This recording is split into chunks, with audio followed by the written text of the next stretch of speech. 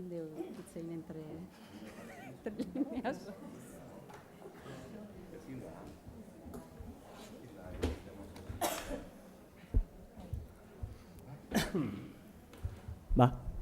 Egun hon, eskerrik asko. Mikel Goñi naiz, ezagutzen ez nazuen ontzat, eskola txikitako irakasleen koordinatzailea momentu hontan, eta hasi aurretik hainbat hitz egitea dagokit, hola motx-motxean.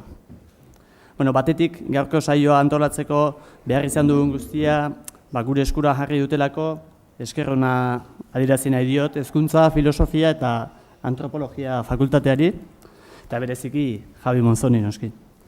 Zuen babes eta laguntzari gabe, zuen konfiantzari gabe, ezinezkoa izango zen gaurko saio hau hemen egitea. Beraz, eskerrik asko. Gero esker ona baita ere berritzegune nagusiari ere, laguntza hori ere premiazkoa izan baita gaurkorako.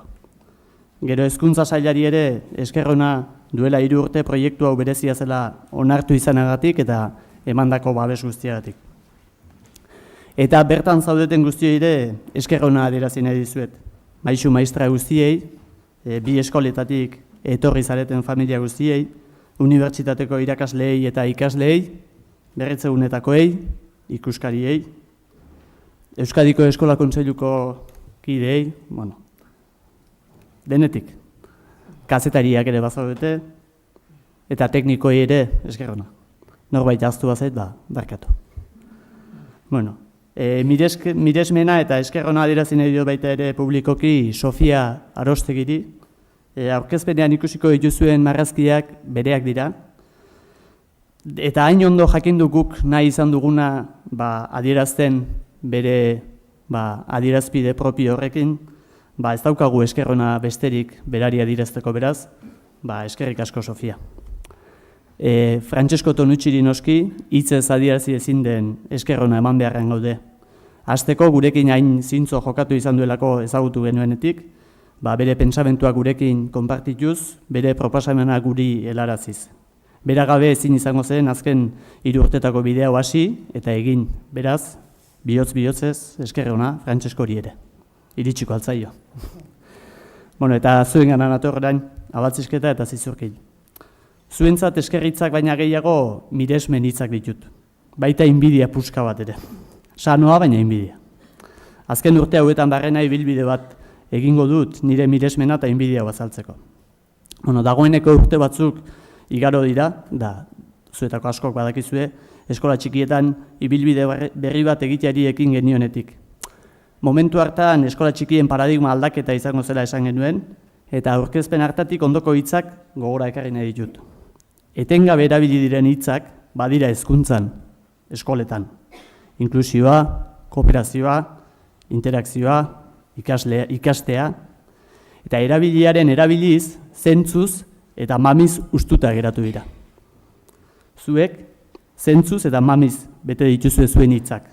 Zentzuz egiten dituzue gauzak, eta mamiz beteta dator eskolaren egungo errealitatea. Francesco Tonucci etorri zen gerora 2014ko urtarrilaren 27an eta 28an. Eta haintzen luzea bere begira da, hain ondo enfokatzen zuen gertutik abiatu eta urrutira, eta erronka bota zigun. Zergatik ez aldatu eskolak. Eta zuek inplikatu, ezurretaraino inplikatu zineten. Buru belarri, gorputz eta harima, bihotz, buru eta esku, nola inplikatu. Ez daukat hitzik. Eredu zarete eskolen transformazioan. 3 urte hauetan denetik sentitu izan duzue. Ilusioa, kezka, poza, tristura, maitasuna, haserrea, zoriontasuna, satisfazioa. Eta orain zuekin nagoenean lasaitasuna sumatzen dut zuengan. Konfiantza, erosotasuna eta askatasuna. Lan egiteko gogoa, gustua eta zuen eguneroko hobetzen segitzeko ilusioa. Argi esango dut, momentu honetan inbidia ematen didazue. Izan ere behar bada, ez dizuet behar adina lagundu. Ez dut asmatu gertuago ibiltzen. Hurbilago egon nintzeken, baina sentitzen dut. Eta amaitzera noa. 2014ko urtarrilean, Elena, Francesco Tonucciri ondoko hitzak esan zen ezkion. Urrunago ikusi ahal izan dut erraldoien bizkargainera igo naizelako. Orain, zuek zarete gure erraldoiak, iraultzaileak, hausnarketa sakonetatik abiatu eta eskola berri baten ideia praktikaraino eraman duzuenak. Beraz, utzi guzuen mesedez, zuengandik ikasten, zuen bizkargainera igotzen. Bihotz-bihotzez, eskerrik asko proiektu honetan, gorputz eta arima aritu zareten guztioi.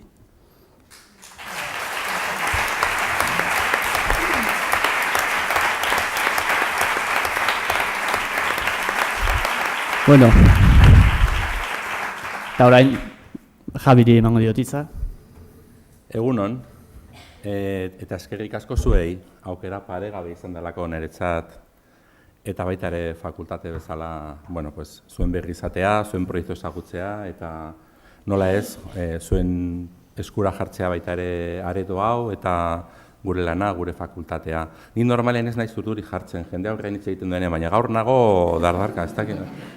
Bai, netzat da emozio ez betetako, bueno, nago erabat unkituta gaur. Arrazoi ezberdinegatik eta batzuk kontatuko ditut, nahi baduzue. Ongietarria ematen ari nintzen, hau fakultate berria da, nahiz eta eraikin oso berriaz izan, dakizuen bezala magisteritza eskola zana eta filosofia eta hezkuntza fakultatea zana fusionatu gara, eta proiektu berri bat eraikitzen ari gara momentu honetan bi fakultateen artean. Zentro potolo handia bihurtu gara, Euskadi mailan hezkuntza fakultatea handiena gara, baina nahi dugu eskolei lotuta egon, nahi dugu lurralderi lotuta egon, eta nik uste hau izan daitekela adibide polit bat, eta niretzat hau da harreman baten hastapena, behintzat hori da. Nire harremana eskola txikiekin gure Luis Mari zana lagunaren bitartez etorri izan. Beak kontatu zidan eskola hauetaz, eta baita ere pertsona hauetaz ere bai. Eta, bueno, Luis Marien inguruan zeuden gauza guztiak, baita gauza txarrenetan ere beti zegoen zerbait ona. Eta bere gaixotasunaren zehar, gaixotasun horrek hurbildu gintuen, Elena. Bai, ezta? Eta, harreman handia sortu genuen, eta, hori esker nik uste ere bai, ni hemen nagoela. Eta hori eskertzekoa da. Elenak esan zidan, hemen antolatu, Elena eta Mikelek, hemen antolatuko dugu, baina baldintza bakarra izango da aurretik gure eskolatik pasa behar zarela, zamien eskolatik. Eta, baietz esan nien, nahiz eta agenda pizka korapilatua, agenda edo bizitza edo korapilatu izan, ia goiz oso bat atera nuen jun nintzen, eta txundituta gelditu nintzen. Ni normalean kotxean beti noa irratia edo musikarekin eta handik atera nintzen eta ez nintzen ere ezer jartzeko gai. Osea, buruari bueltaka eta han bizitetako gauza guztiak hori, bueltaka buruan. Eta bulegora heldu eta egin nun lehenengo goz izan zen nire semearen andereño eta idatzi, nire eskolako andereño eta zuzendare idatzi, hau ezagutu behar duzue. Eta hemen daude. Iruñeko initik etorri dira, eta horrek ere bai unkitzen nau. Eta esan nien, zuek ere berrikuntzan oso implikatuta zaudete eta gustatuko zaizu hau. Eta hori da beste gauza importante bat.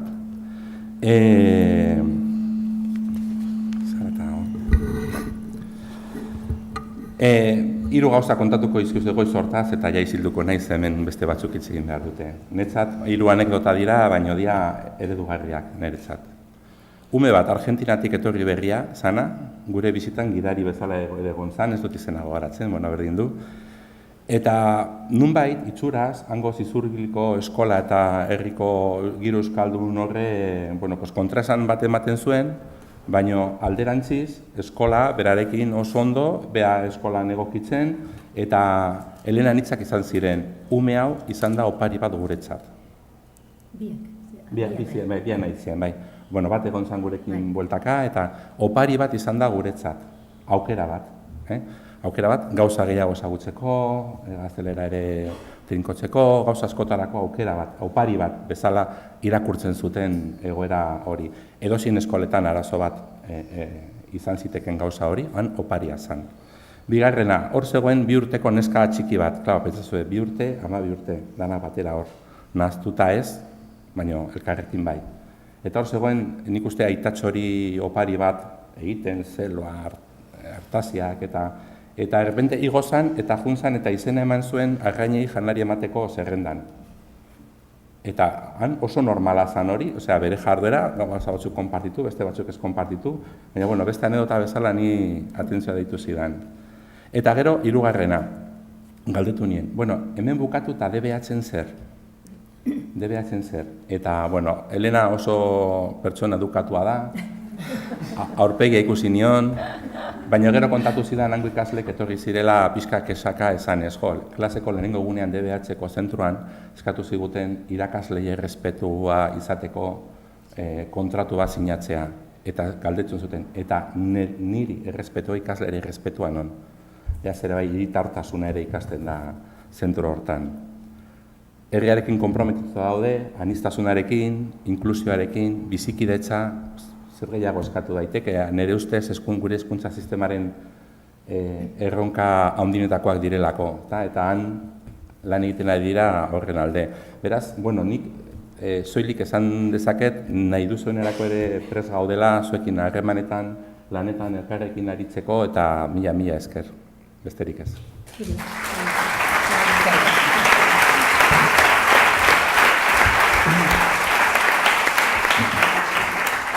Eta guain, hasi baino lehenago, aipamen batzuk egingo ditut kokatzeko, batetik hemen sarreran ikusiko zen dituzten batzuk sinadura horriak daudela, horiek alba duzu ebentzat edo mesedez sinatu, osatuta gelditzeko dena. Gero, amabietan edo, amaiketako bat izango dugu, sarreran bertan, guztiontzat, orduan, lasai gelditu eta ez aldendu hemendik, bertan tertulian egotea gauza hona data. Gero, honen ondoren Tonutxiren hitzak genitun jarrita, hasierako kartelean, baina Tonutxiren hitzak bukaerarako utzi ditugu. Joan den ostiralean bideokonferentzia bidez aritu ginen berarekin, grabatu egin genituen berak prestatu zituen hitzak, berak noski hitz hauek prestatzeko idatzitako memoria guztiak irakurri ditu, eta uste dut ondo eskertzeko moduko esfortzua egin zuela, proiektu honen ondorio batzuk argi eta garbi ikusten dituelako bera dagoen lekutik, irakurtze hutsarekin. Eta aurkeztuko ditut mailan gurekin dauden besteki ideak, zuen eskuinetik hasita Alaitz Zengotita Bengoa, Zizurkilgo eskolako maistra eta hango proiektu arduraduna. Leire Arrese Igor da Abatzesketako eskolako maistra baita ere eta hango proiektu arduraduna. Eta Elena Alaiz, Zizurkilgo eskolako maistra da bera, baina 3 urte hauetan 2 eskoletan ibili da proiektuaren koordinazio osoa egiten edo gidaritza lan hauek egiten. Eta zuek kokatzeko, batzuk oso kokatuta egon zareten nondik abiatu zen proiektu hau, ibilbidearen inguruan ere gauza batzuk jakingo dituzue, baina agian beste batzuk ez. Eta importantea da, eskola txikien historian izan diren hainbat inflexio puntu ulertzea momentu hontara iristeko. Inflexio puntu hauek garrantzitsuak dira aldaketa kualitatibo importanteak ekarri dituztelako eskola txikietara orokorrean, bai? Lehenengotako inflexio puntua esango nuke konstruktibismoaren ikuspegia ezagutzetik etorri zala, Helenak eta beste bere lankide batzuk zorte handia izan zuten, garai hartan Miriam Emiroskirekin zuzenean lanean aritzeko, Miriam Emiroski Emilia Ferreirorekin, Jean Piagatekin, azkenen oso iturri emankorrak dira guztiak ere, eta horrek aldaketa kualitatibo oso importanteak ekarri zituen, nik uste dut eskola txiki batzutan hasteko, baina hori izan zen gerora beste eskola txiki askotara aldaketa asko ekartzeko lehenengo txispa edo. Gero, bigarren aldaketa kualitatiboa arlo hontan behintzat etorri zen Helenak berak gidatu zuen adinaniztasuna eskola txikietan formazio saioei esker, 7 urtetan zehar 100 maisu maistra aritu ginen berarekin, berak jaso zuen ikuspegi hori berak gurekin konpartitzeko ez da, eta eskoletan horrek ere aldaketa kualitatibo importantea ekarri zuen metodologikoki, baina baita filosofikoki ere. Eta orain nik uste dut beste inflexio puntu baten aurrean egon gaitezkeela, Tonutxi 2014ko urtarrilean etorri zenean guk oso harro hitz egiten genion adinaniztasunaz, baina berak eskolak ikusi zituenean erronka bota zigun lehen esan dizuedan bezala, ezta? Adin aniztasuna bai badaukazue, baina mugatua. Adinak elkartzen dituzue, binaka, hirunaka, launaka, baina badaude adin mugak, badaude hasierak eta badaude bukaerak. Honek beste aldaketa bat dakar.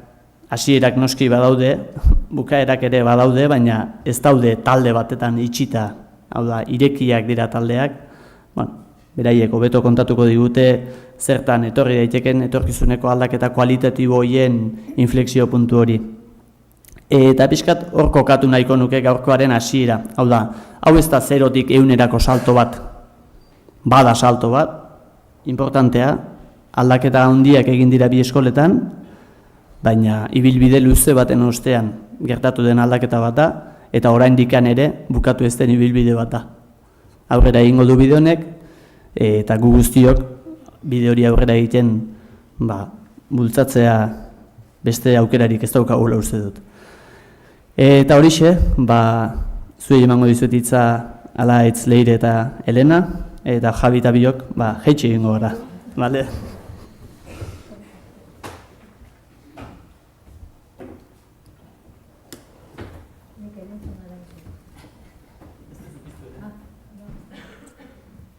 Mikel, orain zuk entzun beharrekoak.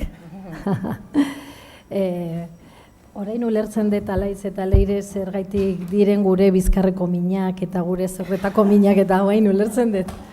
Ez turretaraino sartu eta omen gaude bera gure bizkarrean Jon nahian da omen dabil, bueno, hola gaude jota gaur hemen. Osea, kontuz hurrengorako. Bueno, berak ez da egia, noski, sumatu bezu ez da, ez digula nahiko lagundu. Bueno, imaginatzen dezuen bezala guztiz kontrakoa da. Mikel, izugarri lagundu digu, bere laguntza beti paregabekoa da, izaten da beti dago prest, beti aportatzen du izugarri, gero, aparte bizkat espia xamarra da, eta orduan gauza askotaz enteratzen da, eta hori dana kontatzen digu, eta laguntzen digu, eta tramankullo hauekin ere, denetan laguntzen digu. Eta gero beti dago, ez agian ados esaten dugunarekin, baina dana egiten dugunarekin, bera beti dago gurekin. Eta asko eztabaidatzen dugu, eta asko hitz egiten dugu, izaten ditugu lako saio ederrak, ez da? Baina, nik argi daukat benetan, uste dezuek ere bai, gaurko saioa behintzat, elitzake posible izango Mikelen laguntzari gabe. Hori, bai, ez da? Dudari gabe. Baina ez horregatik bakarrik, ez gaurko saioan lagundu dezulako, Mikel mila esker. Plazer bada, berak esan du, baina bera ni baino pixka txikigoa da, baina bere bizkarrean ere hilo beharko naiz baino gehiagotan, hemendik aurrera ere. Eta Uxu ez dakit nun dagoen, ez dugu etorri araziko noski, bera oso gaizki pasako dulako, baina Uxueri esker bereziak eman nahi dizkiot, denok, baina nik bereziki. Berak eukidet onduan, ez negarrekin, berak eukidet onduan, danetarako, sekretario bat, hola, aberatsak izaten dute sekretario bat beti aldamenean, esan baino lehen ja hortxe dagoena, aurreratzen duna zuk ze behar dezun, eta, hola eukidet Uxue, gure eskolan praktikak egin zitu nahiaz, karrera bukatu zuen, eta aurten berriz beste karrera bat hasi du, eta praktikak gurekin egin ditu, eta praktika bukatu ditunean, egunero daukagu gurekin, beti laguntzeko. Eskerrik asko Uxue. Mila esker. Eta, gero, batez ere, eskerrak bi eskoletako umei, geroko ikusiko dezuenez, beraiei gabe ez garako ezer. Eskerrik asko gurasoei, hemen da badaude batzuk, eta nire bai ikusten ditut. Mila esker, gero ere esango dugu, zergaitik, ez da, baina, hemen zaudete. Eskerrik asko etorri zareten guztiei, asko laguna dira, urte guzti hauetan lagun egin garelako, eskola txikiak asko eman digu, lana zaparte. Ia eusten dio da, honi, honetxe? Bai. Eta, bueno, gero, eskertu nahi diet bi eskoletako nire lankide lagunei, hemen zaudete, hor, bueno, ez dakit nun zaudeten, bai, gehienak hemen. Hau ezin dalako inolaz ere bakarrik egin. Nik amesten nun eskola, magisterio ikasi nuenean, baina askotan urtean, gero urrengo urtetan, pensatzen, pues, olako eskola bat egitekotan, bakarrik egin beharko dez. Eta, karo, ezin izan dut bakarrik egin. Posible izan da, lagun batzuk elkartu zaizkidalako, ez da, edo ni elkartu naizenean beraiekin. Eta orduan denok ekipo bat sortu dugu, eta orduan izan da posible. Eta, honekin bukatzeko, bueno, gero, eske begiratzen badio negarreko, ez dizuet begiratuko. Eta ez, bueno, bihotzez alaitzi, eta leireri. Venga, Lei, ya está. Bai, ya está. Venga, Itzi.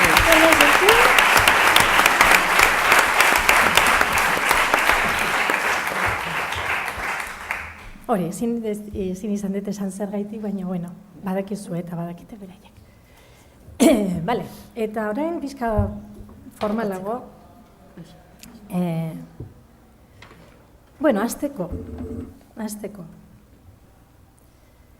Gauza batzuk nik irakurri ingo ditut saioan zehar. Ze gaur inoiz ez bezala eskertuko nuke, bai, euskalduna jaiotzea edo jaio izana, ja.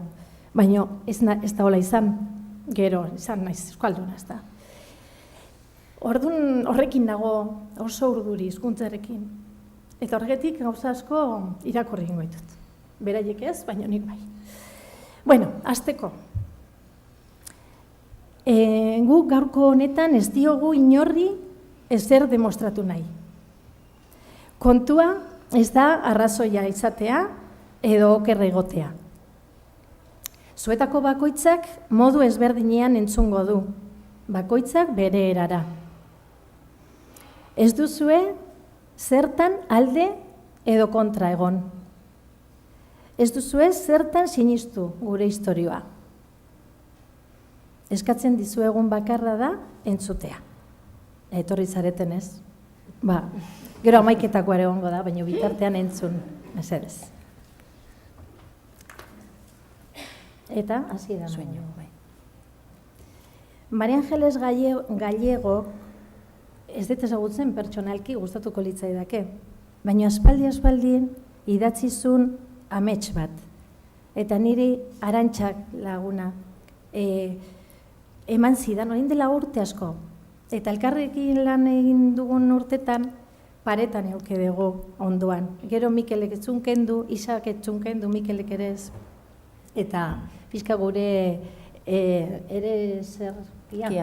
Ere zuen kasa. Bueno, bihurtu dugu. Eta alaxe dio.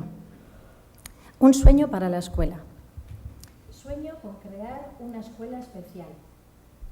Una escuela que sea posible pintar de colores y entre todos, aulas y pasillos. Una escuela abierta a la risa y a la esperanza. Una escuela en que la calidad humana sea el distintivo de toda relación. Una escuela en la que todos tengamos algo que enseñar y algo que aprender, incluso de aquellos que nos parecen menos dotados. Una escuela en la que cada uno encuentre su lugar. ¿Está entzuten? Bai. Orain arte ez? Ez. Bai. Una escuela capaz de desdramatizar los momentos más tensos, como este, del día, con una carcajada, y a la vez paralizarse ante el dolor de cualquiera. Una escuela viva con la que todos, en nuestros primeros años, soñamos alguna vez. Una escuela en la que se miman y se potencian los encuentros personales. Una escuela en la que cabemos todos y todas, grandes y pequeños, listos y torpes, trabajadores y vagos, porque juntos podemos mejorarnos y ser distintos. Una escuela en la que no hay vencedores ni vencidos, sino gente que busca su camino.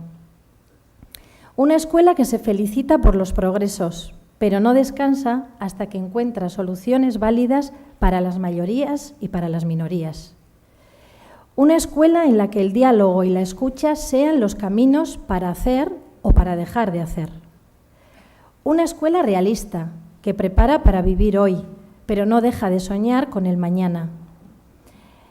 Esta escuela que sueño celebra cada día la maravilla de la vida y trabaja confiada, sostenida por el aliento de los suyos. Incluso le sería posible oír a todos los latidos y leer en los silencios. Juntos podemos hacer una escuela así si nos empeñamos. Orduan, guk nahiko genuke orain zuek sentitzea gure eskoletako bihotz taupada horiek eta emozioak, eta ia gai garen 110 bat transmititzeko. Eskerrik asko eta ongi etorri denak.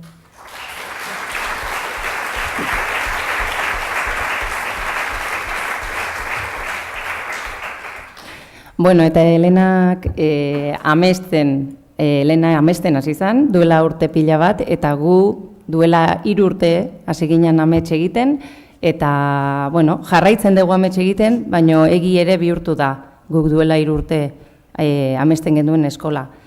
Eta gaur, azalduko dizkizuegu, pixkat 3 urte horietan bizi izan ditugunak, eta, bueno, atera ditugun ondorio batzuk, ateratzen nahi gian beste batzuk, egin ditugun hausnarketak, erreflexioak. Eta hitz egingo dugu aurrei buruz, pantailan ikusten dezuen bezala, familiei buruz, bizitzari buruz, gu maisu maestroi buruz, adinari buruz, baino mailarik ez edukitzeari buruz, denborari buruz, denboraren pertzepzioa ere aldatu dalako, gure eskoletan, lenguaiei buruz, eta gero lenguaiei lotuta tailerrei buruz ere bai. Eta, bueno, bukatuko dugu, ebaluazioari buruz ere hitz egiten. Orduan, aurrei buruz hasteko, esan aurrek berez, tratu egoki bat jaso baldin badute, errespetuz tratatuak izan baldin badira, eta egoera erakargarrik eskaintzen baldin bazaizkien, non irakasleok edo helduok presiorik ez diegun egiten, berez badaukatela barnegida bat, ekintza bat edo beste egitera bideratuko dituena. Ekintza horietan, barne oreka bat bilatzen saiatuko dira, eta oreka hori lortzen duten heinean, seguruago sentituko dira, besteei laguntzeko prest azalduko dira, alaiago azalduko dira, eta horrek eramango ditu baita ere beste ekintza batzuk egitera. Orduan, uzten baldin badiegu zertan aritu nahi duten erabakitzen, zenbat denbora eta nola egin nahi duten erabakitzen, horrelako umeak, horrelako personak lortzera iritsi gaitezke. Hortan sinesten dugu, eta gainera ekintza hoitan, umeek ekintza horiek egiten ari diren bitartean, arduraz jokatzen dute, ekintza hori ahalik eta ondoen egin nahi dutelako, ardura hartzen dute beraien ekintza horretan, eta pixkanaka, handiagoak diren neurrian ingurukoaren ardura ere hartzen dute, helduok hartzen dugun bezala. Baina, esan behar da, umeak ez direla heldu txiki batzuk. Azkenean, Piagetek aspaldi esan zuen, garun estruktura desberdinak dauzkatela, helduokin konparatuta. Eta orduan, ezin dugu pentsatu guk mundua ikusten dugun bezala, ingurua ikusten dugun bezala ikusiko dutela beraiek. Beraiek bestera batera ikusten dute, eta gainera ume bakoitzak ere desberdin.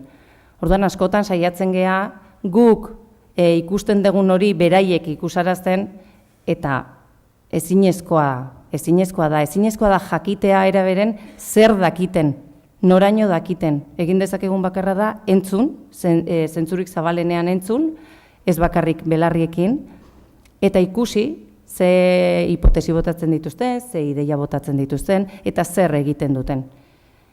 Eta, bestalde batetik, Piagetek ere aipatzen zuen heziketa etiko eta intelektualerako eskubidea badutela aurrek, Eta eskubide hori ez da bakarrik ezagutza jasotzea eta aplikatzea. Eskubide hori baita ere da ondorengo etorkizuneko gizartean aurrera egin ahal izateko, solidarioki, ardurakin, autonomiaz jokatu ahal izateko estrategia batzuk, mekanismo batzuk eskuratzea. Eta orduan, aurren prozesu mentalei buruz, berantzak noa? Bakarrik. Aurren prozesu mentalari buruz dauden ikerketei muzin egin nahi ez badiegu edo alde batera utzi nahi ez baditugu, egin behar duguna da aprendizaiaren kalitatean arreta handiagoa jarri. Arreta jarri eta aztertu. Ea benetan kalitatez ari gean gure eskoletan. Eta ikerketa horiek, aipatutako ikerketa horiek esaten dutena da, azken finean biziz, esperimentatuz eta ikertuz ikasten dutela aurrek, ikasten dutela umeek. Eta modu pasiboan jasotako ezagutzak azken finean epe motzeko memoria baten gelditzen diala. Eta aldiz, beraiek, beren prozesuak bizitzen badituzte, bilatzen dituzten zailtasun edo oztopoei aurre egiteko bideak bilatzen badituzte, epe luzerako memorian geldituko zaie jasotako guztia, momentuan bizitako guzti hori. Eta, pixkat teorizazio, aurren teorizazioa egitetik zehaztera pasako gea, gure eskoletako aurrei buruz hitz egitera. Gure eskoletara etortzen diren, eskolara esango dute, hemendik aurrera, baina bi eskoletako ari naiz.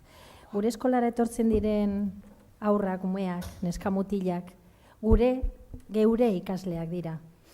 Baina seme-alabak dira, guraso batzuen seme-alabak. Guregan konfiantza osoa jarri duten seme-alabak dira. Neska eta mutil bakoitza, beraien familiak bezalaxe, bakarrak dira, apartak, singularrak, errepika eta konpara ezinak. Eta ume horiek dira gure gozamen iturri, gure eguneroko erronka, eta gure erantzunkizun handia eskolan pasatzen dituzten orduetan. Eta guretzat, gure ikasleak onenak dira, guztiak. Bakoitza bere erara, bere izakerarekin, bere gustuekin, bere interesekin. Eta gure errespeto osoa merezi dute. Gure errespetoa, gure arreta osoa eta gure maitasun osoa eskola orduetan. Gero aparte ere bai, baina esan nahi dut, batez ere guri dagokiguna. Eta merezi dute traturik apartena, hezkuntzarik bikainena. Orduan, gu saiatu behar gara hori eskaintzen.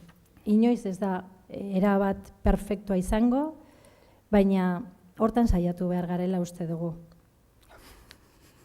Eta tratuari garrantzia handia ematen diogu eskolan. Saiatzen gara oso ondo tratatzen, gure artean ere bai, baina ez da saiatzea gure obligazio bat delako. Alderan, azkenean da, benetan, asko maite ditugulako, eta benetan guretzat onenak direlako, tratu ona ematen diogu, berez ateratzen zaigulako horrela, ez da? Hauetako aur bakoitza famili batean hasi da. Txonpizkat. Hauek dira gure eskoletako aurren irudiak.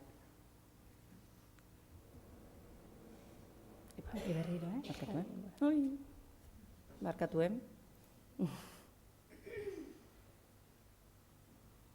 Uxu ez dagoelako hemen. Listo, hoxe. Bai, hoxe behar dut. Esaten nuen bezala, hauetako aur bakoitza famili baten hasi da.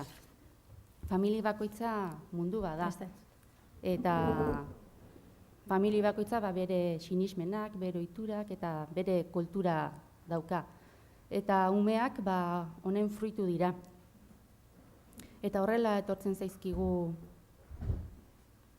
Biztuta dago, Bai, biztuta dago. Bai. Gerturatu. Bai. Esaten nuen bezala, famili bakoitza mundu bada, eta famili bakoitza bere sinismenak, bere ohiturak, bere kultura dauzke. Eta umeak honen fruitu dira, eta eskolara etortzen direnean horrelaxe aurkezten zaizkigu. Eta pixkanaka beste estilo batzukin, beste ohitura batzukin eta beste egiteko era batzukin topatzen da, eta hauek interpretatzen, onartzen eta bereganatzen joango die. Eta beste talde batzutako kide izaten joango dira. Eta baina irakurriko izuet, Tonutxik honi buruz dauken testutxo bat. La continua investigación, iniciada el primer día de vida, ha hecho que el niño entre en relación activa con el ambiente que le rodea. Le ha permitido construir y expresar una cultura propia, particular. Con esta riqueza, el niño se presenta en la escuela. La escuela podría ser de incalculable valor en este crecimiento. Podría ser el momento mágico en el que cada niño pone su bagaje cultural ante el de los demás. Un momento delicado que necesita corrección, estímulos, asistencia, a fin de que se destaquen los valores de cada cual. El encuentro de muchos niños daría nuevos impulsos a la investigación nunca interrumpida. Cada niño debería confrontarse con nuevos modelos, debería hablar con niños que se expresan de manera distinta a la suya, debería ponerse en cuestión él mismo. Baina, umearentzako importantena bere familia da, bere referentzia eta bere babesa. Eta behientzako oso importantea da guraso eta eskola irakasleen artean dagoen harremana. Ze konfiantza baldin badu elkarren artean, umeak orekatugo eta seguruago eta lasaiago daude. Eta asko fijatzen die harreman horretan, gustatzen zaie, ikusten gaituztenean hizketan, barrez, eta honek konfiantza ematen die umei. Eta gure lanari koherentzia eta gurasoei ziurtasuna. Eta denon nahi deu, bai gurasok eta bai guk, umeentzako hoberena. Gure eskolako ikasleak guretzako onenak baldin badira, lehen esan dudan bezala, beraien familiak ere halaxe dira. Familia onenak dira guretzako. Eta guk uste dugu izugarrizko sortea dugula. Familia horiek guregan erreparori gabe eta konfiantza osoarekin beraien seme-alabak utzi dizkigutelako. Gure eskola aukeratu dutelako. Sorte handia daukagu. Ze modu horretan, utzi digute beraien bizitzan parte izaten. Umean bitartez, familia horien partetxo bat bagara. Eta suerte handia da guretzako. Gainera, erabat babesturik sentitzen gara. Konfiantza osoa sentitzen dugu. Gure beharrak zeintzuk diren jakin nahi izaten dute. Eta gure ilusioak zeintzuk diren ere bai. Guk eskatzen diegun edozer gauzetarako prest azaltzen dira beti. Behar degun guztietan laguntzen digute. Hemen daude batzuk, bargati behiratzen dira. Eta beraien onarpena eta konfiantza adierazten digute. Baina era berean badakite zein dan beraien tokia eta zein dan gurea. Eta gure irizpide metodologikoak eta gure erabakiak errespetatu egiten dituzte. Guk azaldu egiten dizkiegu noski, eta azaldu egiten diegu zergaitik egiten dugun eta bar. Beraz, guretzat ohore bada gure eskolako kide izatea, zuek, familiak. Eskerrik asko. Eskerrik asko, ez dakit batzuk badakit nun zaudeten. Gure aldetik aldugun guztia egingo dugu utzik ez egiteko.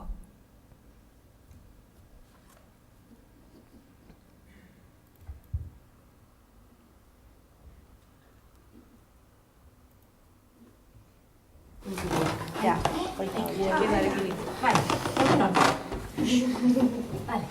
Kaixo Lautaro eta Odei. Ongi etorri San Milan eskolara. Oso pozik gaude gure eskola aukeratu duzulako. Guretzat opari bikaina da. Seguru oso ondo moldatuko galdera elkarrekin. Eta izugarri ikasiko dugula. Urduri egongo zaretela betertzen dute. Baina gurean konfiantza egiantzi dezakezue.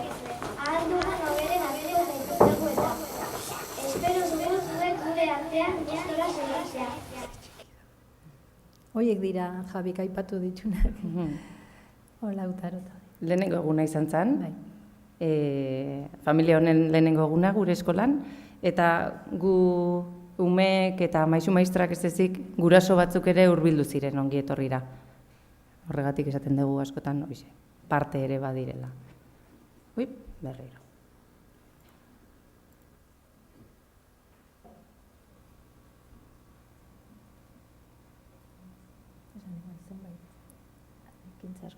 Bai, ekintza askotan parte hartzen dute gurasoek, hemen lehiaketan, uste dela, lehiaketa bat egin genuen, eta gurasok etorri ziren.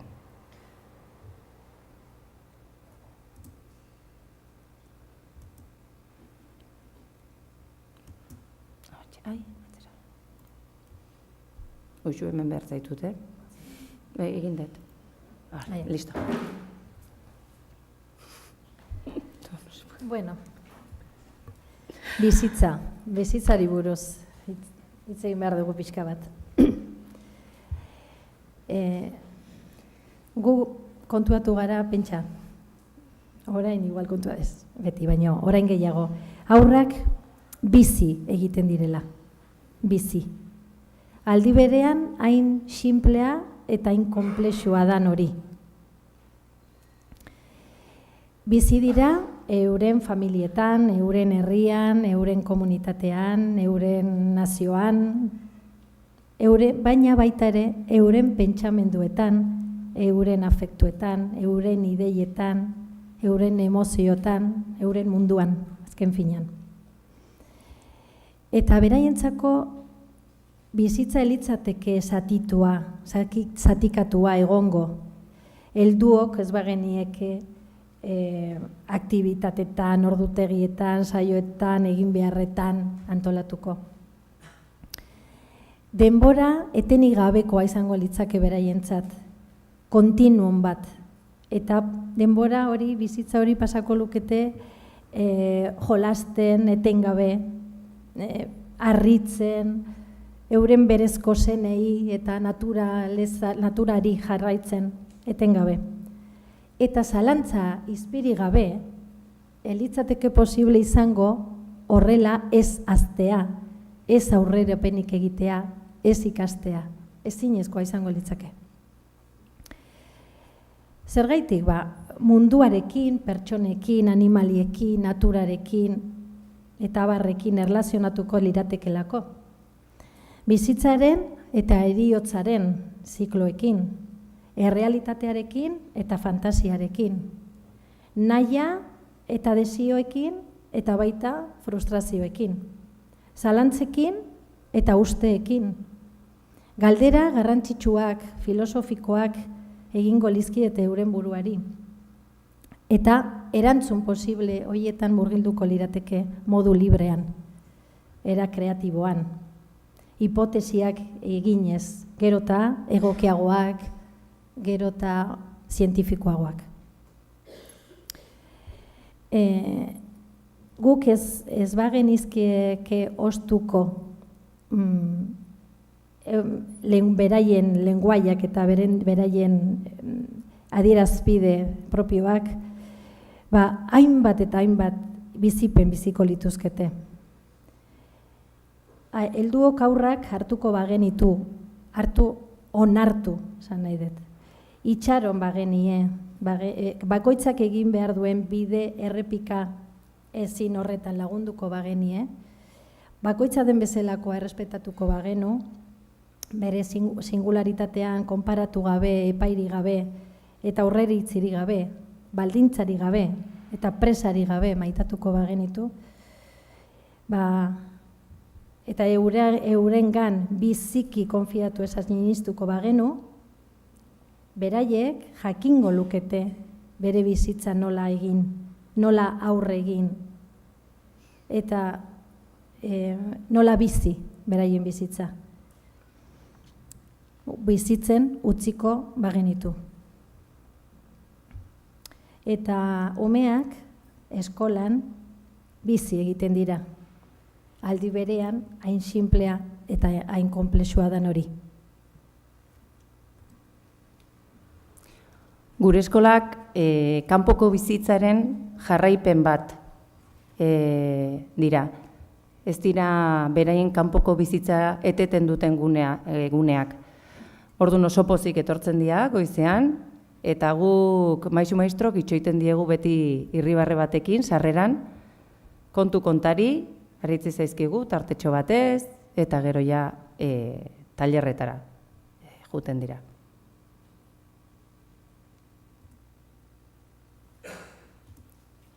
Gure bidean, gure eskoletan euren bidean lagundu nahi diegu, euren erritmoak errespetatu nahi ditugu, eta inguru ziur bat eskaini nahi diegu, non ez diren epaituak edo baztertuak sentituko.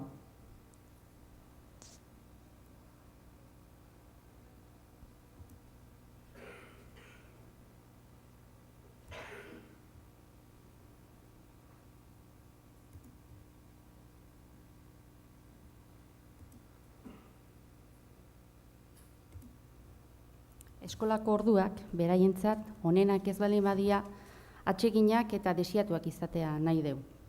Egunero eskolara etortzea, abentura eta gozan bat izatea.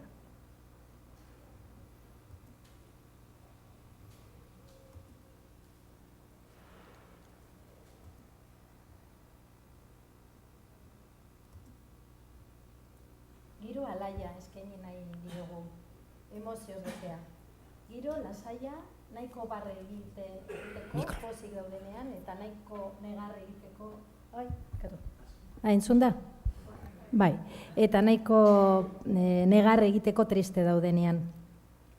Konfidantzazko giroa eskaini nahi diegu, ezerrengatik lotxatu ez daitezen, eta hanka sartzeko aukera izan dezaten.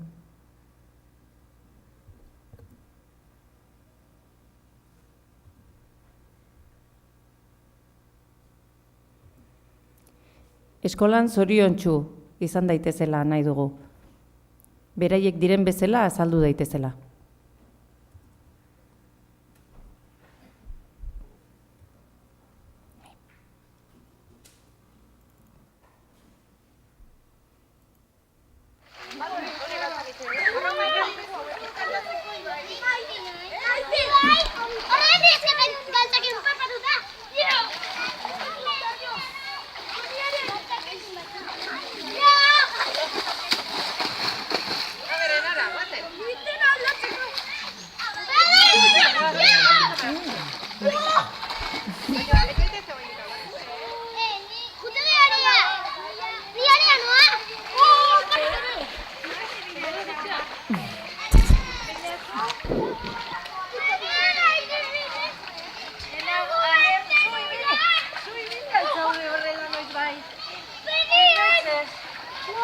Venga, Ibar, venga, Kai. Baina ausarta mutikoa. Ausarta mutikoa. Eon pixkaten. Venga, Kai. Ointxe, ni zuekin joango naiz, Tio! Ekai! Baina deskubrimiento. Bai. Zaiztea grabatzen? Bai, pasaren urtean grabatu zintudan da, aurten ebai.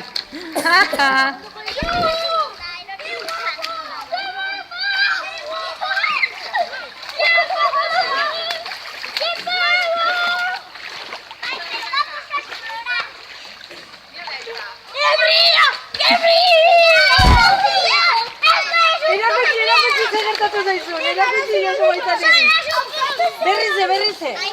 Nia zagertatu zaio meinati, Mira, erakutsi eta gero hemen argituko duzu.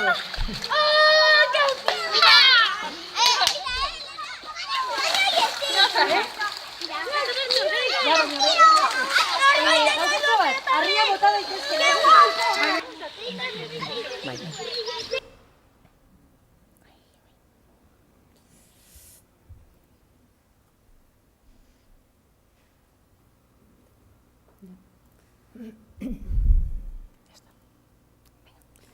Nahi dutena edo behar dutena egiteko aukera izan dezatela nahi deu. Bakarrik edo lagunduta. Behaien gustoak eta bileziak garatzen joan daitezela nahi deu. Alegin juta, baina estresi gabe. Tinkotasunez, baina angustiari gabe.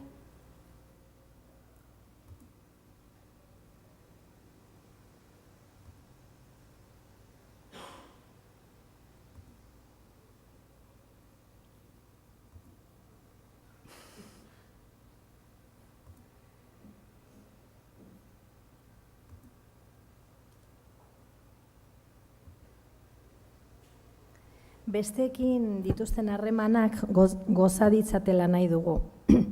Inorri aldala inbiririk izan gabe. Norberak bere burua baloratuz eta baita besteena ere.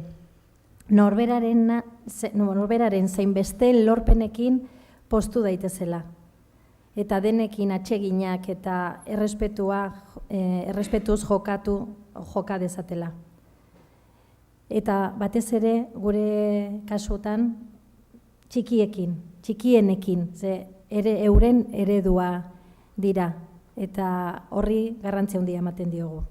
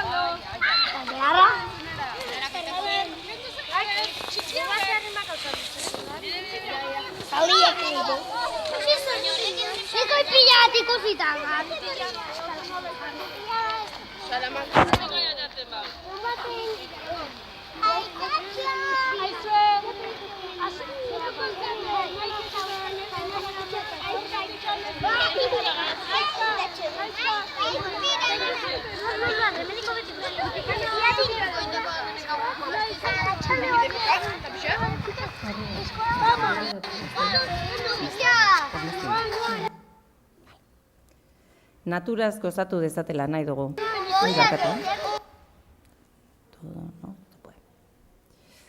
Naturaz gozatu dezatela nahi dugu. Eta naturak eskaintzen dizkien elementuak bere zentzumen guztiekin jaso ditzatela. Loreak usaindu ditzatela, lur guztia usaindu dezatela, busti daitezela, sudurra eta eskuak oztu dezatela, lurrean edo belarretan itzulipurdika ibili daitezela.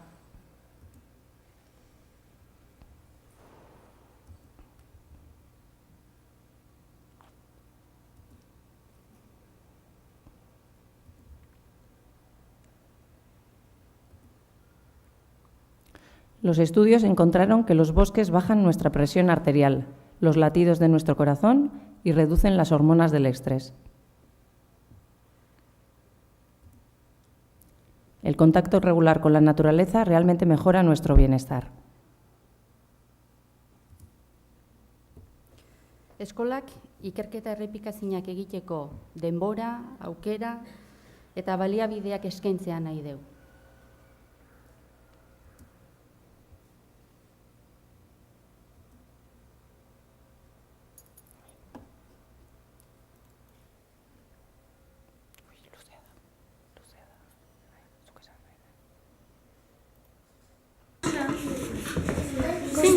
Norra dago? Petxuga gehiago. Ez petxuak ez joan beste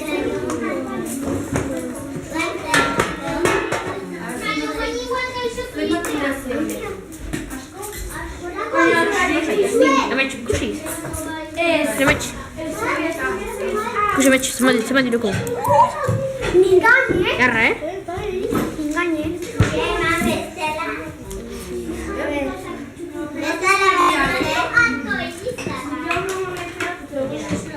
Xuxo, luzo gozta. Kutxia, bilondo kutxia. Bikena mazuka unu. Egunak harritzeri da. Danik. Guian ditu xuxen.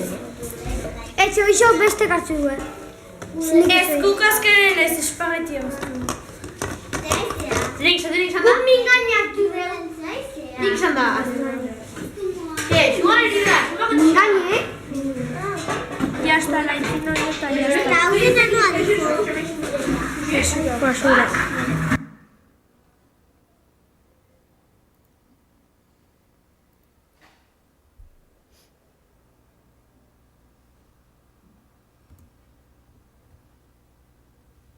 Eta egunero, eskola garaia bukatzen denean, hurrengo egunean itzultzeko gogoarekin joatea nahi dugu.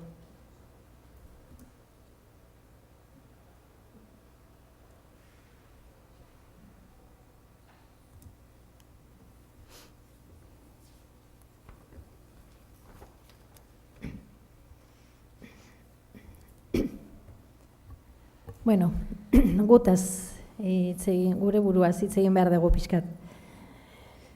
Maisu maestrok aurren bizitzan oso pertsona garrantzitsuak gara, zalantzari gabe.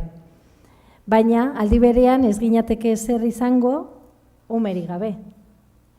Beraiek dira gure motorra, gure pizgarria eta gure interesa.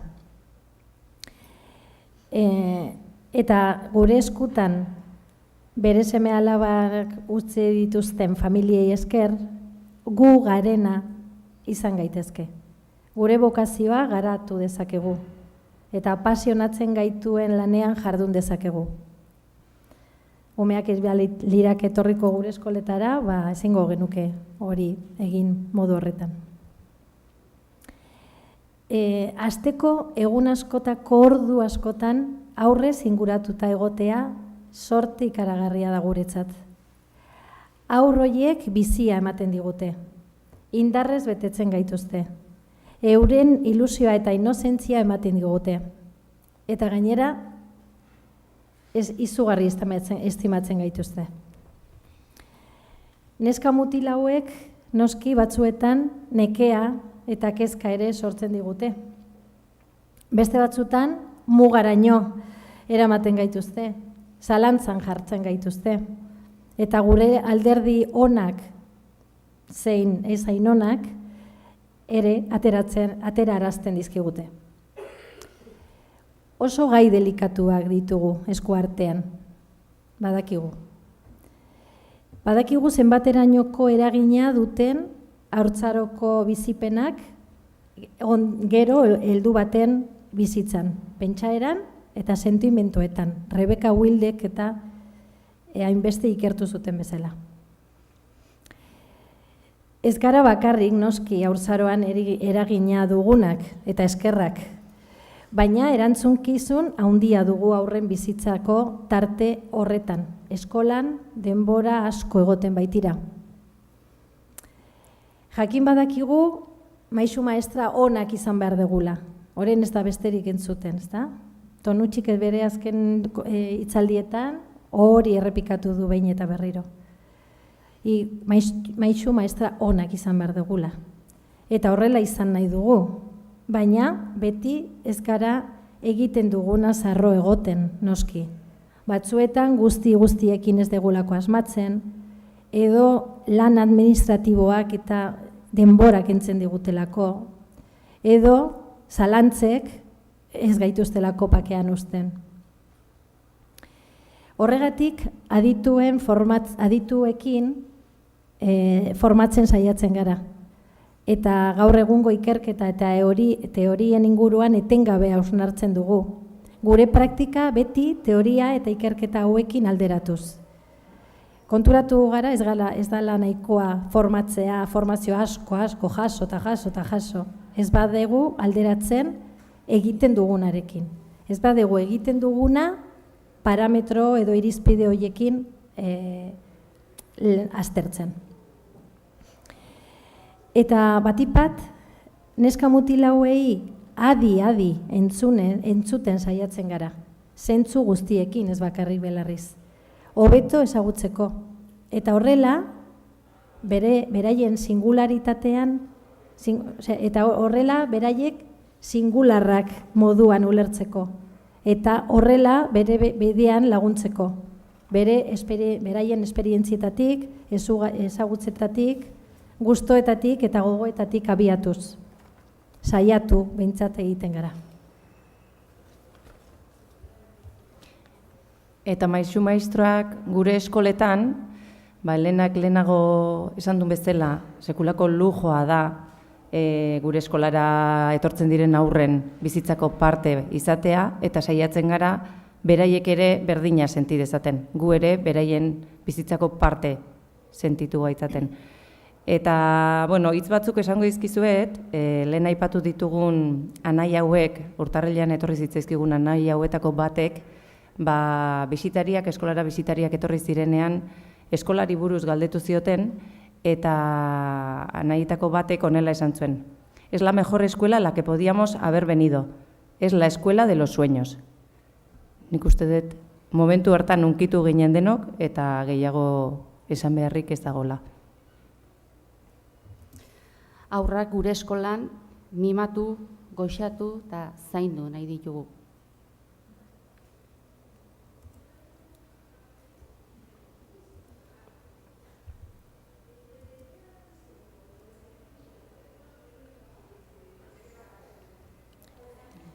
Bere sormenerako, behatzeko eta jolaserako une intimoak gorde nahi ditugu.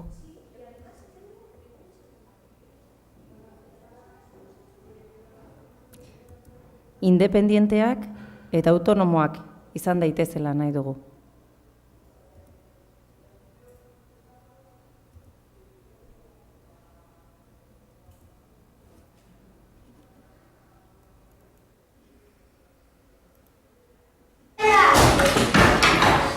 Segi, Katixa, lasai. Sargenta jarri nahizu. Bale? Eta guain zeingo dezu, bainat. Bale? Hale, hartu. Hartu berrikoa. Zer nahi dezu? Sargenta jarri nahi dezu egurra lotzeko? Guaintxe lagunduko izut.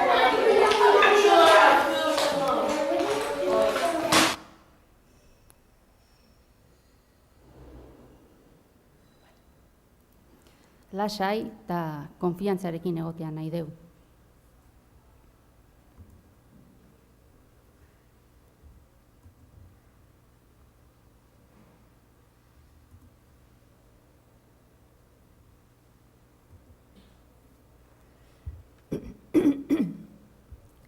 Pazientzia ere eduki nahi dugu, eta nahiko denbora utzi. Umeek behar duten beste, edo ekintzak, berak, egoerak, atazak behar duena. Gu aldala aurreratu gabe, presarik sartu gabe.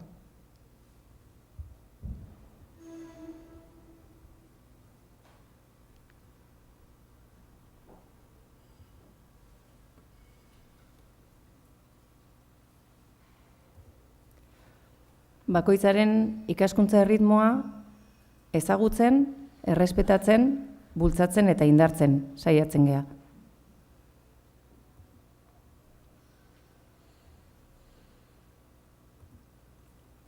Emozionatu daitezela nahi deu. Parre edo negar egin dezatela. Haserretu daitezela edo adiskidetu.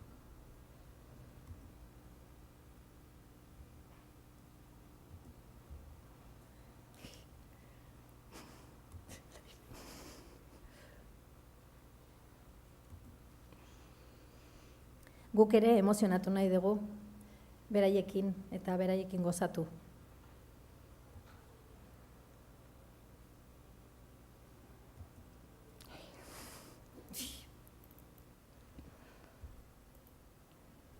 Elena, no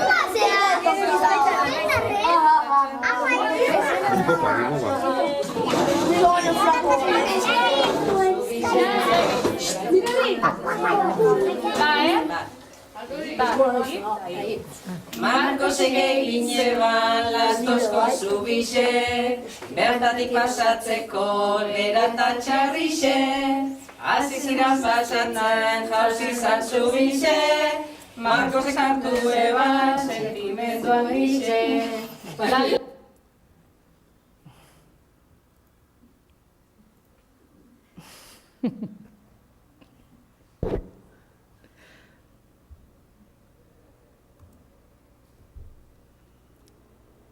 Beraiekin solasean aritu nahi dugu. Euren arrazonamenduekin, hipotesiekin, botatzen dituzten ideiekin, harritu eta beraiekin hitz egin.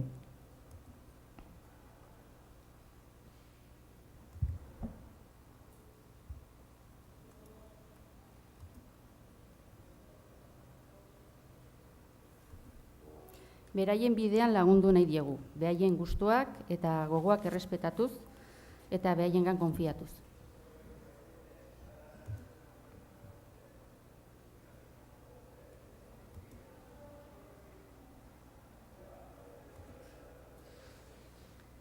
Izaki alfabetizatuaren eredu izan nahi dugu. eta mundua eskolara ekarri nahi dugu. Horretarako, espezializatua, sortzailea edo aditua den jendearen ikuspegia eta eredua eskaini nahi diegu. Horrela, aurrek euren iritzia sortzen joan daitezen, bide eta aukera desberdinak aurre ikusiz eta izaera kritikoa garatuz. Bueno, gauza da, euren alde egin nahi dugula, umearen alde. Horrek, gauza batzuk egitera eta beste batzuk ez egitera eramaten gaitu. Horregaitik ematen diegu lehentasuna eta denbora ekintza batzuei eta ez beste batzuei. Horregaitik estrategia didaktiko ugariak, sortzaileak eta esanguratsuak erabili behar ditugu, material anitz eta baliabide ugariz gain. Horregaitik jartzen dugu indarra eta baliabideak praktika batzuetan eta ez beste batzuetan. Eta guzti honek koordinazioa eta adostasuna eskatzen du gure artean. Gure bidetik eta iparra ez aldentzeko eta iparra ez galtzeko. Eta gure nahitaezko helburutatik ez aldentzeko. Eta hortarako ezinbestekotzat jortze dugu gure arteko formazioa. Astean behin, 2 orduz formakuntza saioa izaten dugu, eta bertan autore ezberdinak idatzitako liburuk eta artikuluak irakurtzen ditugu, hitzaldiak eta dokumentalak ikusten ditugu, eta hori buruzko analisia eta hausnarketak egiten ditugu. Eta alderatzen dugu gure eguneroko praktikarekin, bide honetik goazen ikusteko, eta behar baldin bada gure proposamenak eta eskuartzeak hobetzeko eta aldatzeko. Eta gure lanaren eguneroko analisia etengabe egiten dugu. Oinarritzen gea batez egunerokoan behatzen deuna. Eta, koherente izateko gure plantamendu filosofiko, pedagogiko eta didaktikokin tailer bakoitzean edo egunero eskolan gertatzen dena eguneroko baten jasotzen dugu, irakasle guztio konpartitzen dugun egunerokoa da, eta bertan jasotzen dugu, zer ikusi dugun, zer harreman izan dugun ikaslekin, beraien artean zer nola ibili dian, tailerretan zer behatu dugun eta behaketa horietatik ze interpretazio egiten ditugun, edo harritu gaituen, ez ustean harrapatu gaituen zerbait, eta hori guztia, egunero jasotzen dugu eta konpartitzen dugu irakasle guztiok. Gero, hortaz gain, astero bilera bat egiten dugu ikaslei buruz hitz egiteko, eta, gero badauzkagu, beste eskoletan bezala informeak, 3 hilabetean behin, idazten ditugunak, eta, barkatu, zen oso ido, etakin noiz, izan. Barkatu, hau da, egunerokoaren eredu bat, 2 eredu, bat mugimenduko eta bestea aroztegikoa, eta jartzen dugu etorri direnak zeintzuk izan diren, eta pixkat zertan aritu diren. Ez dakit hortik irakurri daiteken. Irakurri. Mugimendukoarekin hasiko naiz. Oporretatik bueltan ikasleak jolasteko gogo biziz etorri dira. Talde jolasean aritzeko grinaz egon dira. Denon artean eta ia erabateko adostasunean. Otsoa eta hartaldea jolasean aritzea erabaki dute. Hasiera batean, A eta E ez dute besteekin batera jolastu nahi izan, baina gero jolasa martxan jarri denean begira aritu dira, ondoren jolastera animatu dira. Eta era horretako komentarioak edo analiziak. Eta aroztegikoaren beste zati bat. Aroztegian jartzen dugu baita ere, bestetan ere, ordu tegi desberdinan 2 saio edo gehiago egongo baldin badira, eta gero bakoitzak egin duen adibidez, eka honena azpimarratuta dagoen zati hori irakurriko dizuet. Berak egindako kutsari bisagrak jartzen ibili da. Taparen zabalera, 24,5 zentimetrokoa zela ikusi du, eta non jarriko dituen galdetu diodanean, zati 3. Neurri hori zati 3 egin beharko zuela esan dit. Nik zergatik pentsatu duen eragiketa hori galdetu diodanean, 3 zati bereiztu dizkit eskuz. Bisagrak jarrita libre geratzen direnak alegia. eta bisagren arteko zatiak, bueno, pixkat zehatzagoa, hola, harritzen gaituzten edo bapatean, bida, ze esan didan, hoxe zehazten dugu baita ere. Eta gero hain nintzen informeekin, eta informe eredu bat jarriko dizuet, agian desberdina, informe eredua barkatu ez, irizpideak jarriko izkizuet, ze irizpide kontutan hartzen ditugun informea osatzerako garaian. Alde batetik jarrera orokorra bere izten dugu eta tailerrak. Eta jarrera orokorra nola ibili diren, norekin ibiltzeko ohitura duen, edo bakarrik aritzeko ohitura duen, zeintzuk diren bere lehentasuneko tailerrak, edo gehien gustatzen zaizkionak, duen autonomia, erabakiak hartzerako garaian, eta horrelako komentarioak egiten ditugu. Eta gero tailerretan, nola ibili den, zertan aritzen den gustora, edo zer egin duen 3 hilabete horretan. Eta, oso garbi daukaguna da, positiboan idatzi behar degula, eta ala gainera ikasi deguala egiten, eta orain ez zaigu kontrako ateratzen. Badakigu informeak beti positiboan idatzi behar ditugula barkatu.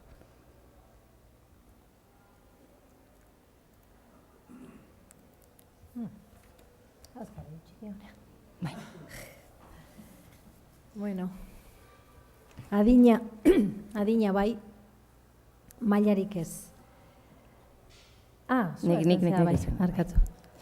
Bai, esan dugu orain arte, behin da berriz, ikasleen erritmoa errespetatu behar degula, ikasleek behaien zenak agintzen diena egiten usten saiatu behar degula, eta bide horretatik badakigu ikasleek guztiek ze adin daukaten, baina ez dauka batere garrantzirik ze mailatan dagoen. Hortaz, gure eskolan, duela 3 urtetik ona, eta geroz eta gutxiago, mailarik ez dago, ziklorik ez dago, denak elkarrekin ari dira, eta ez dugu pentsatzen, hau jakin beharko luke 7 urte dituelako, edo 9 urte dituelako, edo 4 urte dituelako.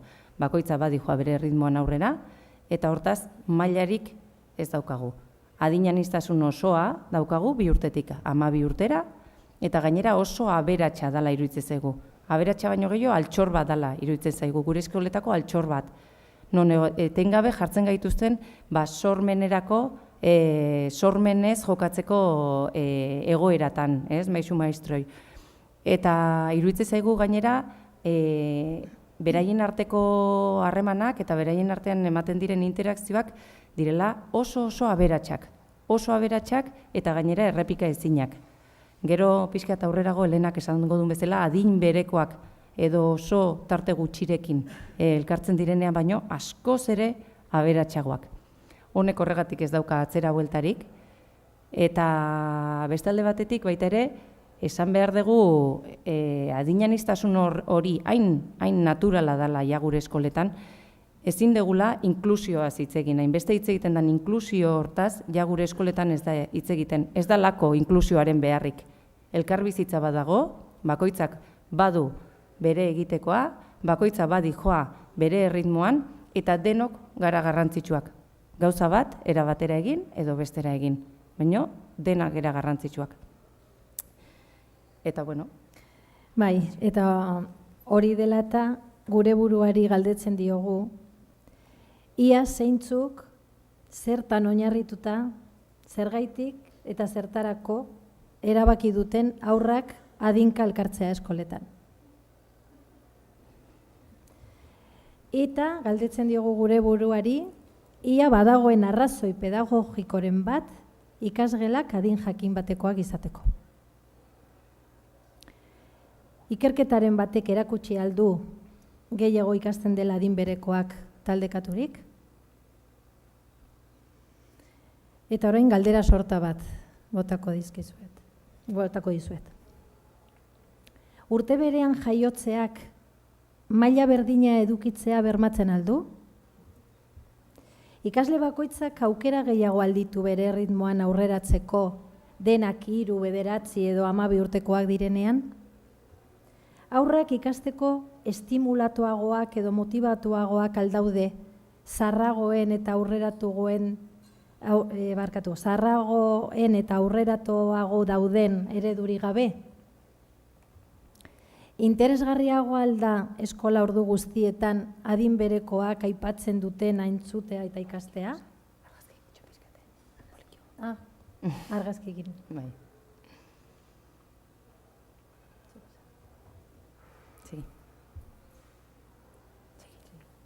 Ez alda gomendagarria iritzi, arrazonamendu, estrategia landuagoak dituzten umeen tartean egotea?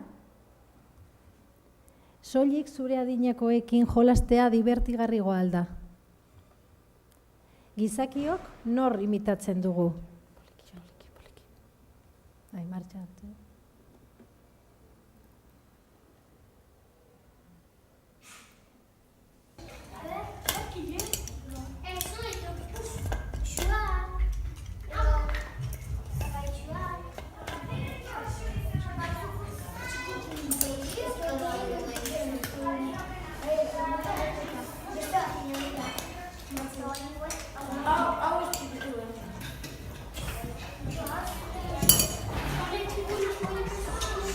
Bi urtekoa da,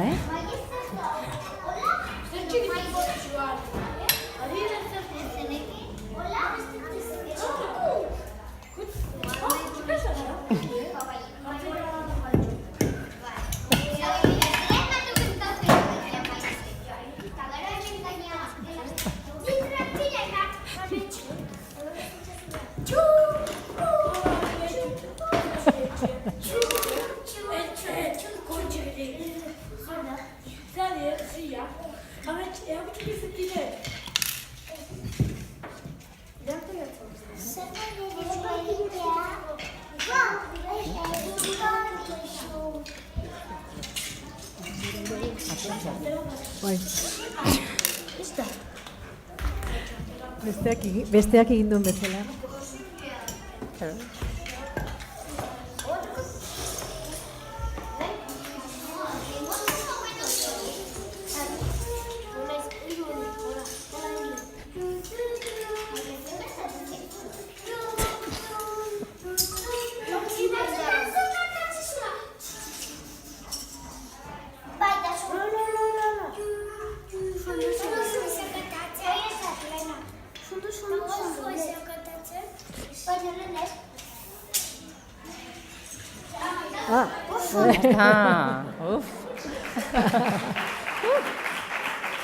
Ze uste zenuten, konfiantzarik ez zenuten? Txoin, Elena.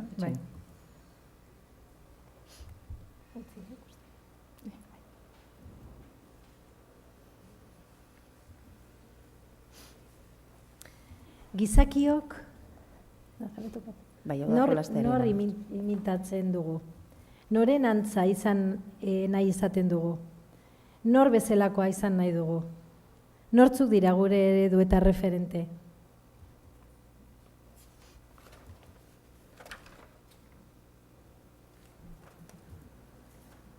Txiki batek ikaskide nagusi bat miresmenez begiratzen duenean, ez alda emozionantea. Eta honek ere kontuan hartzea txiki hori, keinu maitagarri eta konplizi bat egitea, eta biek elkar laguntzea edota elkarrekin ataza konplexu eta interesgarri bat egitea. Irtera batean aur batzu txikien zain geratzen direnean motelago ibiltzen direlako ez aldu garrantzirik. Eta motxila denboralditxo batean eramatea, eta besoetan hartzea esiaren beste aldeko animaliak ikusteko, eta txikien karroai bultzatzea.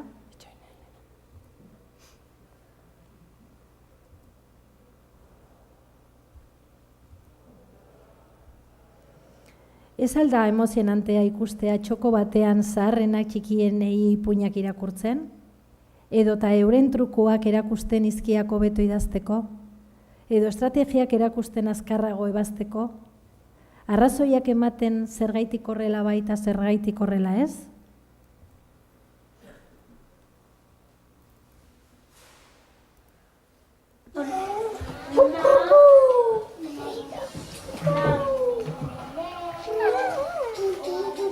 Si yo fuera un elefante, barritaría para impresionar a todos.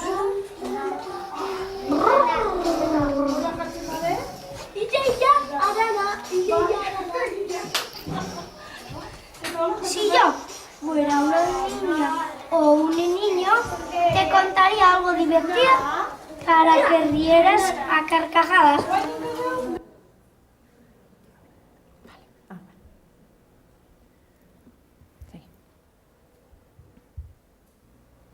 Ona alda astea txikia ginenean gutxiago genekiela eta esperientzia gutxiago genuela? Ez aldago ondo besteengan ikustea ikaskide batzuk oraindik ez dakitela guk beste?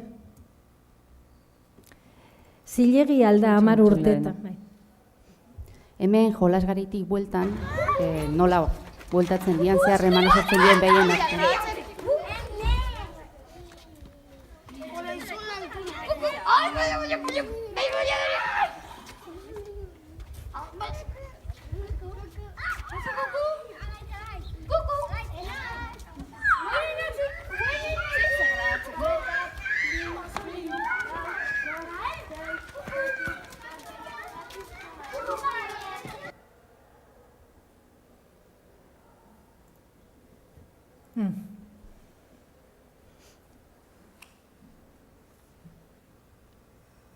Ikusi jarri... Bai, orain dator beste. Orain dator beste.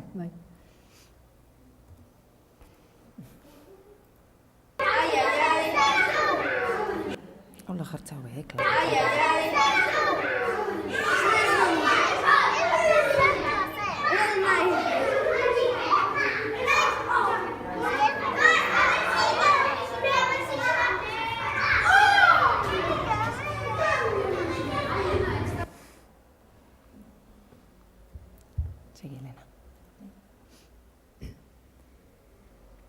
Zilegi alda 10 urtetan zehar, rol berdina izatera kondenatua egotea, bizkorrarena, txintxoarena, traketxarena, pailazoarena, despistatuarena, narratxarena, pelmarena, azkarrarena, makalarena. Ez alda osasungarriagoa, batzutan zaharrena izatea eta beste batzutan gazteena, honek dakarren egokitzapen, onartze, humiltasun eta errespetuarekin? Eta batez ere, ez alda etikoagoa, etengabe adin berekoekin ez alderatzea, eta gainera konparazio horren ondorioaz juzgatzea?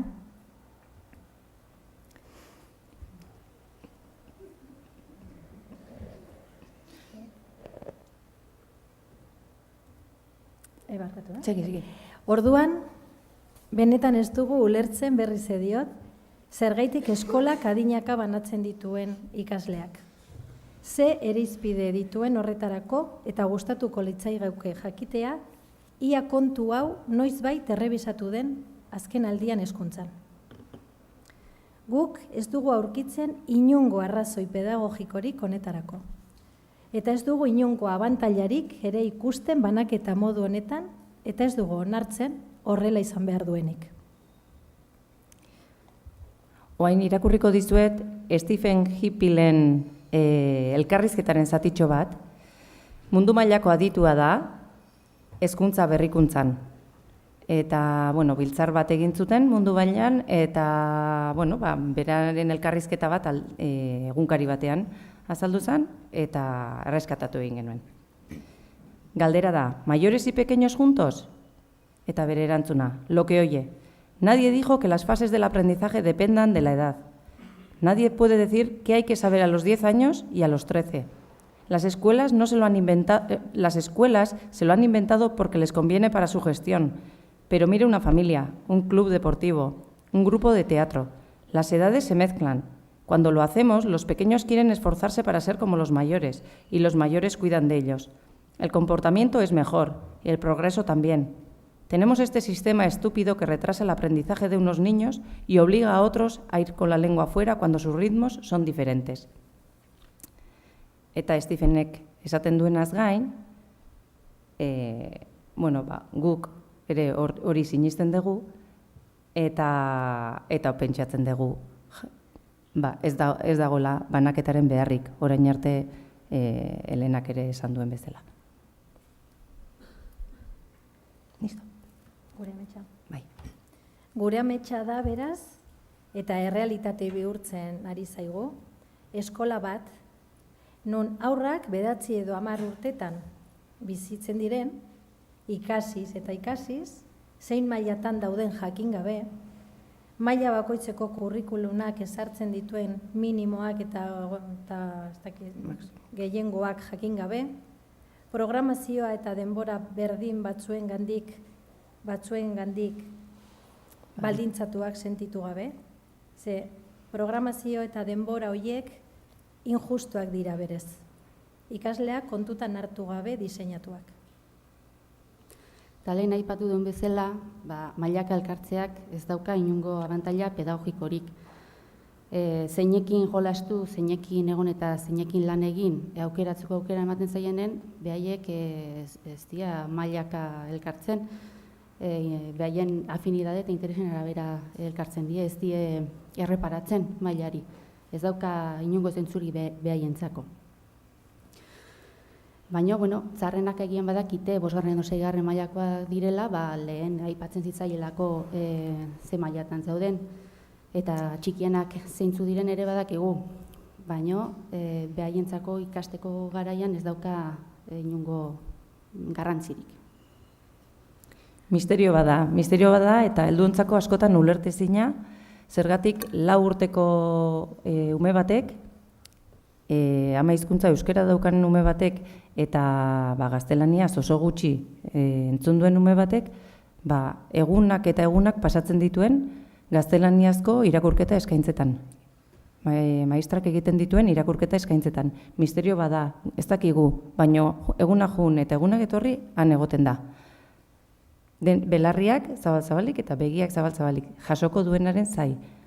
Misterio bada baita ere, zenba denbora pasatzen duen 6 urteko ume batek aroztegian, helduago bat, apal bat, edo kajoi bat, edo kaja bat egiten ari den bitartean, berari begira. Zer pentsatuko ote du, zertan hariko ote da, baina ez dabil denbora galtzen. Gero hitz egingo dugu denboraz. Baina denbora galtzen ez da ari, naiz eta denbora pila bat hortan aritu. Misterio bada, baita ere 10 urteko ume bat, 12 urteko ume bat, nola dagoen eguna jun, egunak etorri, 2 edo 3 urteko ume batekin, ez hizketan, agian oraindik gehiegi ez dulako hitz egiten, baina bai hartu emanean, bai berarekin, bai interakzioan. Misterio bada, ez dakigu zergatik, baina aukera daukatenean egiten dute, eta horretan ere bizi eta ikasten dute. Misterio bada ere, zeintzu diren aurren motivazioak zerbait egin nahi izateko edo zerbait ikasteko jakitea. Ez dago ziur jakiterik. Eta ez dago modurik jakiteko erabateko ziurtasunarekin zer pizten duen beraien interesa eta zergatik. Eta zergatik guri interesgarria iruditzen zaiguna, behai hitzaien interesgarria iruditzen, eta guk uste duguna interesatu bertzaiena, etzaien interesatzen. Behaiek aurrak dira eta dien bezala azaltzen dira. Eta askotan, gu geha ez ditugunak ulertzen eta ez deunak asmatzen proposamenekin. Baina aukerak zabaltzen badizkiegu, aukeratzeko asko eta ona eskaintzen balin badiegu, beraiek ikertzeko eta forgatzeko mugarik ez balin badiegu jartzen, ez baditugu katalogatzen, uste dugu ikasten jarraituko dutela eta askoz gehiago ikasten dutela. Gainera, proposamen bera, denek egin alizateak, edo zein adinatekoa izanik, ekartzen du bakoitzak era desberdin batean egitea. Bakoitzak nahi edo al duen moduan. Orduan emaitza desberdinak eta anitzak lortzen dira. Ez hobeak eta ez okerragoak.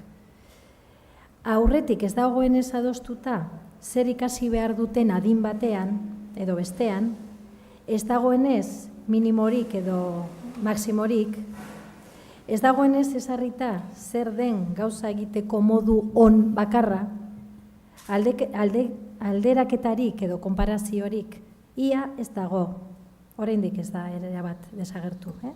Eta honek dituen ondorioak oso handiak dira. Hori da gure ondorio nagusitako bat. Konparazioak desagertzeak dakarren guztia uste dugu oraindik ez gehala jabetu erabat. ikaragarria, pentsatzen dugu ikaragarria, izaten nahi dela, baino izango dela, ume hauen etorkizunean.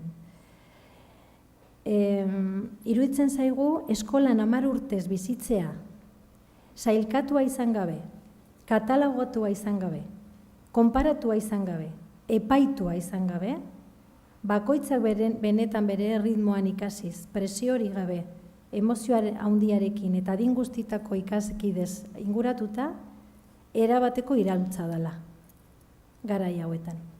Baina gehiago izango dela, helduen bizitzarako, helduak direnerako.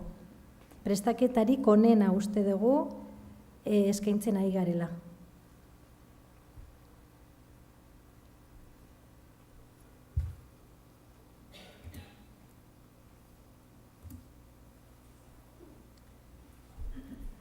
Eta honekin, erabat, bai, esan alaitz? Denboraren pertzepzioa lehen aipatu dut, denboraren pertzepzioa ere asko aldatu dela, azken 3 urte hauetan, eta pixkat horri buruz hitz egingo degula orain. Bai, hau da beste atal garrantzitsua guretzat. Denbora.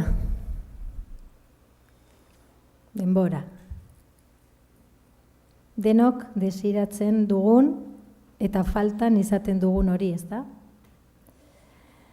Guretzako denbora, gure gauzetarako, bakoitzak bereak, bere afizioak, bere pasioak, bere gustoak. Nahi dugun horretan denbora galtzea, denbora irabaztea, baina ez lehenago iristeko edo inorri irabazteko. Atsedena hartzeko denbora izatea, edo nekatzeko nahi badugu. Divertitzeko, gozatzeko, erlaxatzeko, denbora pasatzeko, begira egoteko, itxaroteko, amets egiteko denbora. Denbora izatea nahi dugu nahi dugun bezala bizitzeko, ez agintzen diguten bezala. Izan ere denborak dimentsio soziala du, eta baita dimentsio pertsonala, eta subjektiboa ere, norberaren baitan dagoena.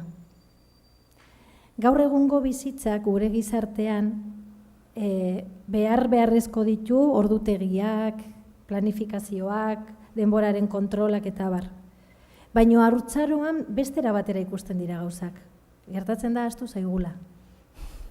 Haurrentzat ordutegiak gogaikarria dira, inposatuak dira. Horren aurrean beti protestatzen dutena.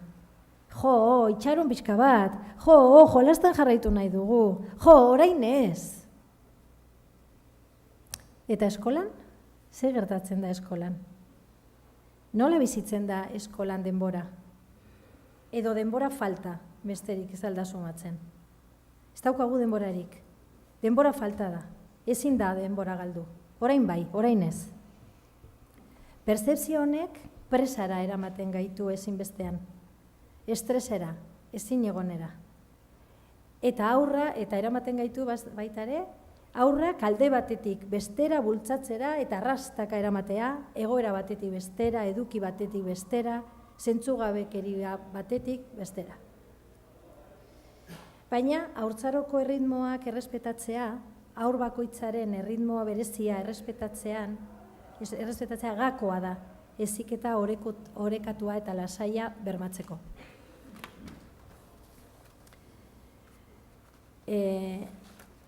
Emozioa kontuan hartzen dituna, adimena eta espiritua hartzen duen denbora.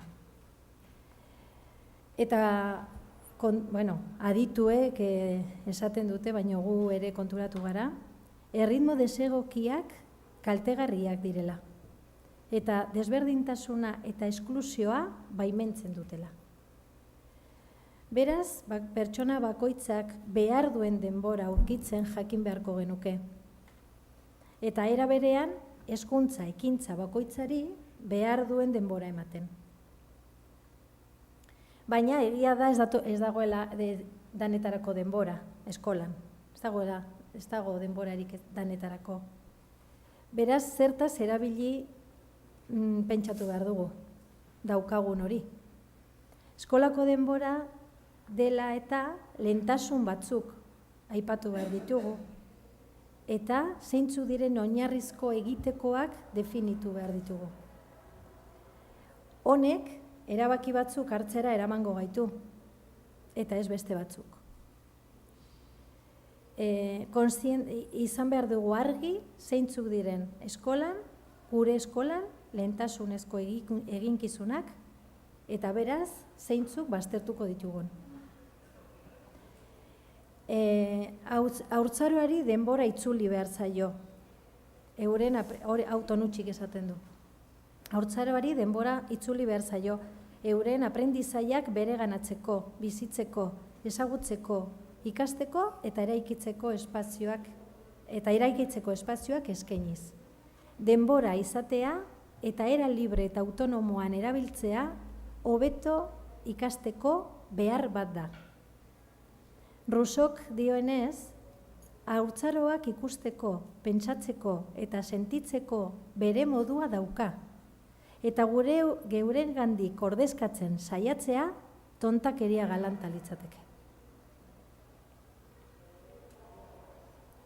Beraz, gure eskoletan, aurrek, umeek, denbora dute izateko.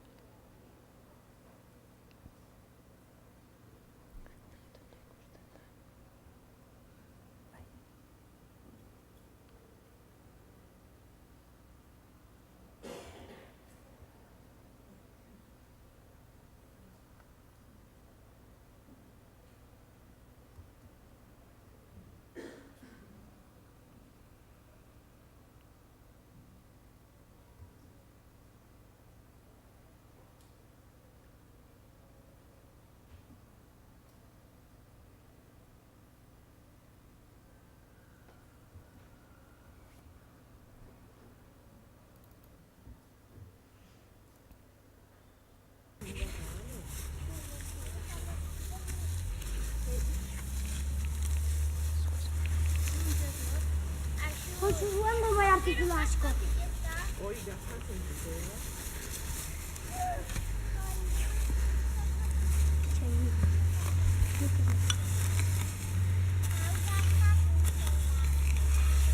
Aldezen berenetik hartu horiek. Nik hau eskukin hartu horiek, ezken noan guztiak. Ia, eta nire bai.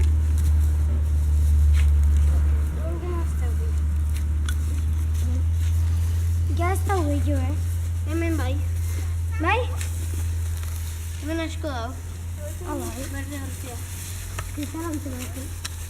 Bazkain, eta jora horra bildu da. Oier, oan zeti atxoko zea pixka.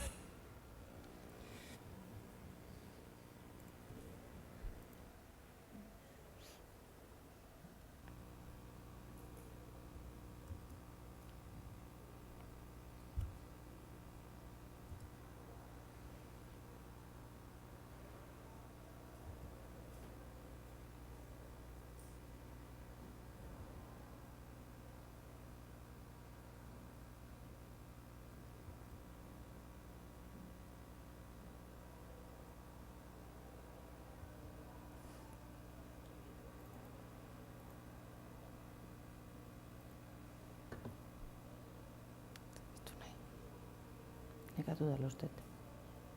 Bai? Oaintxe.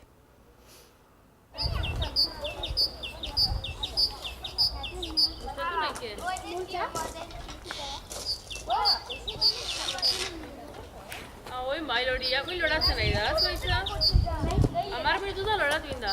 Claro. Elena, 10 minututa loratua. Hola. Bai, a ber, beste 10 minututan beste guztia loratzen dan. A ver. Beste guztia, Ez que, beste guztia desinazio, guain ikan ez da Orduan bi.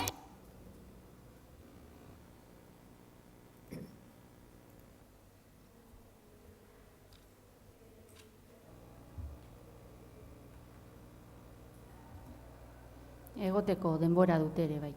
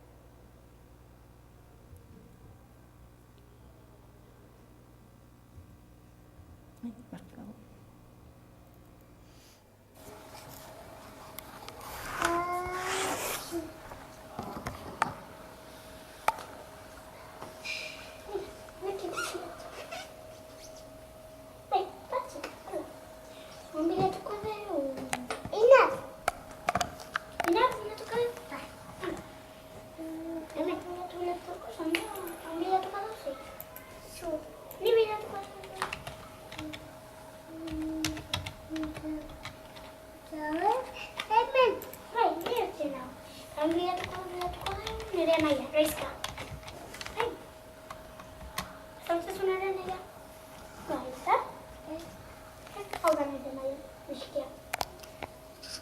Hala. Bilatuko da. Lugar bilatuko da. Bai.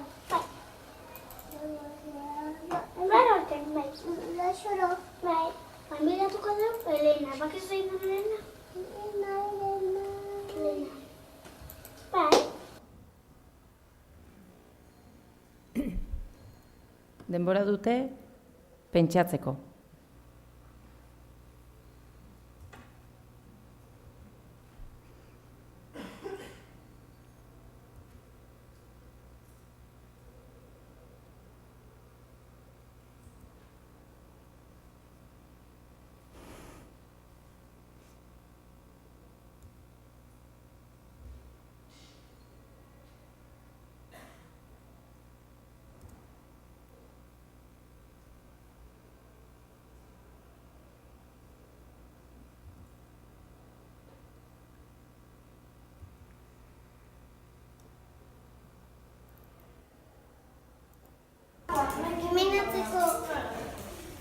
Hemen atzeko zean, hemengoa tapatuta, baina hemen, hola. Hemen hola.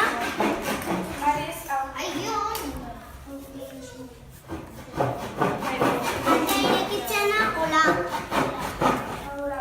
Irekitzen dana ate bat izango balitz bezala. Hola, eta gehiago jartzen. Bale, eta ate hori nola irekiko duzu? Kontuan izan da kartoia daukagula.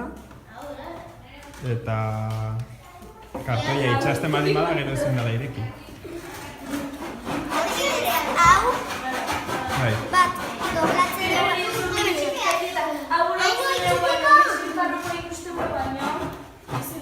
Holako horri bat, hola iteko, eta orduan, pe hau, hemen, hau balin bada pe hau hemen, eta hemen. Eta orduan, hola ingo. Bale. Ulertzea zuen. Bai, ulertzen dut perfectan. Oain bai ulertu dut eta. Bale.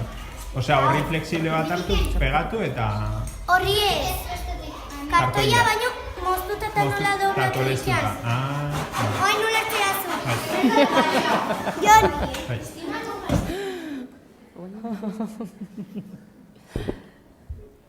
Berak galdetzen dio irakasleari. Oain ulertzen diazu?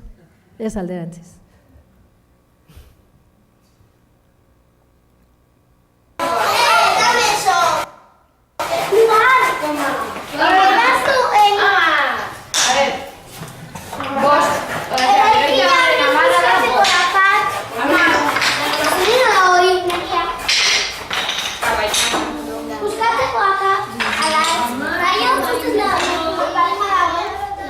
Joantxe ikusiko dugu,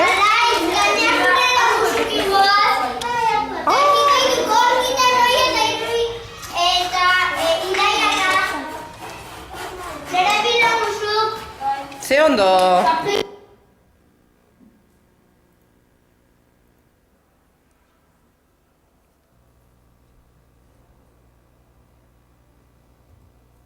Denbora dute begiratzeko eta esperimentatzeko.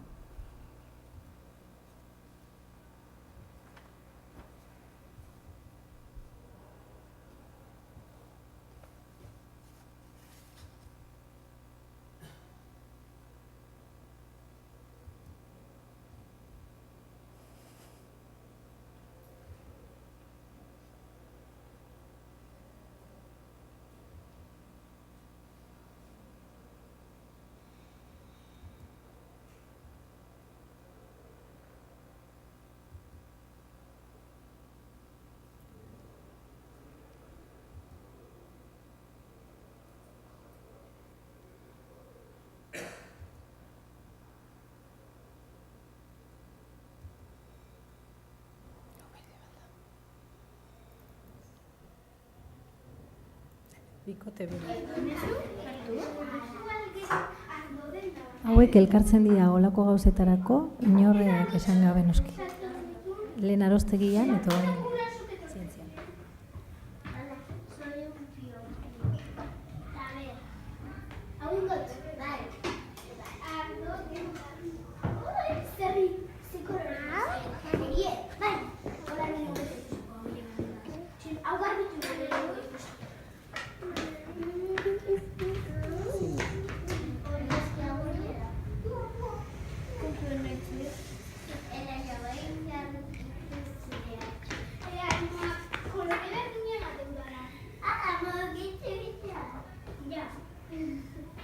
Nola ingo zuen nahi,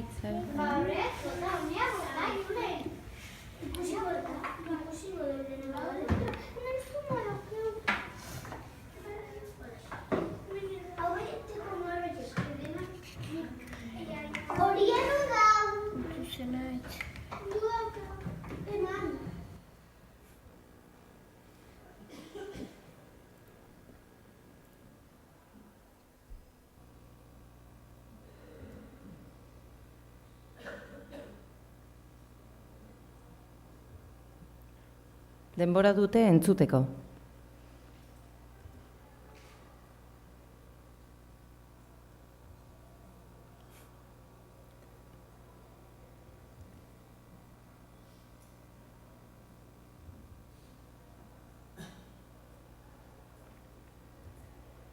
Denbora dute hitz egiteko.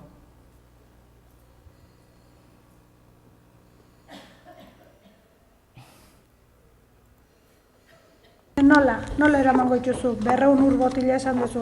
Kanpin dendan bartun. Eta kanpin denda jasoko aldezuzuk.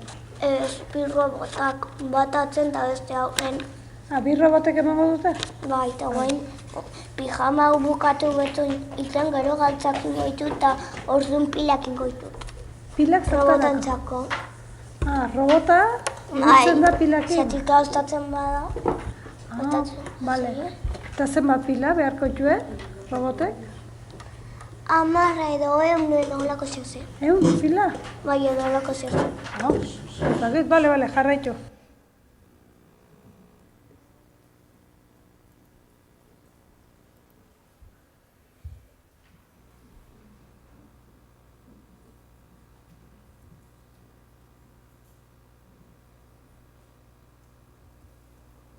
Denbora dute isilik egoteko.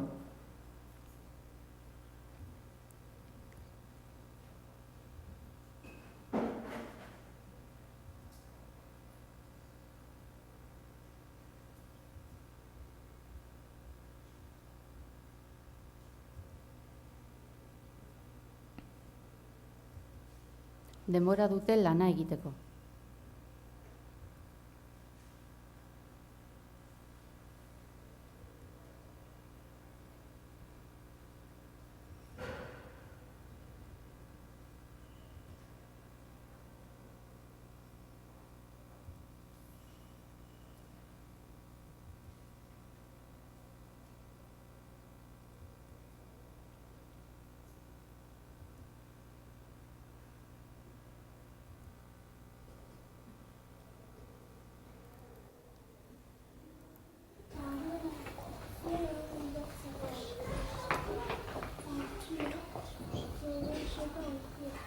Itzulpena ida egiten, ez da, Mintxa?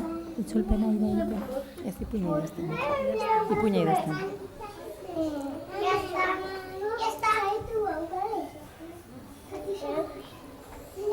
Nik ere bai. Segi, intza. Hoi, barkatu nahike konfunditu inez.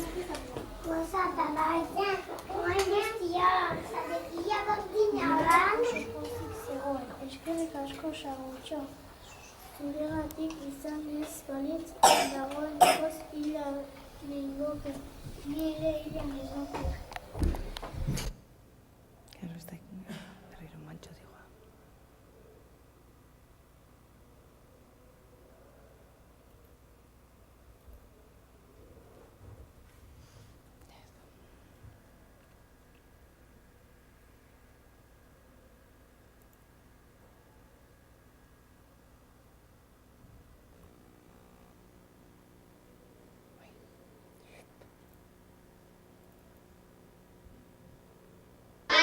Bakarrik falta gainez. Ai. Bakarrik falta gainez. Baina hoi, baina erdin batekoa.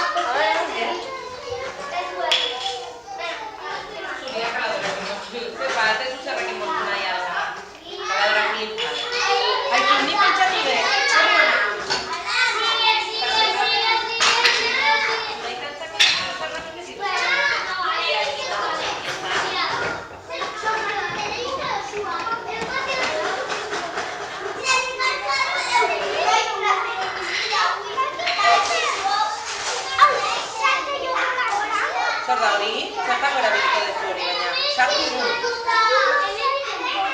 Bale, zulo batzukin eta usartu. Baina zer helbururekin sartuko duzu zulotan. Mira, Elene badaude sartuta, ez daude basartuta, zuloak intzatu sartuta. Bale, zer idea txarra, baina?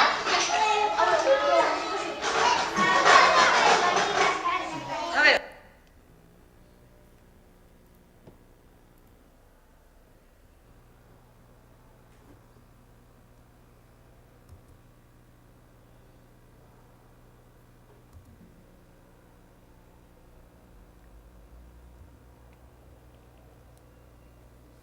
Zordu dugu, mabik. Bai, hau bakarrik egingo dugu eta gero tailerrak utziko ditugu zean ondoreneako. Bai, ondo goaz denborarekin.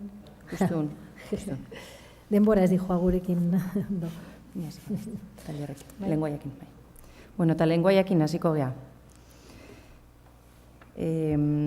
Barkatu. Ona zer dion haurren eskubideak biltzen dituen konbentzioko 13. artikuluak. Haurrek adierazpen askatasunerako eskubidea izango dute. Eskubide horrek bere baitara bilduko du era guztietako informazioa eta ideiak bilatu, jaso eta zabaltzeko askatasuna. Mugak kontuan hartu gabe. Ahoz, idatziz edo inprimatuta. Modu artistikoan edo haurrek aukeratutako beste edozein bide baliatuta. Eta Francesco barkatu, Francesco Donutxik esaten eta errepikatzen duen bezala, haurrak adierazteko lenguaia edo adierazpide ugari erabiltzen ditu eta eskolak aukeraketa bat egiten du. Batipat bultzatu eta indartzen ditu hizkuntzarekin lotutako lenguaiak edo matematikarekin lotutako lenguaiak edo adierazpideak batez ere. Eta besteak egin batean baztertu egiten ditu. Orduan, gu saiatzen gea eskolan lenguaiai gehioi edo adierazpide gehiagori lekua ematen. Eta Gabriel García Márquezek dioena irakurriko izuet. Creo que se nace escritor, pintor o músico. Se nace con la vocación y en muchos casos con las condiciones físicas para la danza y el teatro, y con un talento propicio para el periodismo escrito, entendido como un género literario, y para el cine, entendido como una síntesis de la ficción y la plástica. En ese sentido soy un platónico, aprender es recordar. Esto quiere decir que cuando un niño llega a la escuela primaria puede ir ya predispuesto por la naturaleza para alguno de esos oficios, aunque todavía no lo sepa. Y tal vez no lo sepa nunca, pero su destino puede ser mejor si alguien lo ayuda a descubrirlo. No para forzarlo en ningún sentido, sino para crearle condiciones favorables y alentarlo a gozar sin temores de su juguete preferido. Creo, con una seriedad absoluta, que hacer siempre lo que a uno le gusta, y solo eso, es la fórmula magistral para una vida larga y feliz.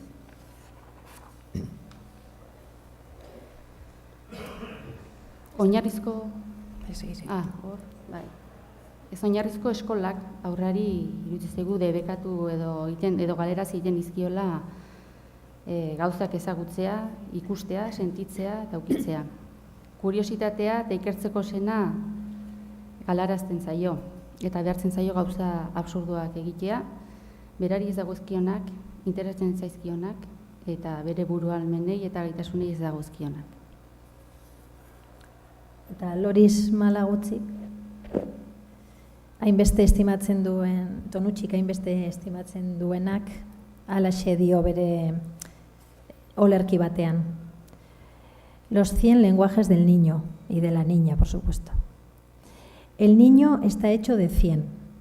El niño tiene 100 lenguas, 100 manos, 100 pensamientos, 100 maneras de pensar, de jugar y de hablar. 100, siempre 100 maneras de escuchar, de sorprenderse, de amar. 100 alegrías para cantar y entender, 100 mundos que descubrir, 100 mundos que inventar, 100 mundos que soñar. El niño tiene 100 lenguas y además 100 y 100 y 100, pero se le roban 99. La escuela y la cultura le separan la cabeza del cuerpo. Le hablan de pensar sin manos, de actuar sin cabeza, de escuchar y no hablar, de entender sin alegría, de amar y sorprenderse solo en Pascua y en Navidad. Le hablan de descubrir el mundo que ya existe y de 100 le roban 99. Le dicen que el juego y el trabajo, la realidad y la fantasía, la ciencia y la imaginación, el cielo y la tierra, la razón y el sueño son cosas que no van juntas. Le dicen, en suma, que el 100 no existe. Y el niño dice, en cambio, el 100 existe. Beraz, lehen esan bezala, eskolako proposamenek konektatu behar dute aldan neurrian, umen lenguaiekin eta ikerketa bultzatzeko erakargarriak izan beharko lukete.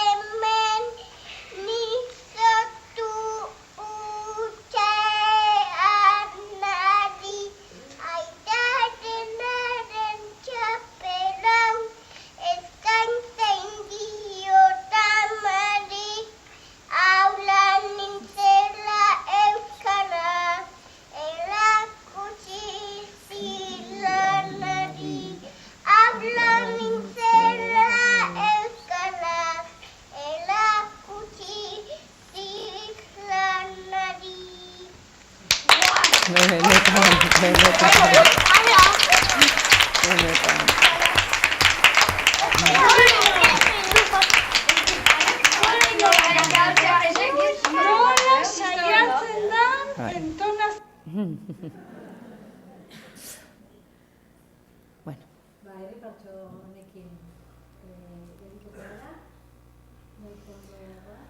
Bai.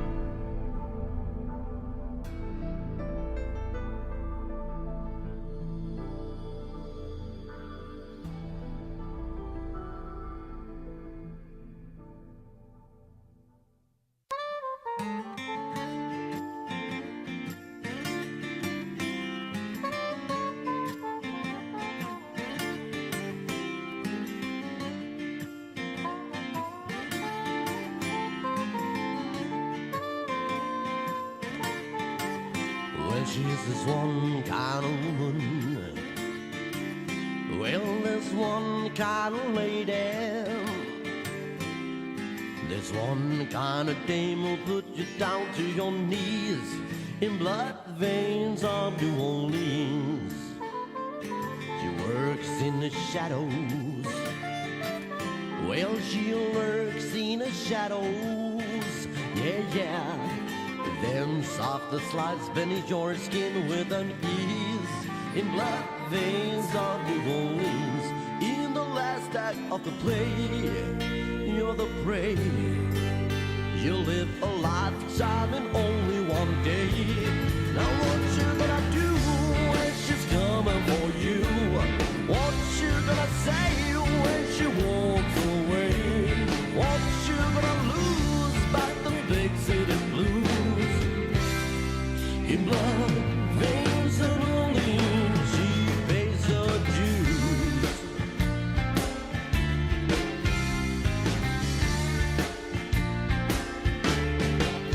And she spreads out the venom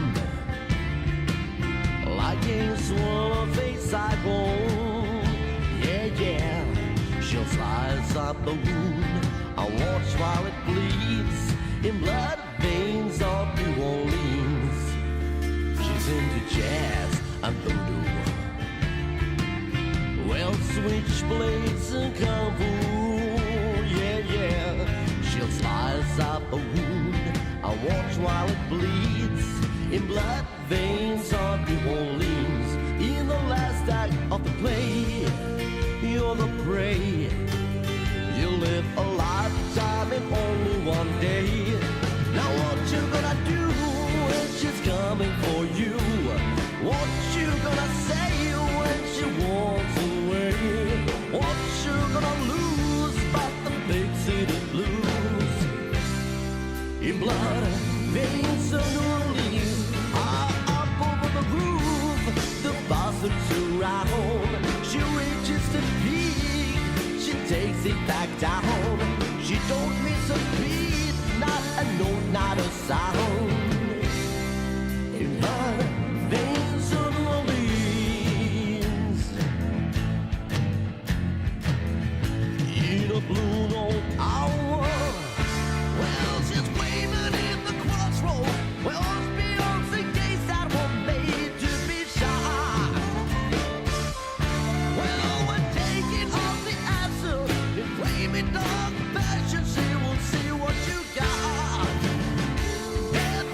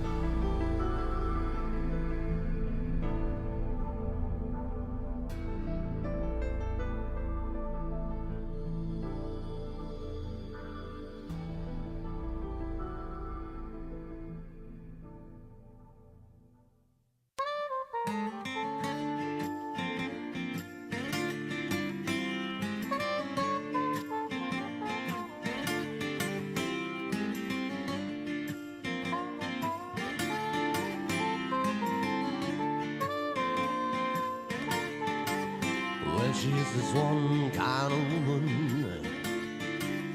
Well, there's one kind of lady. There's one kind of dame who'll put you down to your knees in blood veins of New Orleans.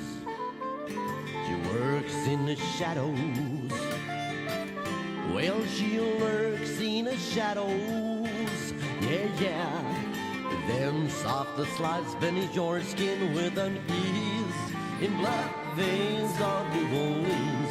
In the last act of the play, you're the prey. You live a lifetime in only one day. Now what you gonna do when she's coming for you? What you gonna say when she walks away? What you gonna lose by the big city blues?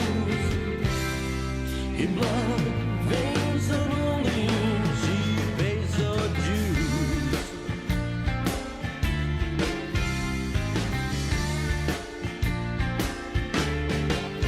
And she spreads out the venom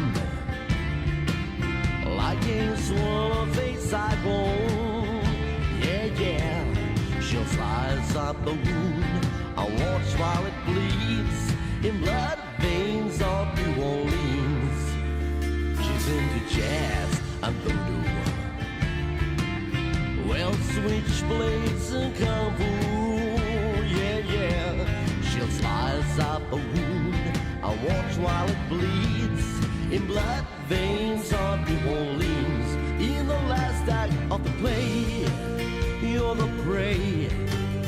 You live a lifetime in only one day. Now what you gonna do when she's coming for you? What you gonna say when she walks away? What you gonna lose but the big city blues? In blood veins of New Orleans, up over the roof, the buzzards around. She reaches the peak, she takes it back down. She don't miss a beat, not a note, not a sound. In blood veins of New Orleans, in a blue note hour. Well, she's waving in the crossroads. Well, it's Beyonce gates that were made to be shot. Well, we're taking off the answer and flaming dark passion. She will see what you got. Death curses, industries and zombies. Petrol magic and statues, more horns, I'm telling you. Bellow, always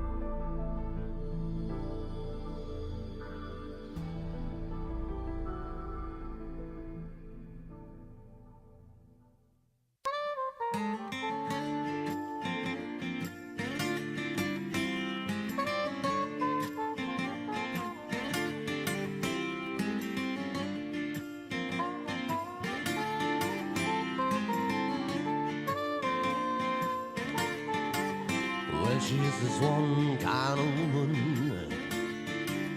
Well, there's one kind of lady. There's one kind of dame who'll put you down to your knees in blood veins of New Orleans. She works in the shadows. Well, she lurks in the shadows. Yeah. Then softly slides beneath your skin with an ease in blood veins of New Orleans. In the last act of the play, you're the prey. You live a lifetime in only one day. Now what you gonna do when she's coming for you? What you gonna say when she walks away? What you gonna lose by the big city blues? In blood veins of New Orleans, she pays her dues.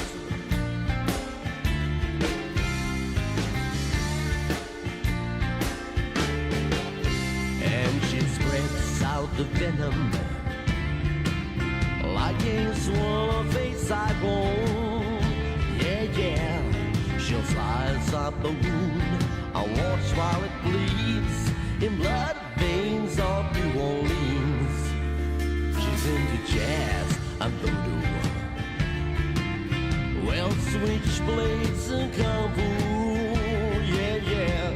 She'll slice up a wound and watch while it bleeds in blood veins of New Orleans. In the last act of the play, you're the prey. You live a lifetime in only one day. Now what you gonna do when she's coming for you?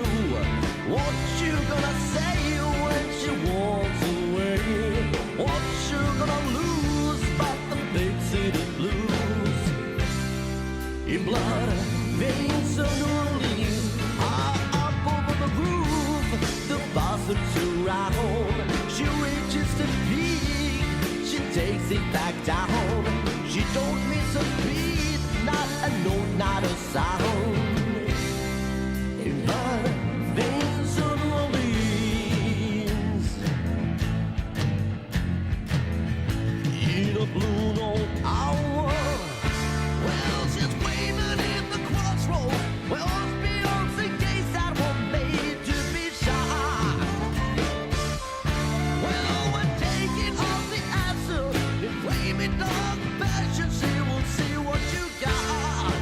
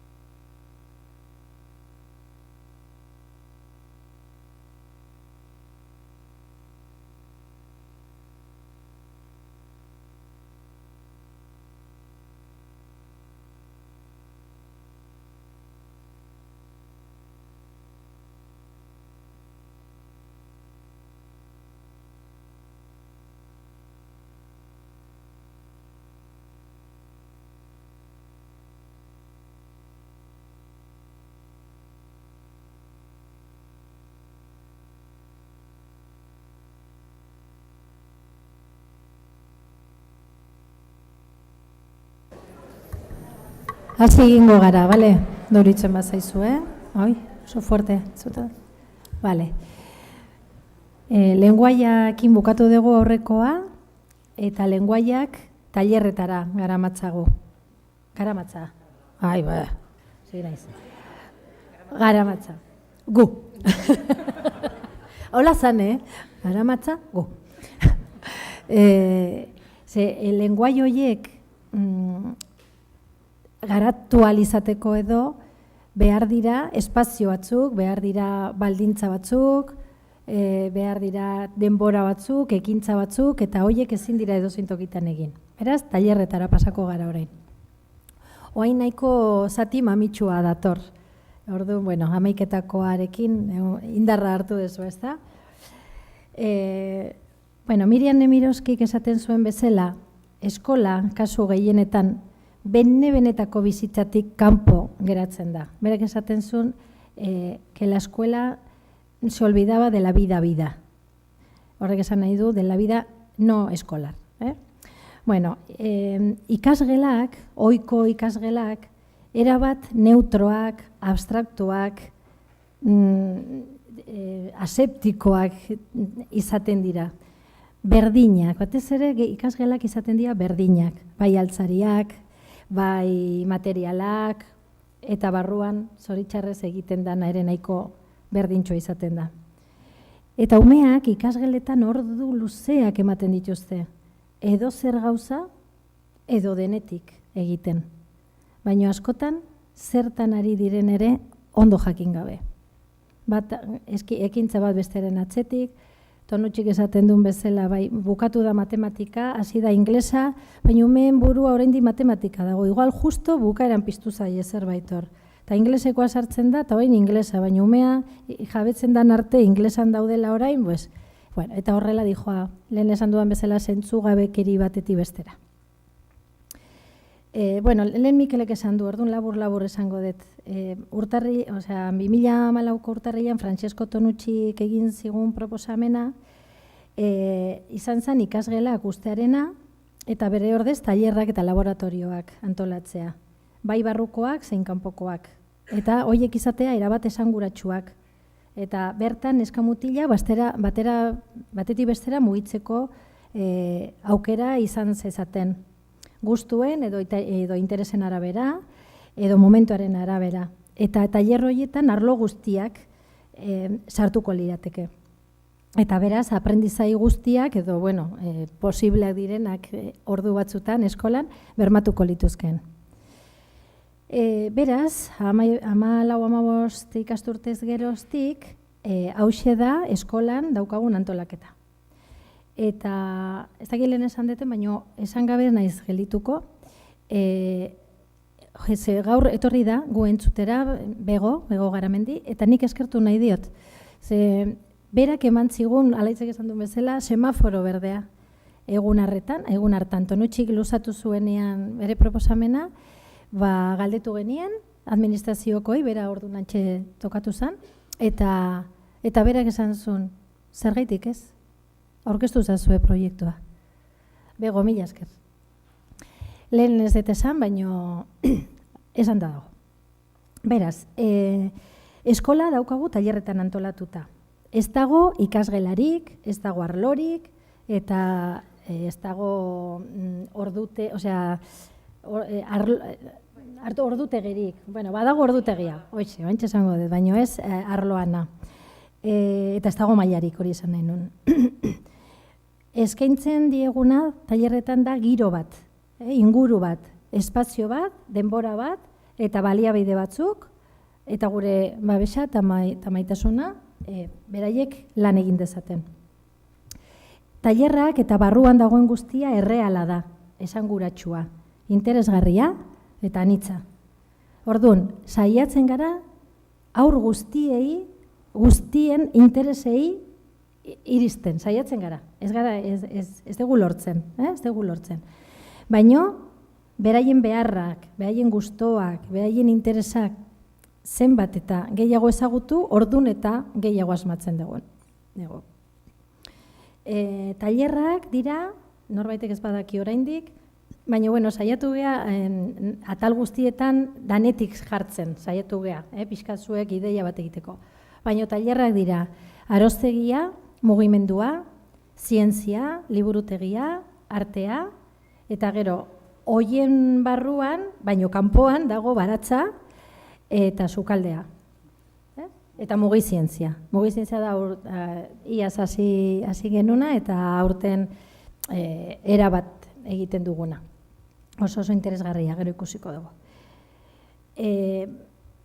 Ordutegia badaukagu, hau da, egunean zehar, zabaltzen dira lau tailer, 3 batera edo 4 batera segun. Hori ere aldatzen joan da. Eta orduan beti dago tailer bat itxita. Orduan umeak aukeratzen dute, zabalik dauden tailerretara joan nahi duten. Eskatzen diegun bakarra da, saiatzea astean 2 tailer guztietatik pasatzen. Baina hor ere oso malguak gara, segun zer gertatzen dan, eta ze ume, eta noiz, eta hola. Baina, bueno, ez dago eskatu beharrik, ja, hala egiten dute.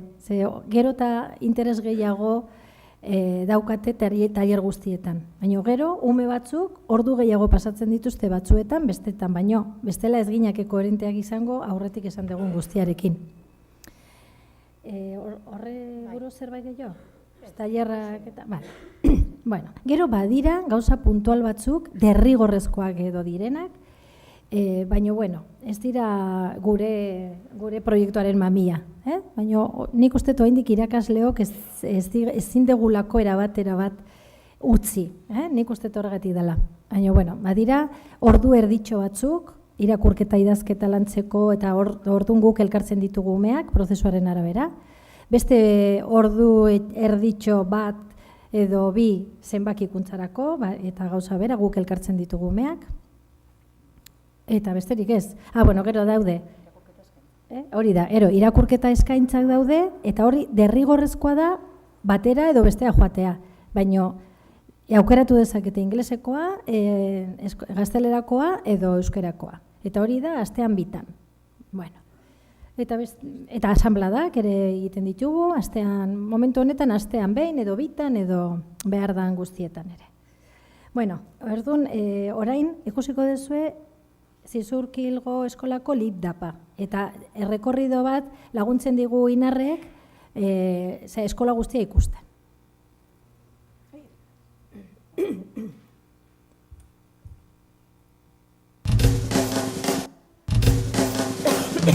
Eskola txikiak herrietako, geroaren bila pausorikan pauso. Eskola txikiak herrietako, pausorikan pauso. Batzuetan nobea izatea txiki, talden historia edo zeinetaki. Batzuetan nobea izatea txiki, edo zeinetaki. Txepetxarera ere txorietan txikiera.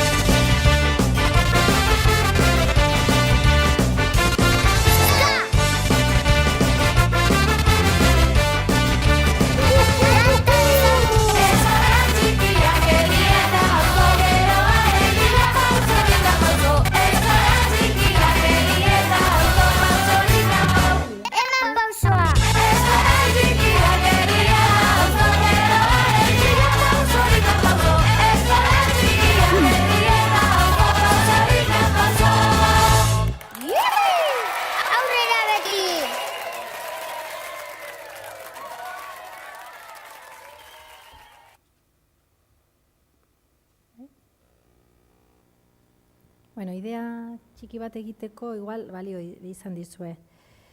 Tailer bakoitzak aukera anitzak eskaintzen ditu eta haurrak euren lanetan, proiektuetan, esperimentuetan, ikerketetan, irakurketan, egoizpenetan zentratu daitezke eta bakoitza bere erritmoan joan daiteke. Aurren eskura material eta egoera bizi-biziak jartzen saiatzen gara. Benetakoak. Norbanakoaren interesen araberakoak eta euren garapen etapetetarako egokiak direnak.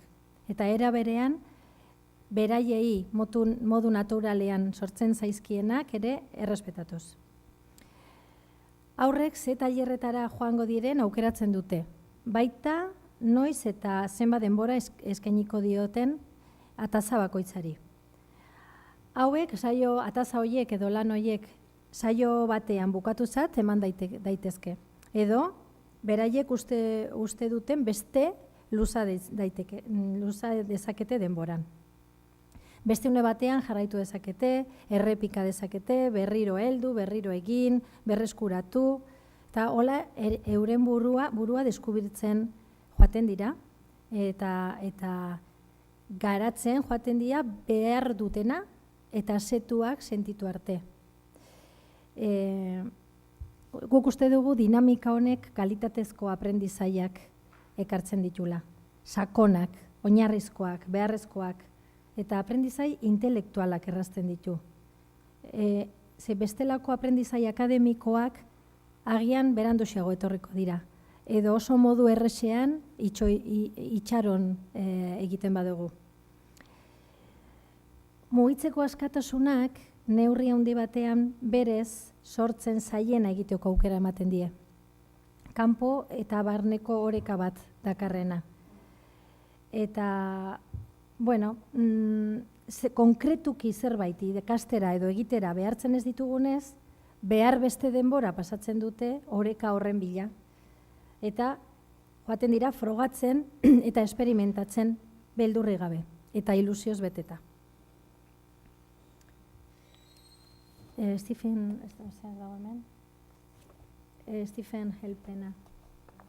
Bai, eske, erderaz irakurri nahi, baina hemen euskeraz daukat. Zuk erderaz daukazu? Bale, bueno. Elkarrizketa bat, zatitxo bat. Berak esaten du, haur baten errendimendua hobetzeko nahikoa da ikasten duen espazio fisikoa aldatzea. Agian ez da nahikoa, baina guk uste dugu oso importantea dela. Berak jarraitzen dugu, lortu dugu Londreseko auzo gogorreneko aurra arzo dunekin, baina ikasgelak ez daude pentsatuak ikasteko, kontrolatzeko baizik. Ez dakit, hau, eske, galdu zait. Bai, iotzea. Bai, Londresen egin dutela, saiakera hori, eta errendimendua hobetzea, bertako auzo bateko egoera gogorrenetako bat bizi duten auzo bateko ikasleekin saiatu dira, eta aldatuta, espazioak aldatuta lortu dute errendimendua hobetzea. Eta gero galdetzen diote, nolakoak izango dira etorkizuneko ikasgelak? Eta erantzuna, irekiak, 3 paretetakoak, zabalak, ikasgelaren kontzeptu tradizionala aprendizaia kaltetzen du. Adibidez, ikasgela itxi batean karbono dioxido maila igotzen joaten da goiza aurrera doan nenean. Konzentrazioa mantentzea oso zaila da 1.000.000 partikulatik gora, baina 4.000ko gailurrak izaten dira. Aire hau arnasten duen ume batek nahi duen bakarra iskanbila sortzea da. Orduan, bai guk uste dugu, dena ez da forma aldatzea, baina formak ere edo oztopatu edo errestu egiten ditu gauzak. Uste dut, jasoko dezuela hemendik ez dala forma kontua bakarrik aldatu dela, noski. Baina tailerrak asko laguntzen digute, eta orain momentu honetan esaten dugu, tailerra baino baldago zerbait hobeagorik. Eta ez dugu bilatzen momentuz, baina nola hau ez dan geldituko hemen, eta jarraituko dugun ikertzen, agian hemendik 3 urtetara beste zerbait kontatuko dizuegu. Bueno, eta orain pasako gea tailerrak zehatzago azaltzera. Hasiko naiz liburutegiarekin. Alfabetatzea izan da eskolaren sorreratik, eskolak izan duen helburu nagusienetako bat. Eta alfabetatzea azken finean, irakurketa idazketa prozesuaren jabetzan laguntzea izango litzake. Eta hor maisu maestrok badaukagu zeregin nagusia, edo zeregin nagusienetako bat.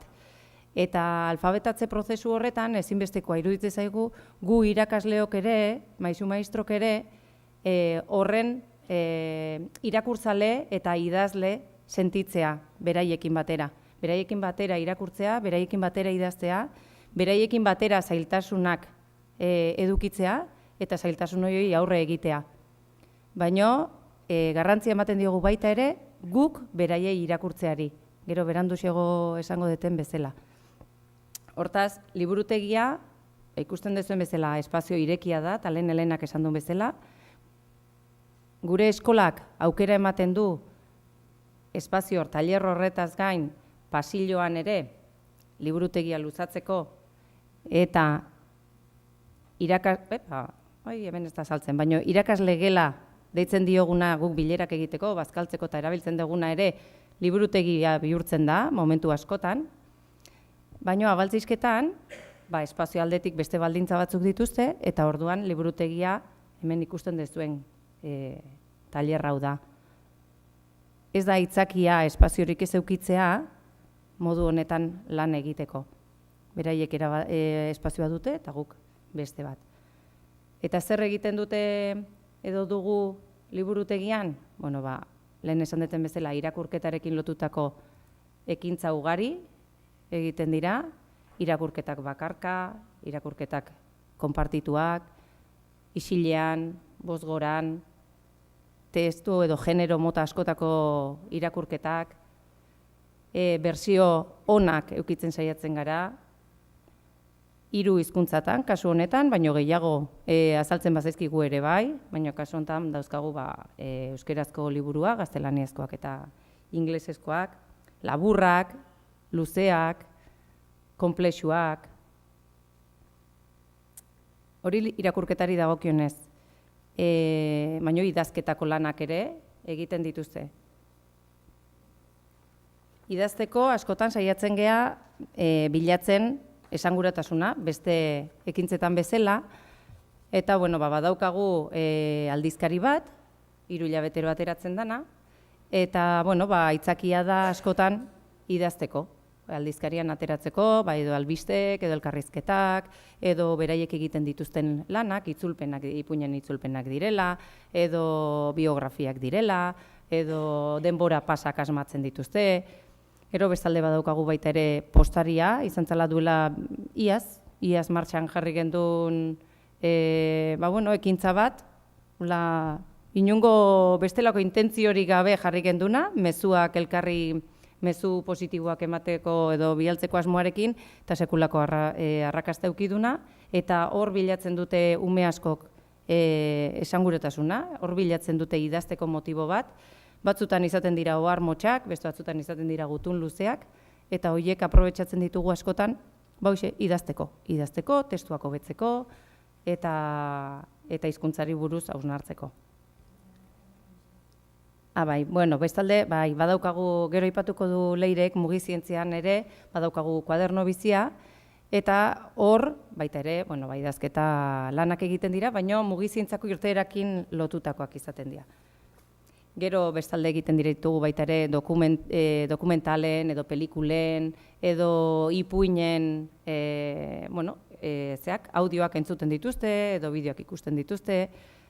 Naiz pasatzen, hasi naiz hizketan eta ahaztu zait pasatzea. Hauek dira irakurketarekin lotutakoak.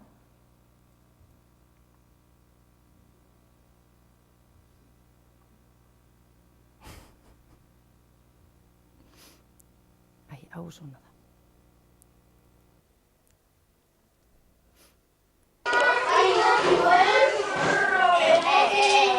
Hiru urte ditu.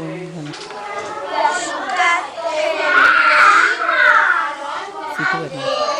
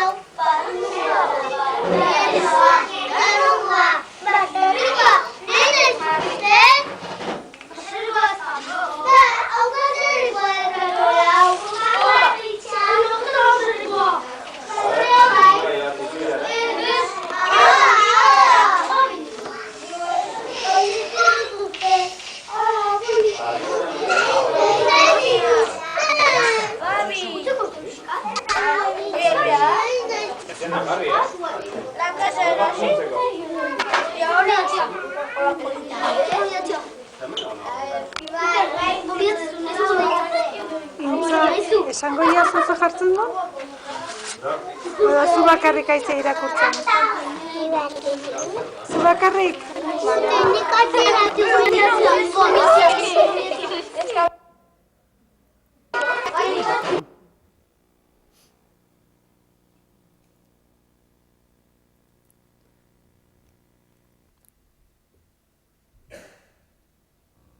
Idazteko momentuak.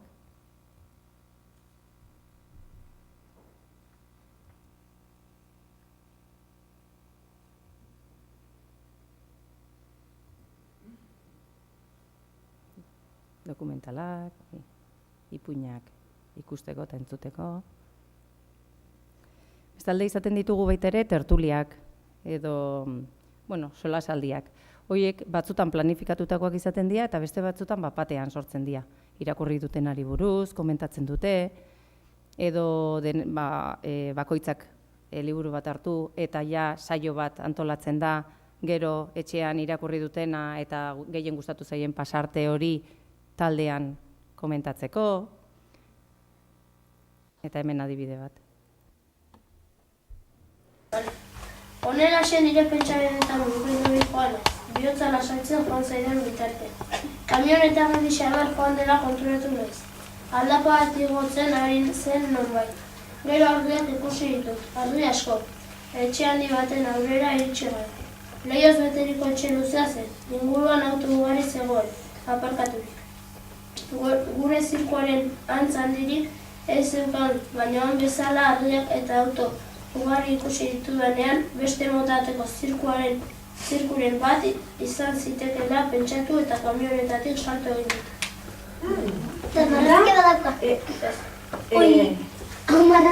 Zer otatzen daun, naiz? Bere zirku mundiala hori erritean juta handeiteu eta kamioi baten irotzea, beste leku batean juteko, eta ikuste ospitala larri asko gina hori zen, eta uste zuen beste zirku bat zela. Ai, ama, eta... Beste motateko zirku. Eta saltzen da? Bai, gero bai. Tximua filizikan sartzen da. Bale, nik pentsatu dut agian tximoa gaixorik edo baino ez. Zer da, biurri xamarra da.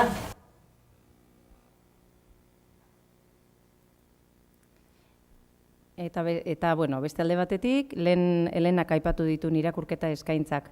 Astean bitan egiten ditugu, eta honi garrantzi berezia ematen diogu, helduak irakurtzeari. Helduak benetan sentitzen duen hori, umei transmititzeari. Eta horregatik egiten ditugu 3 eskaintza, asteartero eta ostegunero, kasu honetan, hizkuntza bakoitzarentzako eskaintza bat. Eta beraiek aukeratzen dute zeinetara jo nahi duten, eta han egoten dira irakurketa entzuten. Uste dugu oso garrantzitsua dela, helduek egindako irakurketa hau, naiz eta umeak konbentzionalki irakurtzen jakin.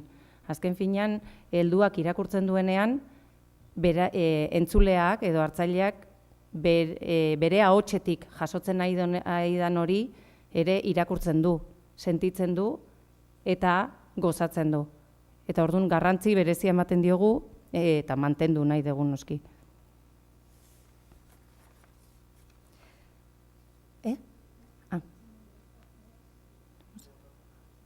Vale. Eta, bueno, jarraitzeko ingleseko tailerra badaukagu, liburutegi barruan.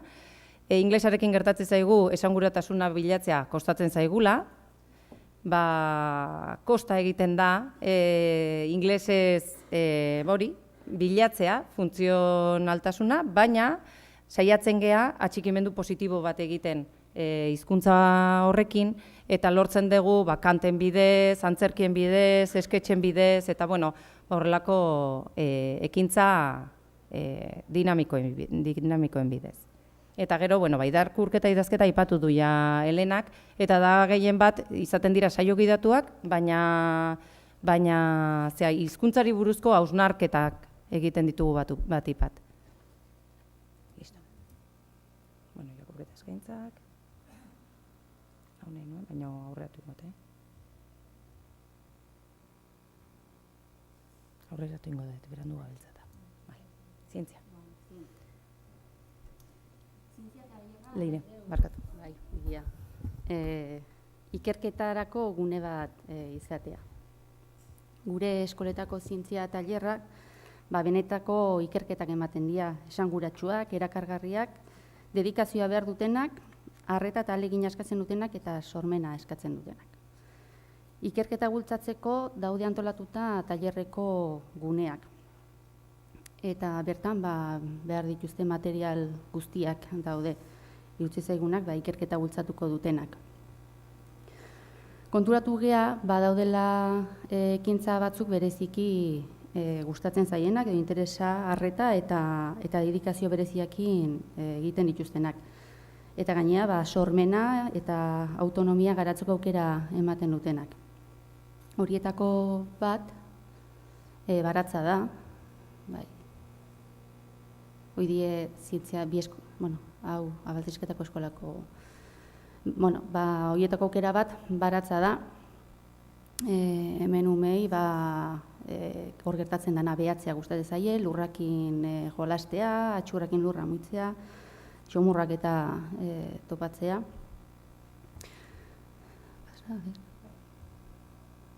Eta beste gustatzen zaien beste ekintza bada, eta hortarako tailerrean egune badaukagu, da azitegia prestatzea. Loreen edo gero baratzean jarriko ditugun landaren haziak ernetzen jartzen dituzte. Eta gero loreak gure eskolako balkoia apaintzeko erabiltzen du. Eta hortarako edo zein potere moldatzen dute. Beste aukeretako bada sukaldaritza. Hemen ere, batzuk behaien interesa azaltzen dute. Eskolatik kanpo, landareak, loreak, harriak eta xomurrak ekartzea gustatzen zaie. Eta, geho horrekin mikroskopioan bidatzen dituzte, edo animalien kasuan, karakolak adibidez, behientzako habitat bereziak edo egokiak prestatzen dituzte.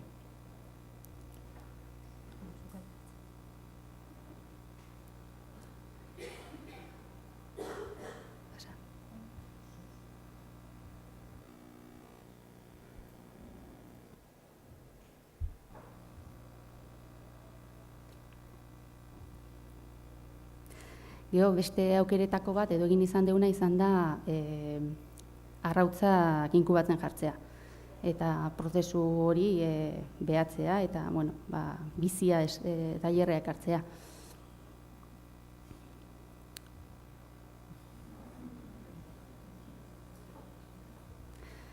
Gero, gustoko duten beste ekintza bat, edo hortarako gunea prestatuta daukeuna, da sustantzi ezberdinekin esperimentu gitea, nahasketak, disoluzioak, eta horretarako eskura dituzte sustantzi ezberdinak, olioa, ozpina, ura, sodio bikarbonatua, eta hauekin koloranteak, hauekin saltsak gitea eta ikertzea ikaragarri gustatzen zaie.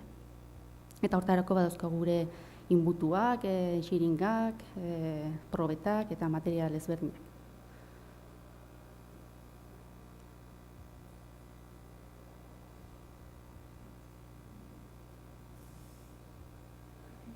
Eta gustoko duten beste ekintza bat edo da irina eta urarekin masa orea ikia. Hau deskubrimentu bat izan da eta umeak aurten behintzat pasa dituzte orduk eta orduk masa egiten, manipulatzen eta gaina sormen handiekin ze hortik sortu die egoera oso ezberdinak dendak elkarren artean salierosketak egiteko eta nik prestatuko dut okindegiako prestatuko ditut kurrasanak eta ez dakiz zer eta orduan sormena eta autonomia handikin aitu die.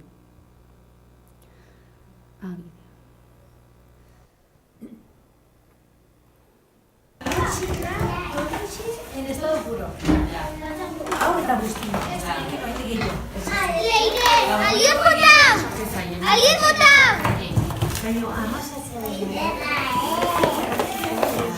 Baina,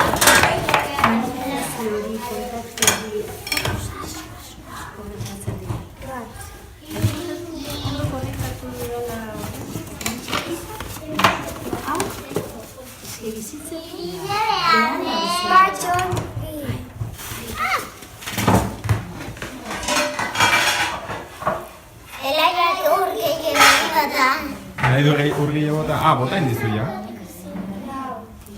Onda da geratzen, Eta bain ze botako duzuek. Irigin gehiago? Bai, dakazkero. Bestela etzaigo egingo. Eta kolorea emateko? Gero? Bai, zezan irigin gehiago ebazuk. Zuek zaizan duten troketa? Bueno. Pues bola primero alaitzai daiten gauza. Alaitzai daiten? Gauza, kroketa. Bai. Eta bira. Bako karra. Joku handia eman duen ekintza izan da. Beste aukera bat izaten da mahai jolasetan aitzea. Eta azkenik batzuk interesa izaten dute dokumentalak, animaliei buruzkoak edo naturei buruzkoak ikustea. Orduan zientzia tailerra batzutan laborategi kimiko bada, beste batzutan sukalde bat eta beste batzutan azoka bat. Gero zientzia tailerra barruan astean behin baratzea juteko aukera izaten dute eta haure ikertzeko gune bat izaten da. Beak eta lanak egiten die asko, ikusi nola hazten nahi dien landarek, belartxarrak atea dien, eta bar. Eta, asko gustatzen zaie ere atxurrakin aitzea. Beste gabe, lurra muitzen, eta batzutan lurrazpiko munduakin topatzen dira, eta batzutan eskolara tailerra ekartzen dituzte mikroskopion ikustea. Eta juten dienak oso modipatuta juten die, batzuntzako baratza bere pasioa da eta bizi dute. Eta orduan seriotasun eta gogoa handiakin juten dira. Eta interesgarri izatea ikustea behaien arteko giroa edo ze elkarrizketa dauzkaten elkarren artean eta ze fundamentu eta ze fundamentukin aitzen dira. Eta, batza izaten da elkarlana eta kooperazioa gune bat, eta behaie bakarri ederki antolatzen dira. Lehen aipatuet, sukaldea gune importante bat dela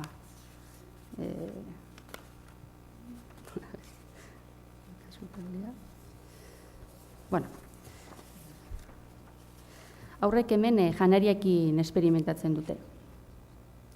Xomorrak.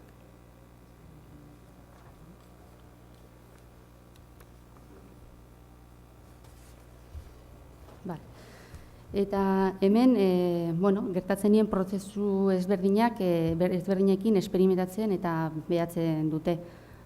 Prozesu horiek die prejitzea, egostea, lurrintzea, izoztea, urtzea. Eta gainea, manipulatzeko trebetasunak ere garatzen dituzte, ze askotan moztu egin behar dute, txikitu, orea egin, irabiatu, Eta, bueno, izaten da laborategi zientifiko bat. Aurrek errezeta prestatzen ari diren bitartean, gertatzen ari denari buruzko hausnarketa asko egiten dituzte, eta behien artean elkarrizketa asko sortzen dira. Eta, bueno, proposamenak batzutan eskolatik ateatzen dira, izan liteke egun berezitako, Gabonetan adibidez feria bat antolatzen dugu, eta hortarako gauza ezberdinak prestatzen dituzte. Baina gehien gustatzen zaiena da behaien iniziatiba propioa adieraztea, osea, behaik nahi dituzten gauza prestatzea.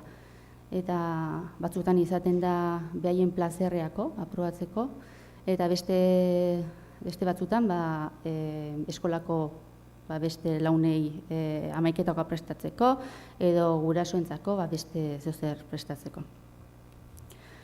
Eta aurrek, saiakera erroren bidez ikasten dute, beti zaila dena ondo ateatzen, orduan berriz egin behar izaten dituzte batzutan gauzak, eta hor pentsatu behar dute gainea zer atea zaien gaizki.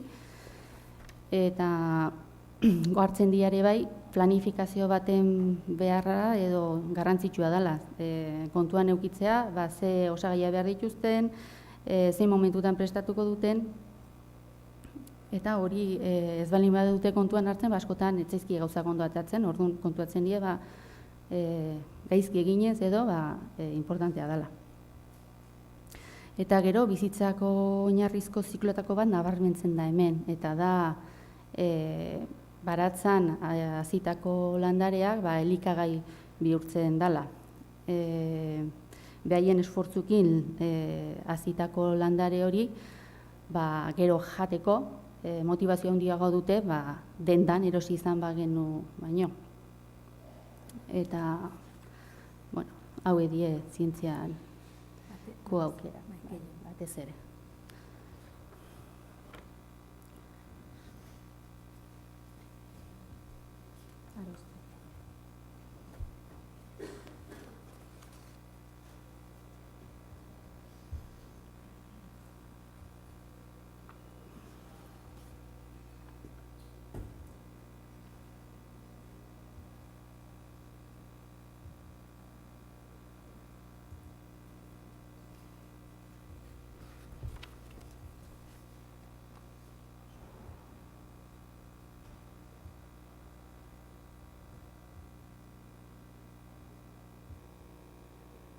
Batzako hilarrak.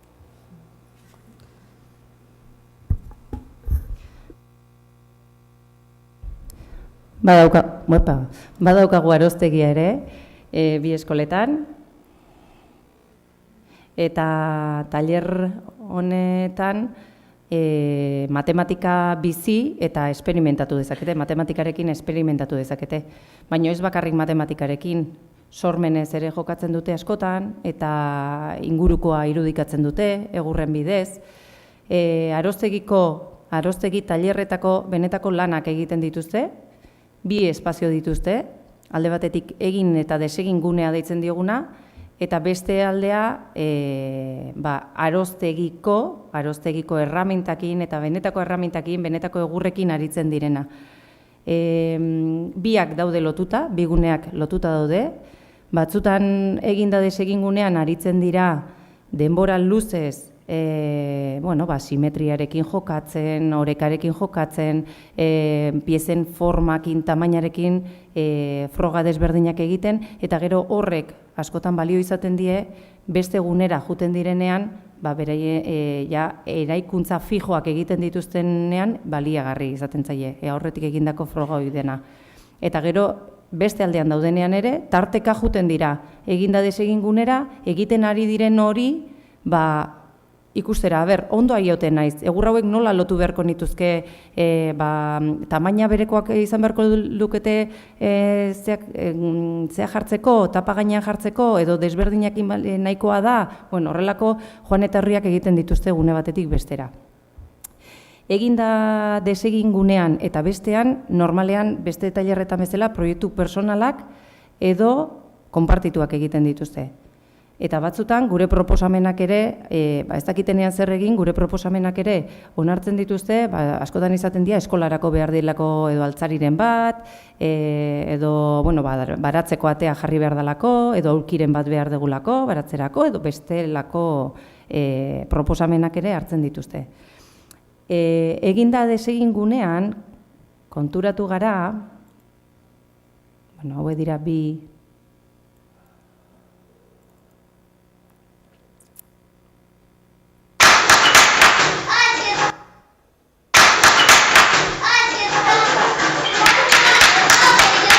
beste eskua igual hortik aparte jarri, bestela eman ingo diozuta. Lotu alda? Mira, baina hiltze egin behar dugu barru-barruan sartu, ondo lotuta gelditzeko, a ber.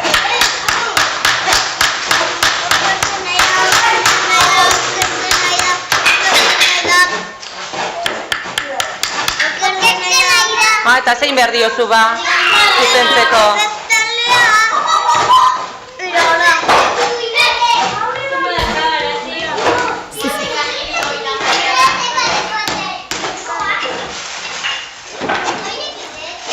Atzean ikusten dezuena da eginda desegin gunea ditzen dioguna.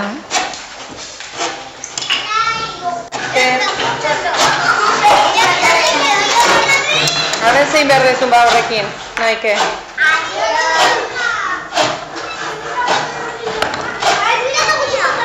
Uia, ma, grazi, bazoaz, ja. Ya está, bukaera mango diozu horrekin.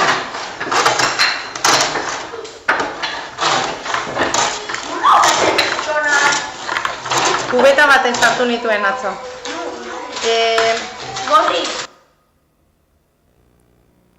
Eginda desegin gunean, konturatu gara, beste adierazpeneko beste esparru batzutan bezala, umeek eraikuntzetan pasatzen dituztela fase desberdinak. Hasieran piezak apilatu egiten dituztela, behaketen bidez konturatu gara horretaz. Oraindik ikertzen nahi gehat ezin ditugu ondorio zehatzak eman, baino ikusi degula hori azten direla piezak apilatzen, piezak pilatzen, bai goitibera, bai vertikalean edo bai horizontalean. Gero azten dira espazioan zabaltzen, eta zabaltzen doazen neurrian itxiturak ere sortzen dituzte.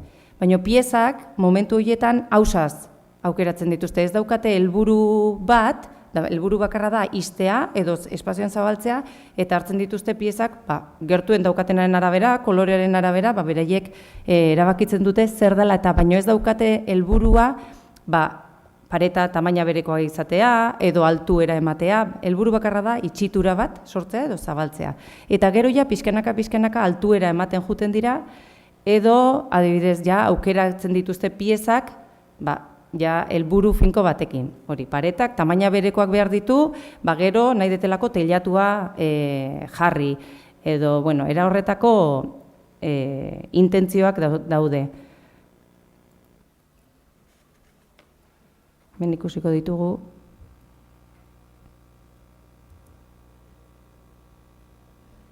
Orekarekin nola jokatzen duten. Gero behin simetria, irudi simetrikoak egitea lortzen dutenean, behin da berri saiatzen dira simetria hori bilatzen. Benetako lan arkitektonikoak egiten dituzte, harrigarriak, utzi ezkero, harrigarriak.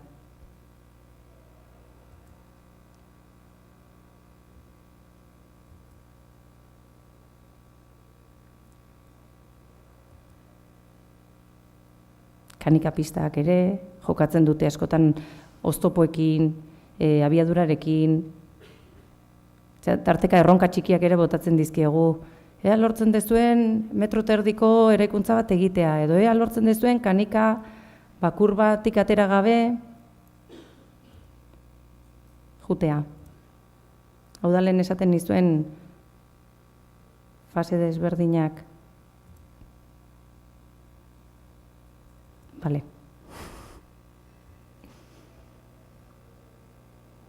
Eta ja, hemen ikusten da helburu bat dagoela, hau da goi mailako eraikuntza, Ja. Ikusten da.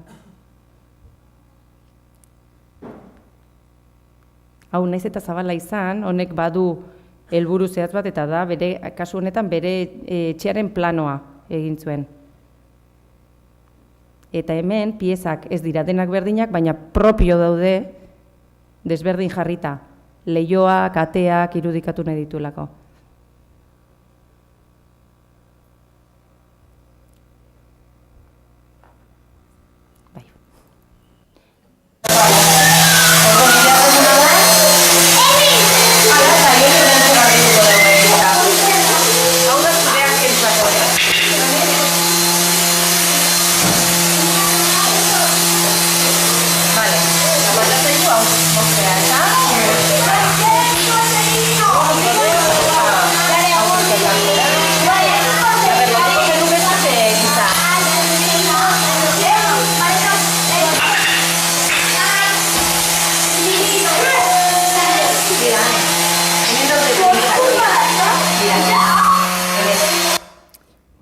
Denboraz gustu gabiltza, beraz ustez.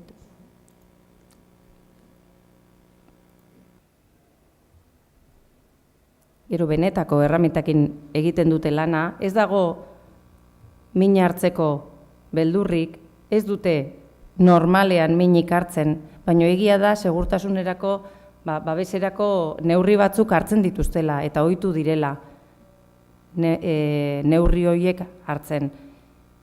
Eta ez dira, gertatzen dira, istripu txikiak, baino ez da inoiz ezer larririk gertatu eta ibiltzen dira zerrakin, ibiltzen dira hiltzeekin, ibiltzen dira taladroarekin, noski, hasieratik gailu elektrikoekin ez inoiz erabili ez baldin badute ez ditugu bakarrik ikusten, beti gu egoten gea laguntzen, baino behin erabiltzen ohitzen direnean, beraiek badakite eskuak non jarri behar dituzten, non ez, ze segurtasun neurri hartu behar dituzten.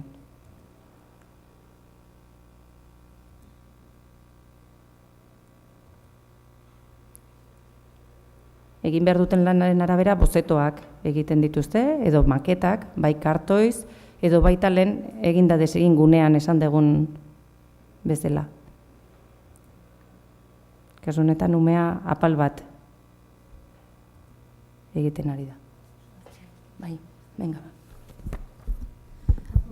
Bale, mugimenduai buruz. Ez da nire lenguaia, baina ahalik eta hobetoen azaltzen saiatuko naiz. Bizitza mugimendua da eta mugimendua bizitza eta aurrak bizitzaz beteri daude. Dinamikoa dira, arinak eta espresiboak. Eta uzten badiagu, denbora, lekua, giro egokia eta konfiantza ematen baldin badiagu, ikertzeko, frogak egiteko, joera izango dute. Eta sensazio berriak eta erronka berriak bilatuko dituzte. Tailer honetan dauden aukeren artean, daude psikomotrizidadea, musika eta dantzarekin eta antzerkiak egitea, jola simbolikoa, kirolak, eta gozatzen dute adinari erreparatu gabe. Bakoitzak bere interesei begiratuz, bere gustuei, bere almenei eta bere gogoei. Bakoitza bere erara, bere ritmora eta bere estilora. Material ugari dute eskura, aukerak ematen dizkienak eta ez eragozpenak. Erakargarriak eta interesgarria direnak behaien sormenerako eta ikerketarako. Pertsonak egiteko edo taldean egiteko. Eta hauedie kultxonetak, zapiak, musikatresnak, eta bar. Baina batez ere denbora dute gozatzeko. Tailer honetako beste aukera zientziarekin batea, lehen aipatu den mugi zientzia da, eta astean behintzat saiatzen gea kanpoa ateatzen edo irteratxo bat egiten inguruko bidetatik edo. Eta hemen aukera daukate behaketak egiteko, inguruan duten guztiak arreta deitzen die, intsektuak, topatzen dituzten lorek, fruituak, aztarnak, animalien aztarnak. Eta horretarako lupak eta prismatikoak eramaten ditugu, eta xamurroa garraiatzeko ontzi bereziak. Gero eskolan, mikroskopian bidatzeko, edo lehen aipatu ditugun habitat horiek sortzeko. Eta honez gain, jolastuko aukera ere izaten dute besterik gabe, urarekin, lokatzarekin, harriekin, adarrekin, gainea hauek material estrukturatua die eta sormeneako eta aukera askoz gehiago irekiagoak ematen ditu. Eta batzutan helburu jakin batekin ateratzen gea, baina beste batzutan besterik gabe, helbururik gabe. Baina beti topatzen deuz zeozer eta esperientzi politiak izaten die behiaintzako.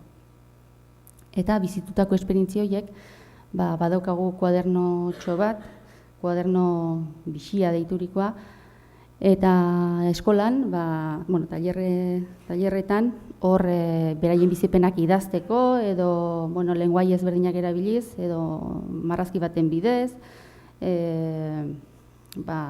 edo olerki, isladatzeko aukera dute. Eta beste aukera bada, asteroko irtera hauetaz, kursu hasieran, ikasle guztien etxetara juten saiatzen gea. Hau hain dela 3 urte hasi ginen, eta urtero ikasle berriak sartzen joan izan dianen, ikasle berri hauen etxeta joan izan du gea.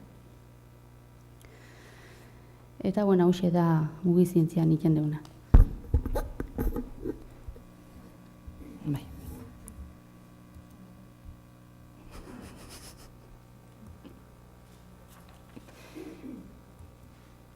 Denbora.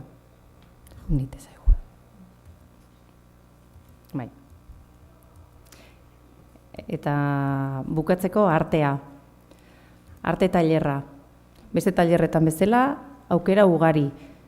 Baina uste dugu eskolak benetako adierazpen artistikoak bultzatu behar dituela. Eta benetako adierazpen artistikoak marrazkiarekin, margotzearekin, buztinarekin, eskulturak egiteko aukera, izan behar direla uste dugu. Uste dugu. Eta adierazpenerako eta sormenerako gaitasuna ume guztiok eta helduok ere bai dugula pentsatzen dugu, baina momentu askotan moztu egiten zaiek, kasu honetan umei, saiatzen garelako errealidadean objektuak, personak, istorioak nolakoak diren marrazkietan isladatzen dituzten ikusiz edo ez. Eta lehen esan dugun bezala umeek modu desberdinean ikusten dute ingurua eta adierazterako garaian ere desberdina adierazten dute. Ezin dugu pentsatu errealidadean dena isladatuko dutela paperean. Sormeneko heziketa bat edo sormena bultzatzen duen heziketa bat azken finean ez da ez arlo bat, ez teknika bat, bakarrik da jokabide bat, da jarrera bat, da umearekiko konfiantza bat. Umea gai da zerbait egiteko, eta guk egiten duguna da lagundu hori adierazten. Baina beti pentsatzen duen hori errespetatuz. Adierazi duen hori errespetatuz, eta inolaz ere errealidadean denarekin konparatuz. Beste gabe moztu nahi dut bukatzeko ebaluazioarekin.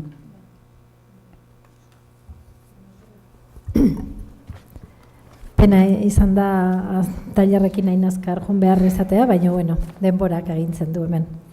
Eta, klaro, ebaluazioa aipatu gabe, nola jongo ginen, ez da? Eta, hemen esan beharra daukagu, irutzen zaiguna, esango dugu, argi eta garbi. Aurrek ez dute ebaluazioaren beharrik. Ez dute ebaluatuak izan behar, ez ikasteko, ez da hasteko ere. Eta are gutxiago, zoriontsuak izateko. Beraiek ez dituzte ulertzen, ez arloak, ez gaitasunak, ez maximoak, ez minimoak, ez errubrikak, ez txantilloiak, ez eta bukaerako aktak ere. Aurrek ez dute ebaluazioaren beharrik. Ebaluazioa kontrolatzeko tramankulu bat da, baino helduen eta administrazioaren mundukoa. Neska mutilak haziak bezalaxe pakean utzi behar ditugu. Ez da ona egunero lurra miatzen aritzea sustraiak ikusteko edo ia pistiloak atera zaizkion loreari.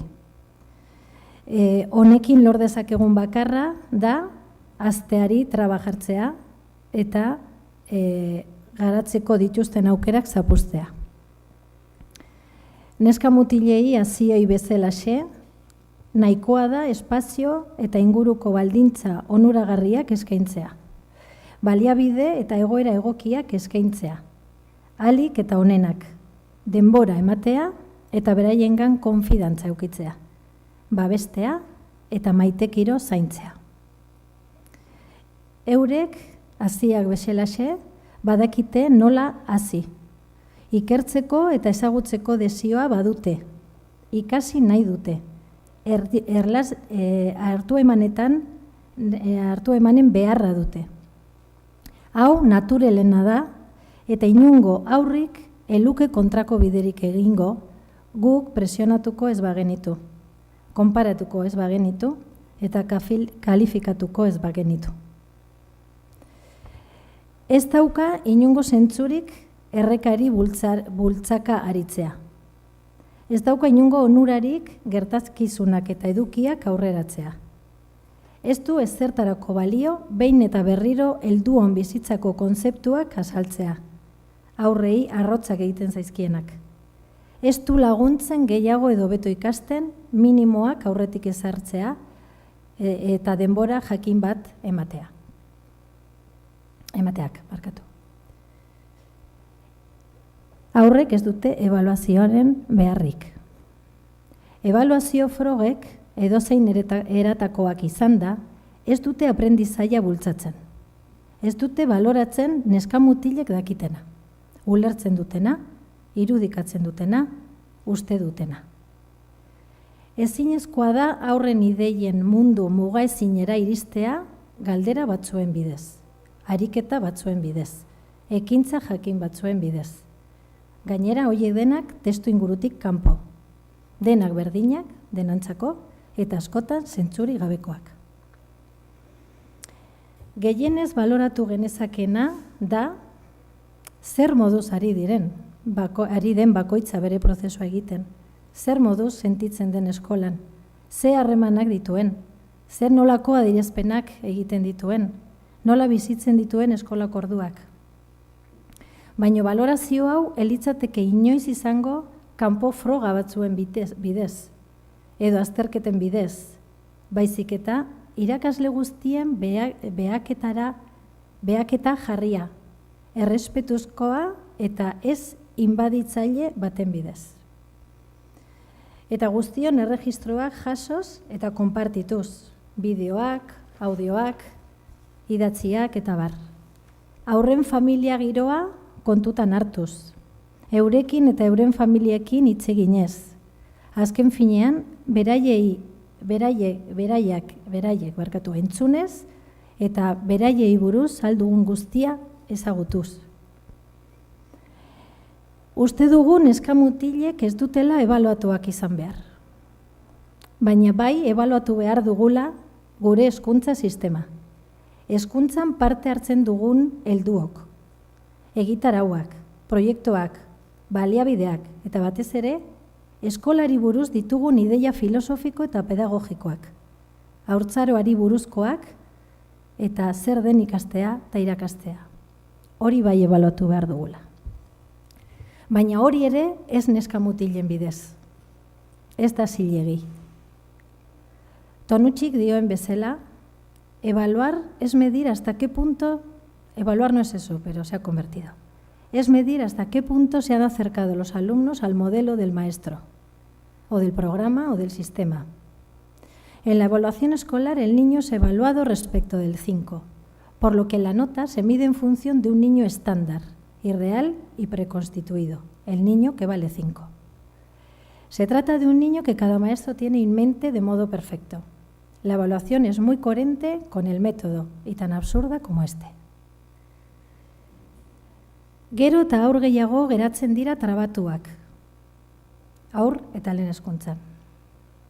Gero eta lehenago ez dute betetzen guk espero duguna. Ez dituzte minimoak betetzen. Gero eta ikasle gehiago daude behar bereziekin. Gero eta errefortzu neurri gehiago. Gero eta presio eta sufrimendu gehiago. Ebaluazioaren emaitzak gero eta okerragoa dira gainera. Eta gure galdera da. Nora doa gaurko hezkuntza sistema ikaslei gero eta froga gehiago eginez? Ze lortzen da horrekin? Eskoletako bizitza ikasteko egokiagoa alda hainbeste ebaluazioarekin? Umeek ikasteko gogoa handiagoa aldaukate ebaluatuak direnean?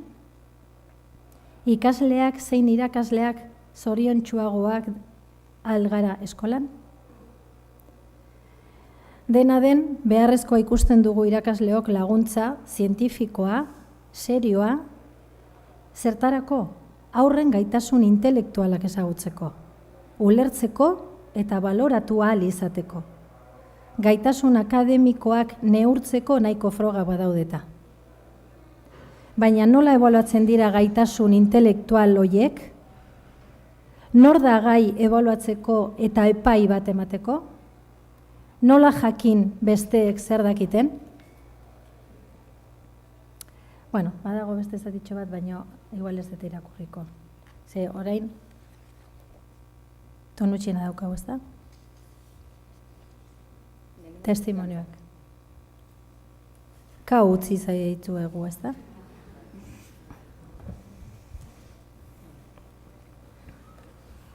Jarraitzeko testigantza batzuk jarriko ditugu, eskolara bizitan etorri zaizkigunen testigantzak, bideo laburtxo bada, eta horren ondoren eskola bakoitzeko kide bat igoko da, beraiek esan nahi dutena esatera. Ai, aurretu naiz. Barkatu.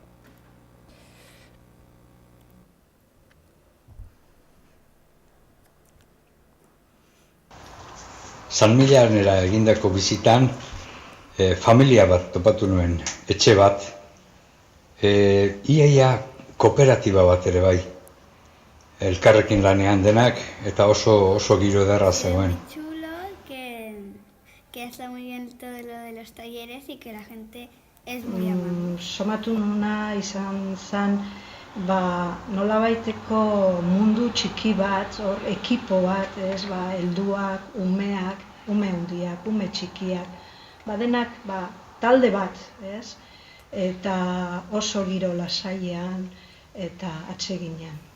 Bueno, ha sido una experiencia muy interesante.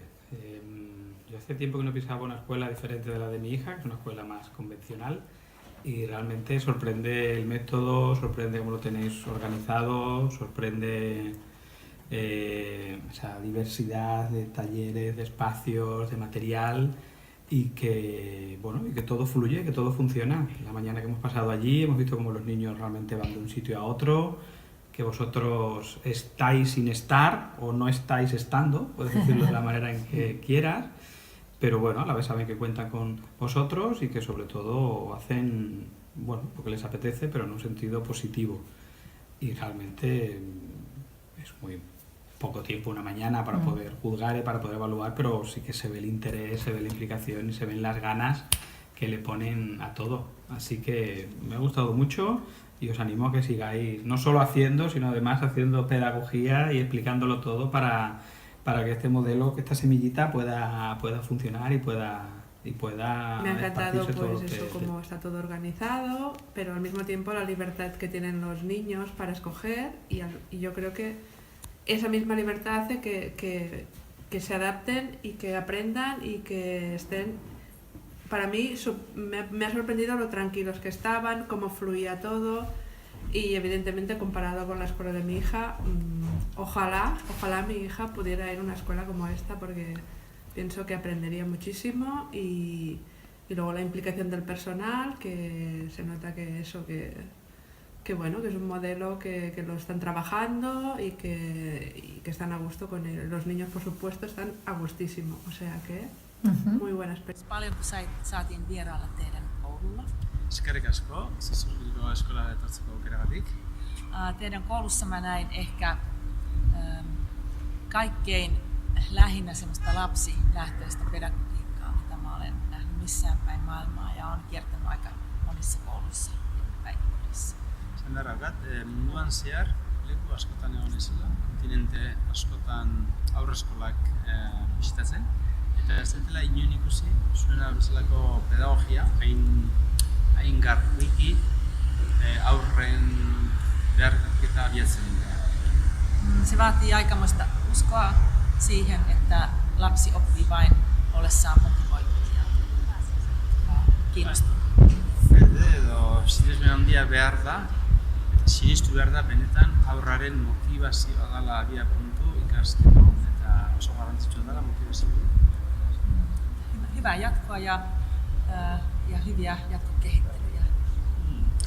Beraz, sorte on, eta etorkizun oparoa opa dizuet. Se siinä. Eskerrik.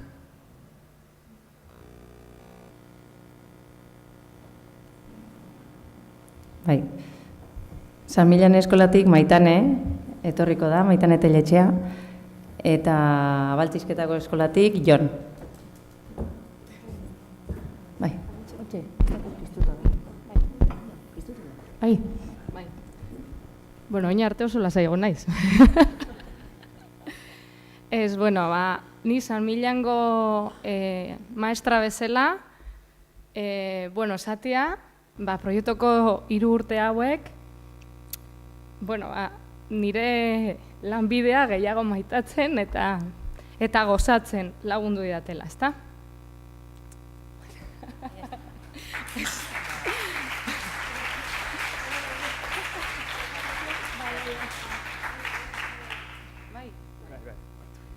Ez, bueno, jazta, jazta zaitu naiz.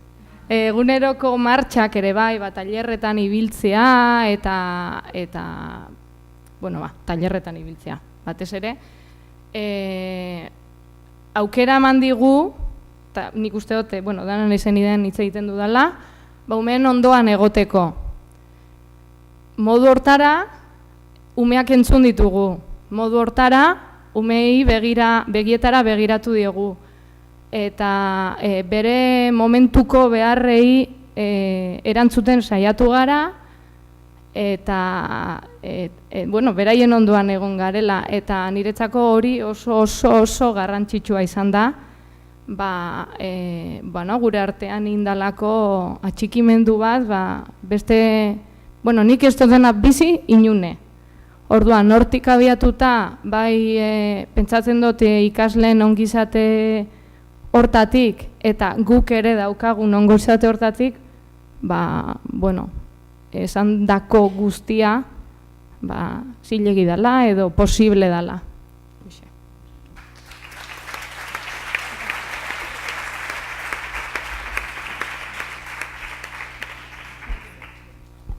Bueno, Maitanek esan duen bezala, ez? Ongizatea hitz egin dezuzuk, eta nik, bueno, kontatuko dizuen ni Jon Mendizabal naiz, eta Baltzisketako Txalburu eskolan egon naiz, 9 hilabetetan egon naiz hor ordezkapen bat egiten. Orduan duela 9 hilabete ditu ziaten ordezkapen hau egiteko, eta nik ez duen ezagutzen ez tonutxi, ez filosofia hau ere, ez eskola txiki batean nintzen bine egon ez, 2 urtetako esperientzian eukan nik lanean. Eta orduan jur nintzen inungo aurre iritzirik gabe, eta ez nekin zer aurkituko nuen ez, jur nintzenean. Eta nire esperientzia kontatzean nik 2 gauza esango nituzke. Lehenengoa, harrera eskertuko nuke ez, pila bat eskertzen dizuet, ze harrera izan deten nik profesional bezala, pertsona bezala.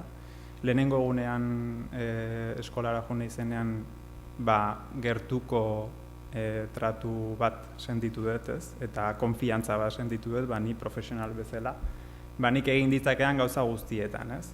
Eta horregatik, Maitanek esan duen ongizate hori, ni oso ondo sentitu naiz profesional bezala ez. Eta horrek zer pentsatu ematen dit, ze irutzen zait, ni profesional bezala eta langile bezala, sentitu baldin naiz ondo eta sentitu baldin naiz baloratua, eta niregan konfiantza bat jarri baldin badute, ikasle bat baldin badator ere berria eskola hontara, ze garrantzitsua dan ikasle hori ere horrela sentitzea ez. Ni horrela sentitu baldin naiz, nik ere horrela sentiarazi nahi diot berria datorren ikasle bati. Eta nik uste dena daukagula hori buruan, baina aipatzea garrantzitsua iruditzen zait. Eta gero beste alde batetik nire esperientzia ere oso polita eta oso berezia egin du, tailerretan lan egin ahal izatea, niretzako oso gauza berria zelako, eta oso gauza berezia izan delako niretzako, ez? Nik orain arte denok ezagutzen dugun liburuak eta irakaskuntza tradizionala landu dut, eta tailerren bidez ikusi ahal izan dut sortzeko bestera bat, esperimentatzeko bestera bat, umeengandik hartu eman bat, ez? Umeak ematen digute, ikasten dugu umeengandik eta guk ere erakusten dugu beraiei, ez? Beste modu bat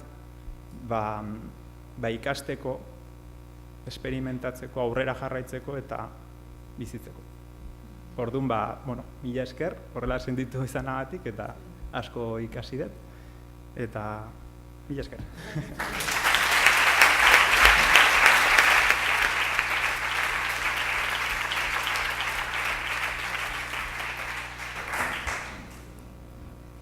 Bueno, eta guain paso emango diegu Tonutxiren hitzei.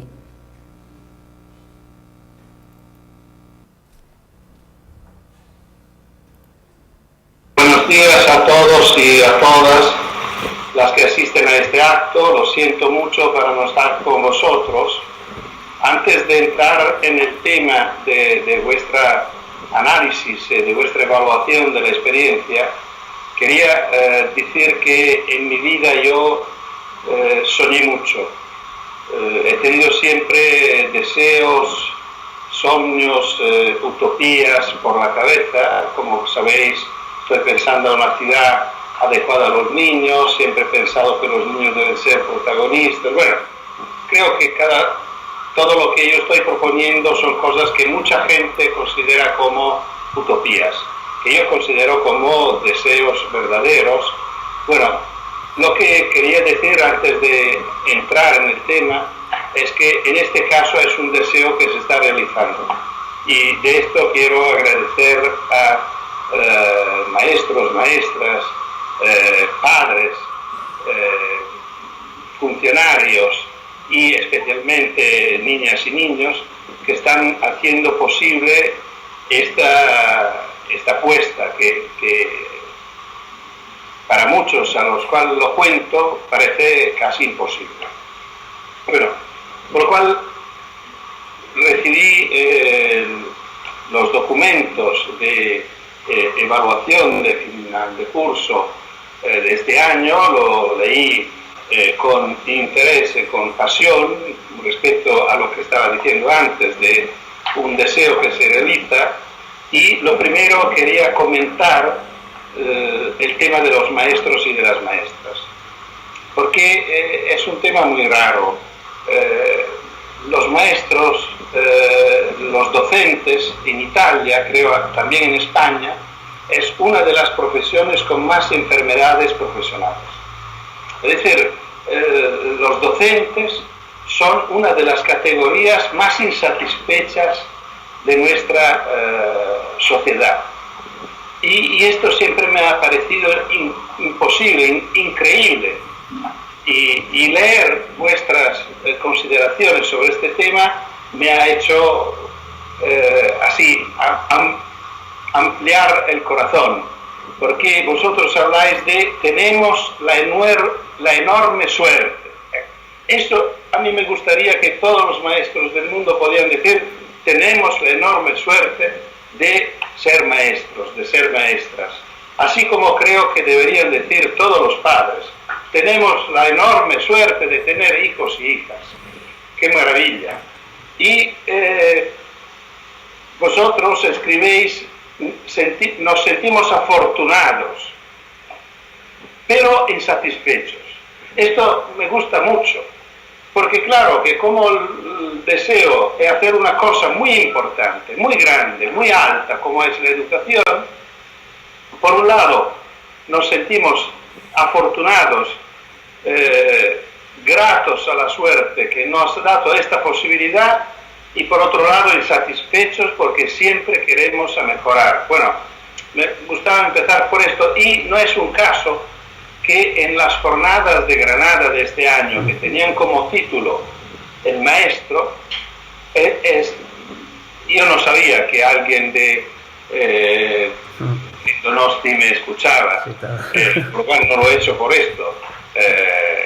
He pensado de hablar de vosotros y de vosotras, diciendo, en España hay maestros y maestras que están viviendo esta experiencia especial. Bueno, esto es un poco la idea, que los maestros puedan ser conscientes de los privilegios y de las responsabilidades. Esto doble. Y claro que vosotros lo comentáis muy bien con los puntos donde pasa esta profesionalidad, a través del estudio, de la escucha de las personas, de referencias, de la lectura y estudio de libros, pero también con el intercambio entre vosotros. Esto, claro, que para mí tiene un sentido muy emocional, porque se refiere a la que aquí en Italia llamamos la cooperación educativa, que es el espíritu del movimiento de renovación pedagógico italiano, al cual yo pertenezco de hace muchísimos años, que se llama Movimiento de Cooperación Educativa, que se inspira a Freinet, donde la tesis, la filosofía es que nos formamos juntos y los expertos de nuestra formación es nuestro trabajo. La formación se hace comunicándonos lo que ocurre dentro de las clases y todos tienen derecho a comentarlo, discutirlo, analizarlo, para entenderlo. No tanto criticarlo, que no es muy importante, pero para entenderlo, para mejorarlo y para aprovechar de lo que funciona mejor y aprovechar mucho más de lo que no funciona, porque lo que no funciona necesita un análisis mucho más atenta, una interpretación y una alternativa. Todo esto es riquísimo a nivel cultural. El otro aspecto que me parece muy interesante y fundamental, vosotros sabéis cuánto para mí es céntrico, es la escucha de los niños. Es decir, las fuentes de formación son los expertos, son vuestro trabajo, es decir, los pares, los niños. Y claro que todo esto produce un aspecto muy importante que ahora lo vamos a encontrar de nuevo sobre el tema de la evaluación, que es una lectura colectiva de la experiencia. Es decir, la experiencia es una realidad que todos los partícipes tenemos derecho a leer conjuntamente. Y todo esto lo ponemos a disposición de los demás. Me gusta mucho esto último nota que hay en vuestra relación, que vuestra experiencia está a disposición de los estudiantes, que espero sean presentes hoy también, los estudiantes de magisterio que se están preparando a la profesión docente. Quizás que no sean otros maestros que siguen vuestra propuesta, nuestra propuesta. Entro en el tema, ¿cómo se puede decir? Casi el corazón de la experiencia, el tema de las edades. El tema de las edades me gusta mucho como lo escribéis, es un himno a la diversidad. Y comparto mucho la definición, no inclusión, sino convivencia. Porque claro que el término inclusión incluye la idea de la exclusión. Intentamos incluir gente excluida. Lo hablamos por los discapacitados que estaban en las escuelas especiales, lo hablamos para los extranjeros que no hablan nuestra lengua, como si fueran de otro mundo, ¿no? Y sin derechos, pero nosotros, como somos generosos, le damos hospitalidad. No es esto. La diversidad es un valor, y por lo cual lo damos casi buscándola. Y es esto. Yo creo que después va a salir este tema, que necesitamos de la diversidad. Y diría que lo normal es ser diferentes.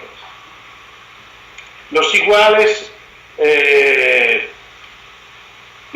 son una preocupación, son una inquietud, ver personas iguales yo creo que debería crear problemas. Yo intenté describir esto en el año 70 con una viñeta que creo que se ha quedado una de las famosas de Fratto, de la máquina de la escuela.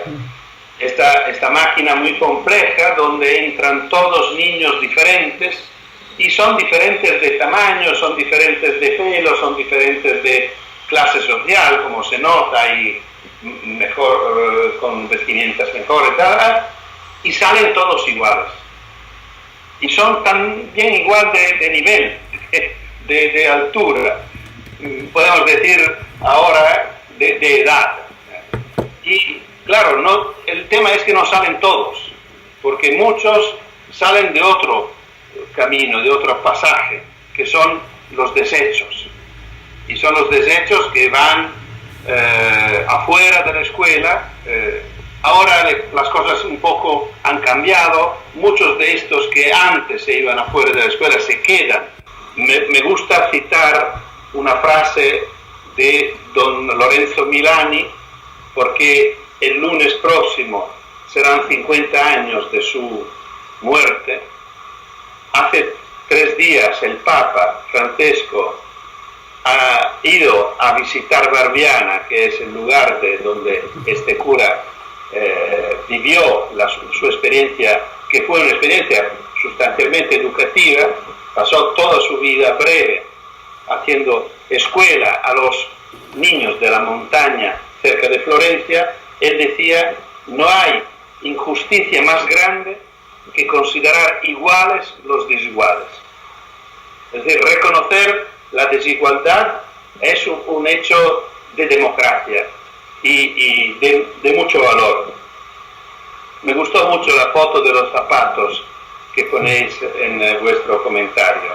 Es como un logo de vuestra escuela, la cercanía de niños grandes y pequeños.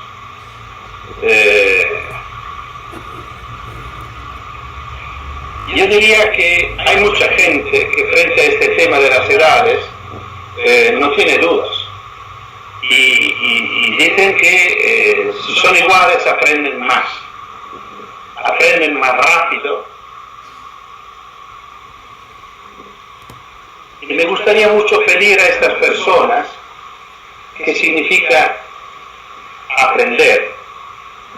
¿Y aprender qué? ¿Y aprender para qué? Porque si aprender significa simplemente aprender lo que necesitamos para repetirlo en un examen, no me interesa. Es muy conocido, estudiado, de investigaciones de hace mucho tiempo, que casi todo lo que se aprende en la escuela se olvida en un tiempo muy rápido. También porque la mayoría de las cosas que los estudiantes aprenden en la escuela no la quieren. No digo que la odian, pero seguro el término querer, el verbo querer no es un verbo muy conectado con los temas escolares. Yo creo que al contrario, si aprender significa aprender por la vida, todo esto, aprender más rápido, no tiene ningún sentido. Y medir el aprendizaje con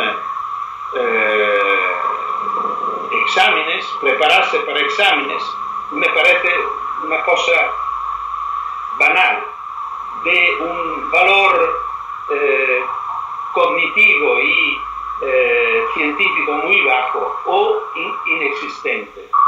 No es un caso que Finlandia, que es uno de los países del mundo donde la escuela obligatoria, la nuestra primaria, funciona mejor, no tiene exámenes, no tiene pruebas. yo creo que se aprende más fuera y juntos. Estos son dos conceptos, creo, muy importantes. Fuera significa que la experiencia de los niños cuando son sin nosotros, los adultos, son momentos fundamentales del desarrollo. Y el otro, que significa con los demás.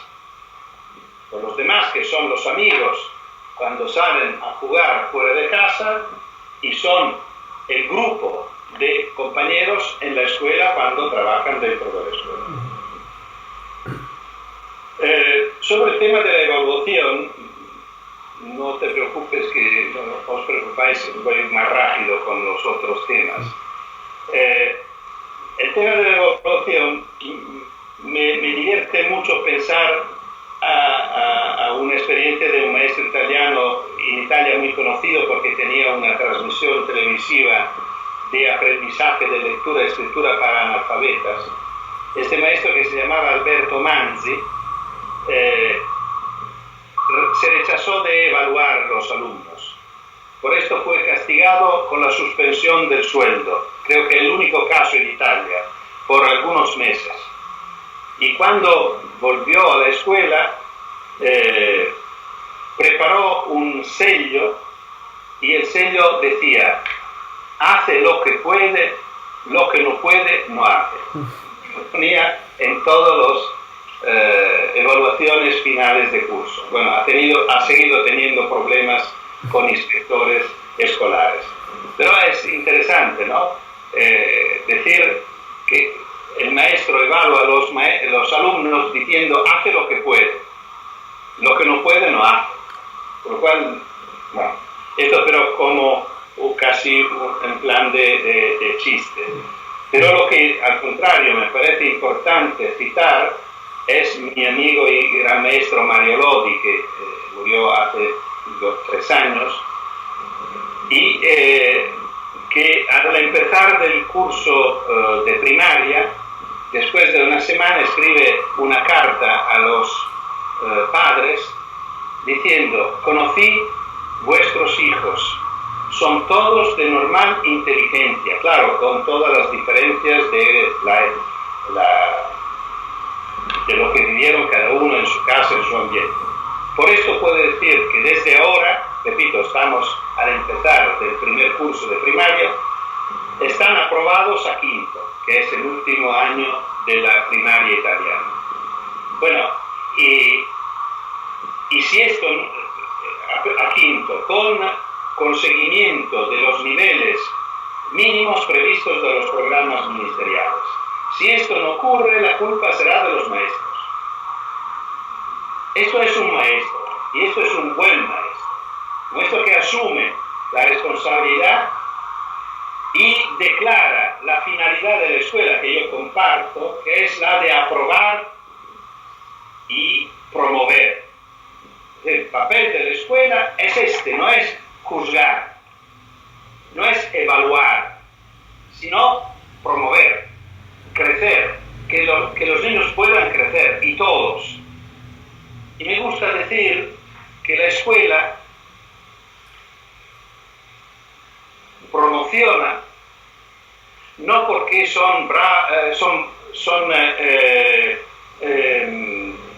¿cómo se dice? Son buenos los alumnos, sino porque son buenos los maestros. Es el maestro que tiene que merecer nuestra aprobación porque sabe aprobar a los alumnos, no en el sentido técnico de pasarlo de un año al otro, sino sabe permitir a cada uno de los alumnos de crecer encontrando su juguete preferido. Lo puedo repetir entre comillas porque vosotros también lo citáis como una frase de Márquez Montalbán. Y aquí entramos en el tema de los lenguajes, es decir, por qué los niños pueden realizar cada uno su naturaleza, cada uno por lo cual nació, porque la escuela ofrece un abanico amplio de lenguajes. La escuela no es no ofrece solo lengua, matemática y ciencias, diciendo a los alumnos, lo siento, esta es mi propuesta. Lo que entra, lo que encaja, se salva, es bueno. Lo que está fuera, lo siento, pero no es para mí. No, la escuela es pública, la escuela es obligatoria, la escuela es para todos. Y para ser para todos necesita que cada uno de los alumnos la reconozca como suya. Y por esto el abanico debe ser amplio. Y esto no es solo una propuesta educativa, pedagógica, casi filosófica. Es una obligación de ley. El artículo 13 de la Convención de los Derechos del Niño dice: el niño tendrá derecho a la libertad de expresión. Este derecho incluirá la libertad de buscar, recibir y difundir informaciones e ideas de todo tipo, sin consideración de fronteras, y sea oralmente, por escrito o impresas, en forma artística o, cuidado, por cualquier otro medio elegido por el niño.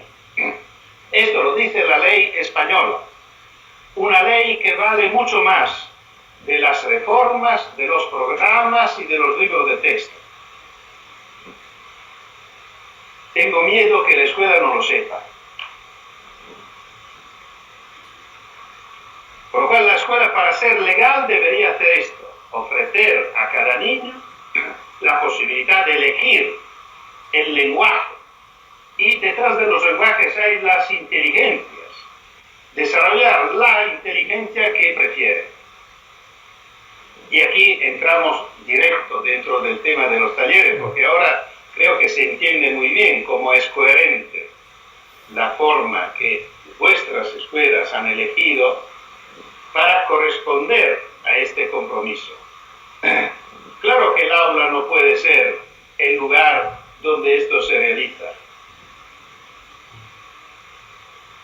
El aprendizaje fundamental de cada niña y de cada niño, podemos decir de cada hombre y de cada mujer, es el juego. Y esto ya lo sabemos, lo dice la investigación científica, lo dice de hace mucho tiempo, no es un invento. Los años más importantes del desarrollo son los primeros, que significa que el niño, la niña, aprenden mucho más en los primeros días, años, meses y años de vida. Y en esta temporada no hay ni maestros, ni métodos, ni reformas, ni libros de texto, ni materiales didácticos, por suerte. Hay el juego. Claro que el aula no tiene nada que ver con el juego, porque no tiene ninguna relación con materiales, deseos, placer. Rompe todo esto, no tiene relación con nada de real. Los talleres, al contrario, recuperan una relación fuerte con el juego. No digo que lo que se hace en el taller es jugar, pero son actitudes o maneras de portarse que se parecen mucho al juego. Porque son prácticas, porque tienen mucho que ver con el cuerpo, con las manos, y no es un caso que en los talleres y laboratorios trabajan los artistas, los científicos, los artesanos, es decir, las personas que consideramos más altas en nuestra sociedad. No tienen aulas para su trabajo, sino talleres y laboratorios. En los talleres, los niños tienen un fuerte protagonismo. Es muy fácil realizar una colaboración real entre distintas edades y distintas competencias. Es decir, no hay solo pequeños y grandes, sino capaces más o menos. Y es muy interesante, a veces puede ser que un niño más pequeño de edad puede enseñar algo a uno más grande porque porque tiene una capacidad o una naturaleza por esta actividad muy fuerte. Es interesante porque son lugares abiertos, o por lo menos es casi natural considerarlos abiertos. Claro que en la escuela puede ocurrir de todo, uno puede también poner talleres y considerarlos como aulas, pero sería una tradición muy fuerte. Espero que mejor quedarse con el aula. Pero cuando son talleres deben ser ambientes abiertos, ¿de dónde se puede salir? Me gusta pensar que un niño que se está que le interesa sale y busca otro lugar, así como un niño que se está interesando mucho pasa el tiempo previsto porque no puede dejar para conseguir un resultado. Y el último es que en los talleres se hacen cosas verdaderas, cosas concretas. Tanto en la huerta donde se cultivan productos que al final se recogen y se comen, tanto en la biblioteca donde se entra en relación real con los libros, o en ciencia donde se tiene una relación con plantas, animales, etc. Siempre hay una relación fuerte con la realidad. Y aquí, claro, es una manera distinta de concebir el tiempo. No hay prisa. Esto es un otro, creo, elemento fuerte de nuestra experiencia. Los tiempos pueden ser largos. No se tiene miedo de perder tiempo. O mejor, se sabe que el tiempo no es perdido, es dedicado, dejado. A mí me gusta mucho dar mucho valor al verbo dejar. Hoy en día no dejamos nada a los niños, le ofrecemos todo y casi todo está preparado. Dejar tiempo, dejar posibilidades, dejar espacio. Esperar el último siempre es un tiempo ganado. Siempre tiene mucho valor.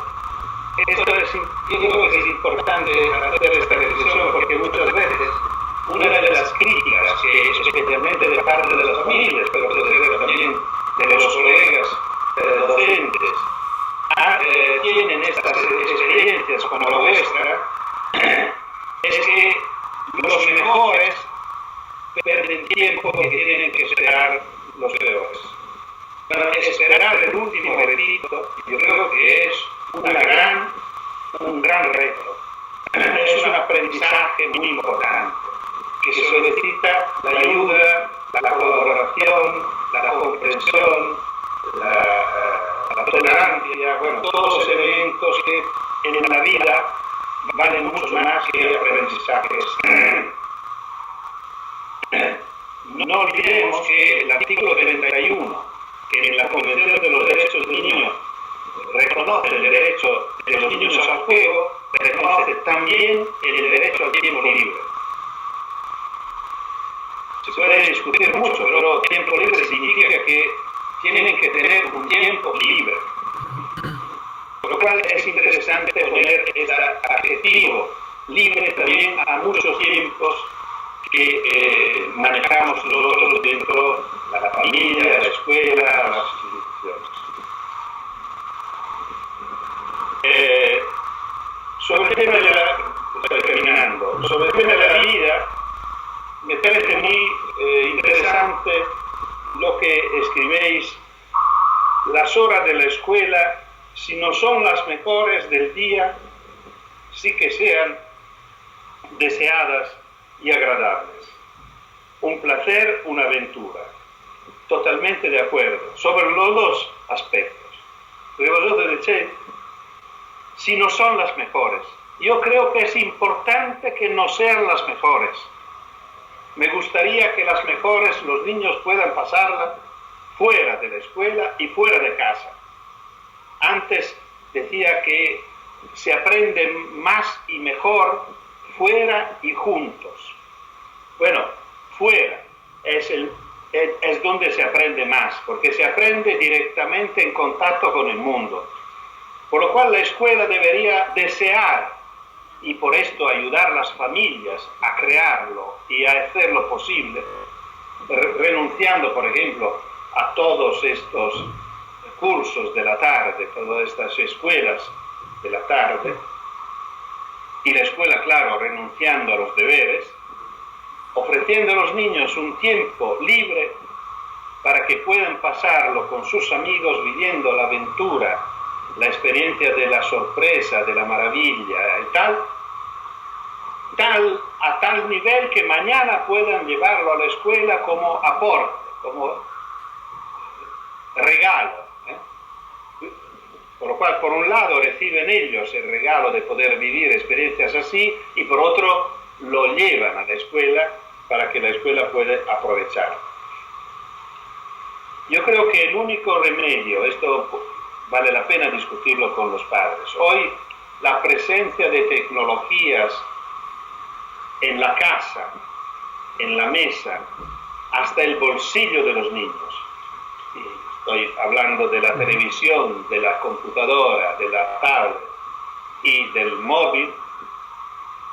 Está llegando a ser una presencia inquietante que obliga a los niños a una actividad sedentaria y virtual.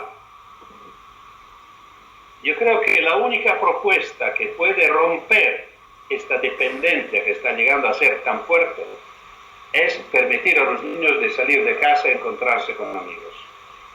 Y por último, el tema de la relación familias-escuela. Yo creo que tener una escuela como la vuestra, donde los niños viven experiencias raras, experiencias distintas, experiencias que normalmente las escuelas no ofrecen, es una riqueza también para las familias, porque permiten a la familia de conocer los hijos de una manera que dentro de casa no es posible. En la misma manera que ofrece la autonomía cuando los niños salen de casa. Por esto yo lo insisto mucho, porque los padres, si sus hijos se mueven solos en la calle, en la ciudad, seguro que van a descubrir que sus hijos son mayores y mejores de lo que ellos pensaban. Esto ocurre también en esta experiencia entre escuela, una escuela como esta, y familias como estas que permiten a niños de ir a esta escuela. Yo creo que hay que felicitarse y quiero terminar felicitándome con los maestros que tienen el privilegio de vivir esta experiencia porque le da felicidad, y con las familias que están ofreciendo a sus hijos la mejor experiencia escolar que pueden imaginar. Muchas gracias.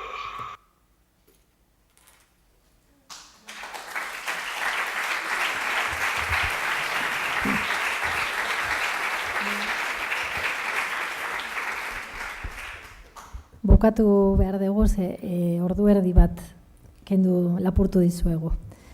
Orduan bukatzeko, eskerrik asko bihotzez denei, eta hasieran aipatu dugun bezala, zuetako bakoitzak era desberdin batean entzungo zuen, bakoitzak bere erara. Ez du axola ados zaudeten edo ez zaudeten. Ez diguzue sinistu behar. Baina, eman dizuegun informazioak zuentzak zentzua baldin badu, edo zirrararen bat sentitu baldin badezue, orduan nahi baduzue, zuen ametxetako parte izatea lor dezakezue. Jonas Salkek polioaren kontrako txertoaren asmatzaileak esan zuenez, itxaropena ametxetan datza, irudimenean eta errealitate bihurtzeko ausardia duten haiengan. Utopia da, egiten saiatu gabe gelditu den huraxe. Mila esker.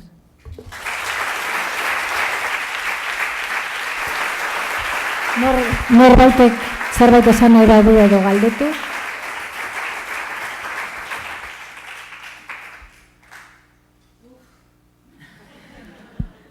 Dena den bai, norbaitek zerbait esan edo galdetu nahi badu, aurrera. Baino joan behar dezuena, joan lasai.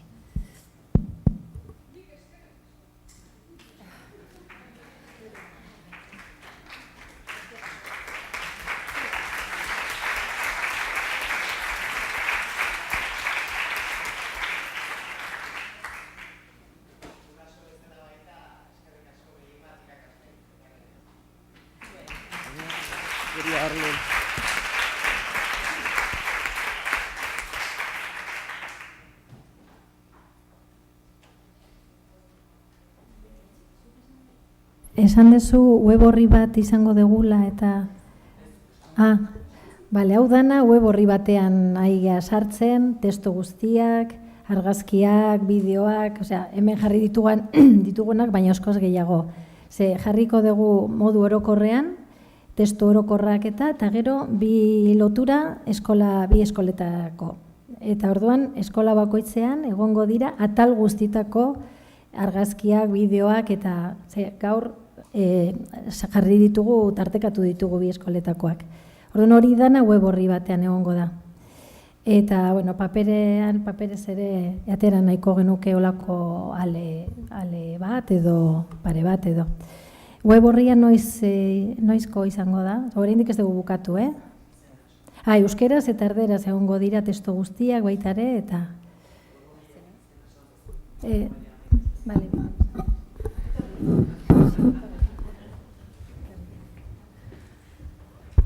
Hemen egon beharko lukete orain maisu maestra guztiak bi eskoletakoak, baina esan dute nahiago dutela horbeian egotea. Beraz, hemen zaudete gurekin. Web orriak izena du, proiektuak izena duen bezala xeun lenguaia 11 esperientzia, komarik eta ezer gabe, zenbakiz idatzita, eta eskolatxikiak.eus. Nola lotuta gelditzen zaizkigu gai guztiak, ez da, hau da, proiektuaren izena, importantea da oso. Proiektu hau eskola txikietan gauzatu dela, hori ere importantea oso, eta .eus horrek euskalduna garela eta dena lotuta gelditzen zaigu, ez da. Hori noski, hori aztu gabe.